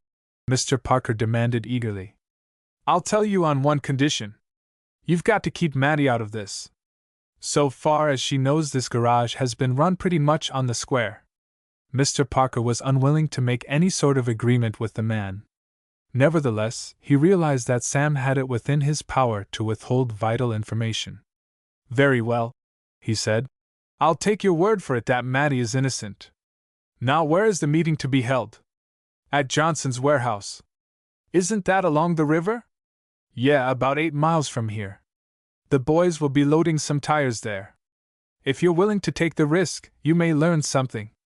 "Meeting's at 7. Penny glanced at her wrist watch. "It's after 6 now," she exclaimed in dismay. "Dad, if we are to get there in time, we've got to step." "Right you are," he agreed. Before leaving the garage, Mr. Parker telephoned Central Police Station. Without mentioning Sam's name, he revealed a little of what he had learned and requested an immediate investigation of the Johnson warehouse. Then, intending to meet officers there, he and Penny taxied along the winding river road. Although not yet 7 o'clock, it was darkening fast. The driver switched on headlights, illuminating a long stretch of icy pavement.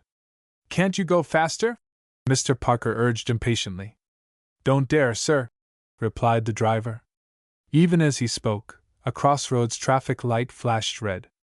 Though the driver applied the foot brake with quick stabs, the car went into a disastrous skid. Out of control, it slid crosswise in the narrow road. The front wheels rolled into a deep, slippery ditch.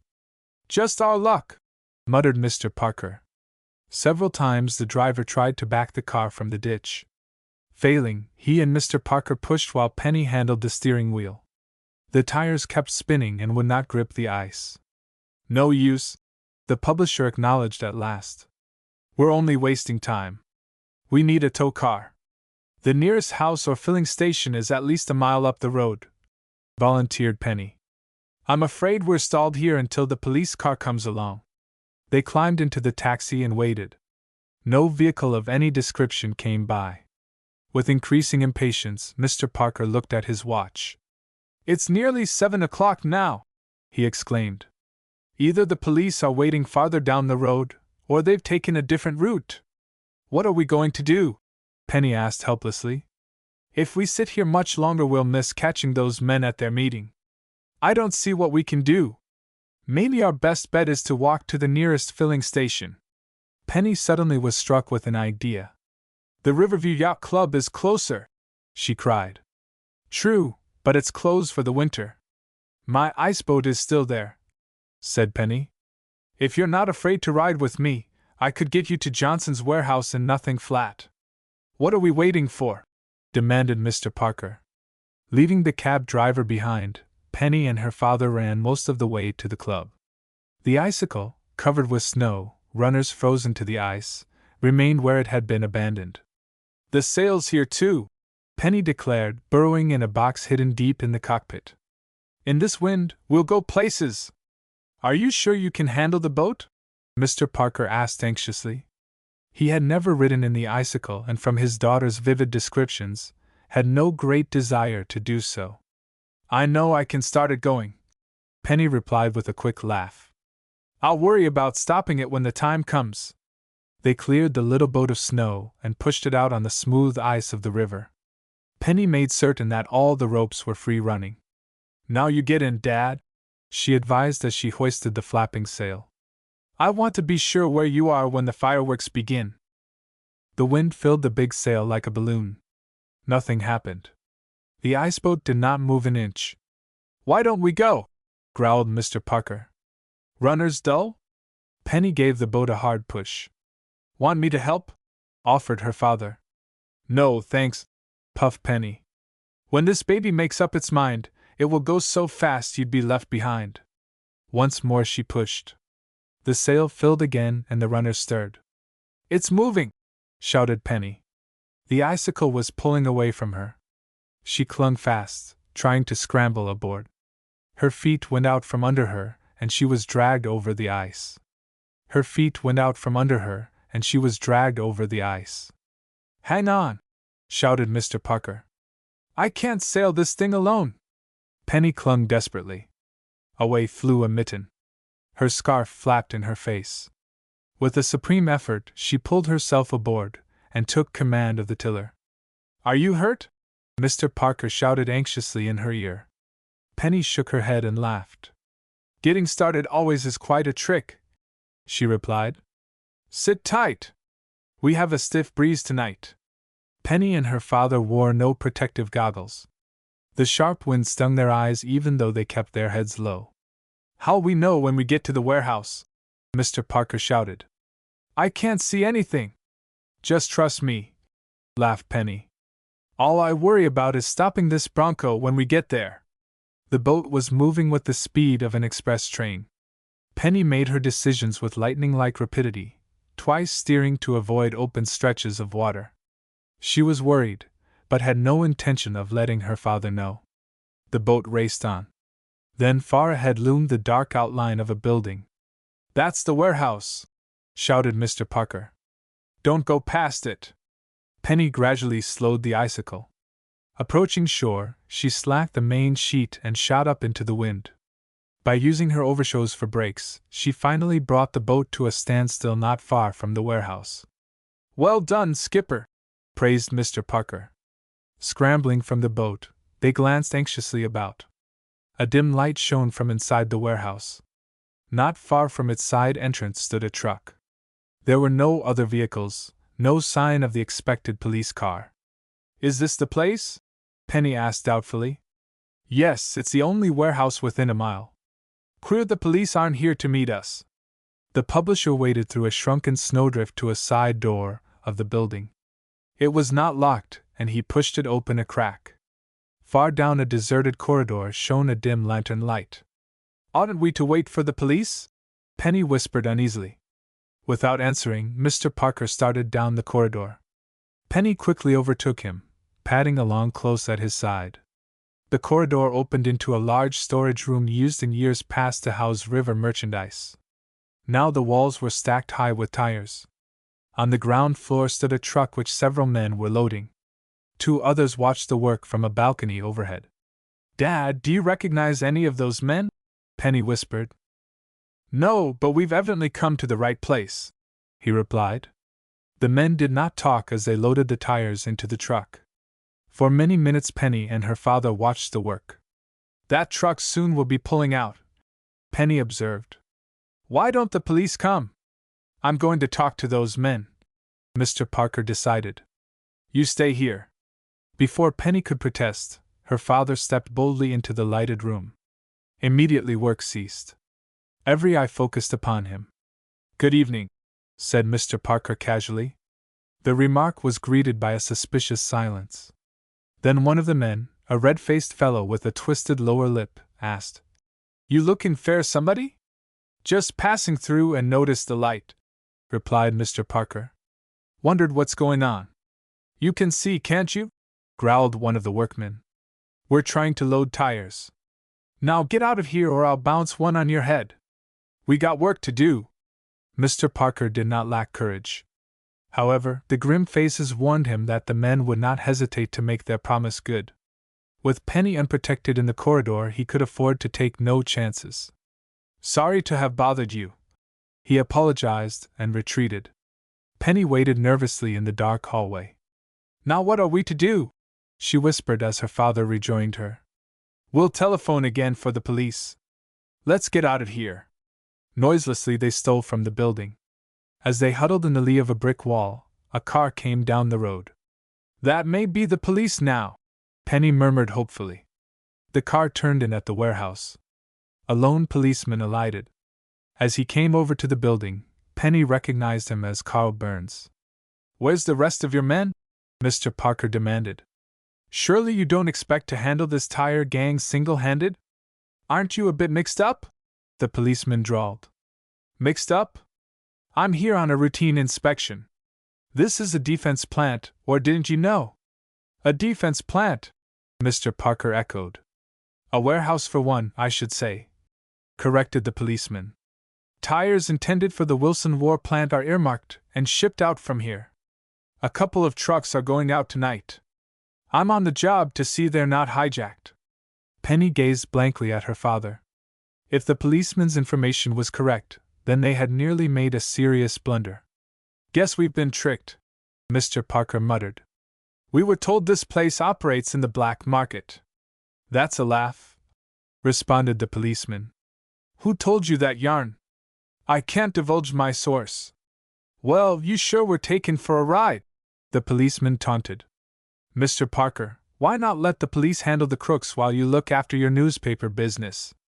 You've not been yourself since you were in that auto accident." Penny and her father resented the implication, but wisely allowed the remark to pass without comment. Decidedly crestfallen, they bade the policeman goodbye and returned to the iceboat. "We've made ourselves ridiculous," Mr. Parker commented bitterly as they shoved off downriver. "Taken in by Sam Burkholder. He probably lied to get rid of us," agreed Penny. "By this time he's likely removed every tire from Maddie's garage." Mr. Parker nodded and did not speak again. His failure to learn the identity of the key men associated with Ropes Mollenberg had been a bitter disappointment. Penny handled the icicle effortlessly and without much thought. Faster and faster the little boat traveled, its runners throwing up a powdery dust. Then, without warning, the icicle struck something frozen in the ice. Before Penny could make a move, the runners leaped from the surface. The boat tilted to a sharp angle and went over. Penny felt herself sliding. Snow filled her mouth, the sleeves of her coat. Her cap hung over one ear. Laughing shakily, she scrambled to her feet. "Are you all right, Dad?" she called anxiously. Then she saw him. Mr. Parker was sprawled flat on the ice a few yards away. He did not move. Terrified, she ran to him and grasped his arm. "Dad! Speak to me!" Mr. Parker stirred slightly. He raised a hand and rubbed his head. Slowly he pulled himself to a sitting position. "Penny," he mumbled, staring at her. "Yes, Dad. It's come to me, in a flash." "What has, Dad?" Penny asked, wondering how badly her father had been stunned. "Why, All the evidence I had in my portfolio. Names. Pictures. I know every man who was mixed up in the tire deal. Jerry gave it all to me. You remember everything? Cried Penny. Dad, that's wonderful. It's just like Dr. Greer said. You've regained your memory as the result of a sudden blow. Things did seem to rush back to me after I hit my head on the ice. Gripping Penny's hand, Mr. Parker pulled himself to his feet. Still giddy, he staggered and caught the iceboat for support. Then recovering, he exclaimed, We've got to go back there right away. Where, Dad? To the warehouse. We were tricked, but not by Sam Burkholder. Policeman Burns is one of the men I aim to expose. Chapter 25 Final Edition. Chapter 25. Penny and her father had no definite plan as they raced toward Johnson's warehouse in the iceboat. Their only thought was to return and somehow prevent the escape of the tire thieves. Dad, is Harley sure one of the gang? Penny shouted in Mr. Parker's ear. Sure? He repeated impatiently. Of course not. Then why didn't he want you to publish the tire stories in the Star? Oh, sure's a natural-born coward, Mr. Parker answered. He likes to snoop and give unasked advice. Let's forget him. The icicle slowed to a standstill near the warehouse. Penny and her father leaped out and climbed the slippery bank. Nearby they saw a loaded truck about to pull away from the building. We never can stop those men now, gasped Penny. Yes, we can, cried her father. A police car is coming, and this time it's no fake. As he spoke, an automobile bearing the notation, Police Department, in bold letters, skidded into the driveway. Detective Fuller was at the wheel, and at least 4 policemen were with him. Stop that truck, Mr. Parker shouted. Don't let it get away. Detective Fuller and 4 companions leaped from the police car. As the loaded truck started off with a roar, they blocked the road. Halt! Shouted Detective Fuller. When the order was ignored, he fired twice. The bullets pierced the rear tires of the truck. Air whistled out, and the rubber slowly flattened. For a few yards the truck wobbled on, then stopped. 2 detectives leaped for the cab. All right, get out, ordered Detective Fuller, covering the men. The truck driver and 2 others slouched sullenly out of the cab. As flashlights swept their faces, Penny recognized one of the men. Hank Biglow, she identified the driver.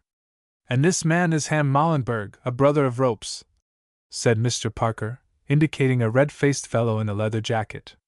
The man beside him is Al Brancombe, wanted for skipping parole in California. Any others in the warehouse? Demanded Detective Fuller. There should be, said Penny excitedly. Where's Mr. Burns? What Burns do you mean? Questioned one of the detectives. Connected with your police force, unfortunately, informed Mr. Parker. That's why I planned to consult the prosecutor before I spread the story on the Star's front page. You boys have done good work in Riverview, and I didn't want to make the department look bad. Burns, eh? Detective Fuller repeated. We'll find out what he has to say. The policeman, however, was not to be apprehended so easily. 4 men, including Ropes Mollenberg, were captured inside the warehouse. Burns had left the building some minutes earlier and had returned to Riverview. Don't worry, we'll get him, Detective Fuller promised Mr. Parker. How about these other eggs? Can you identify them? They're all members of the outfit, the publisher said without hesitation. One of my reporters, Jerry Livingston, spent weeks watching these men and getting wise to their methods. Then he can testify against them. He can if he gets back, agreed Mr. Parker. Jerry's in Canada, and for some reason we've been unable to locate him. Penny and her father remained at the warehouse until the handcuffed prisoners had been taken away. They were jubilant over the capture. Not only would the tire theft gang be broken up, but the Star had achieved another exclusive front-page story. The best part of all is that you've recovered your memory, Penny declared to her father. After this, you won't dare fuss when I tell you I'm going ice boating. You're right, agreed Mr. Parker. The icicle is the best pal I ever had. Within an hour after Penny and her father left the warehouse, they were notified that Mr. Burns had been taken into custody. Evidence piled up rapidly against the policeman. As it definitely was established that he had accepted money from Ropes Mollenberg, he was stripped of his badge and put behind bars. Police were not compelled to search the Williams garage. Before they could act, Sam Burkholder came voluntarily to Central Station, offering to make a clean breast of his part in the black market dealings. Both he and Mattie were held as witnesses against the tire thieves. "Will Mattie be kept in jail long?" Penny asked her father. "I doubt it," he replied.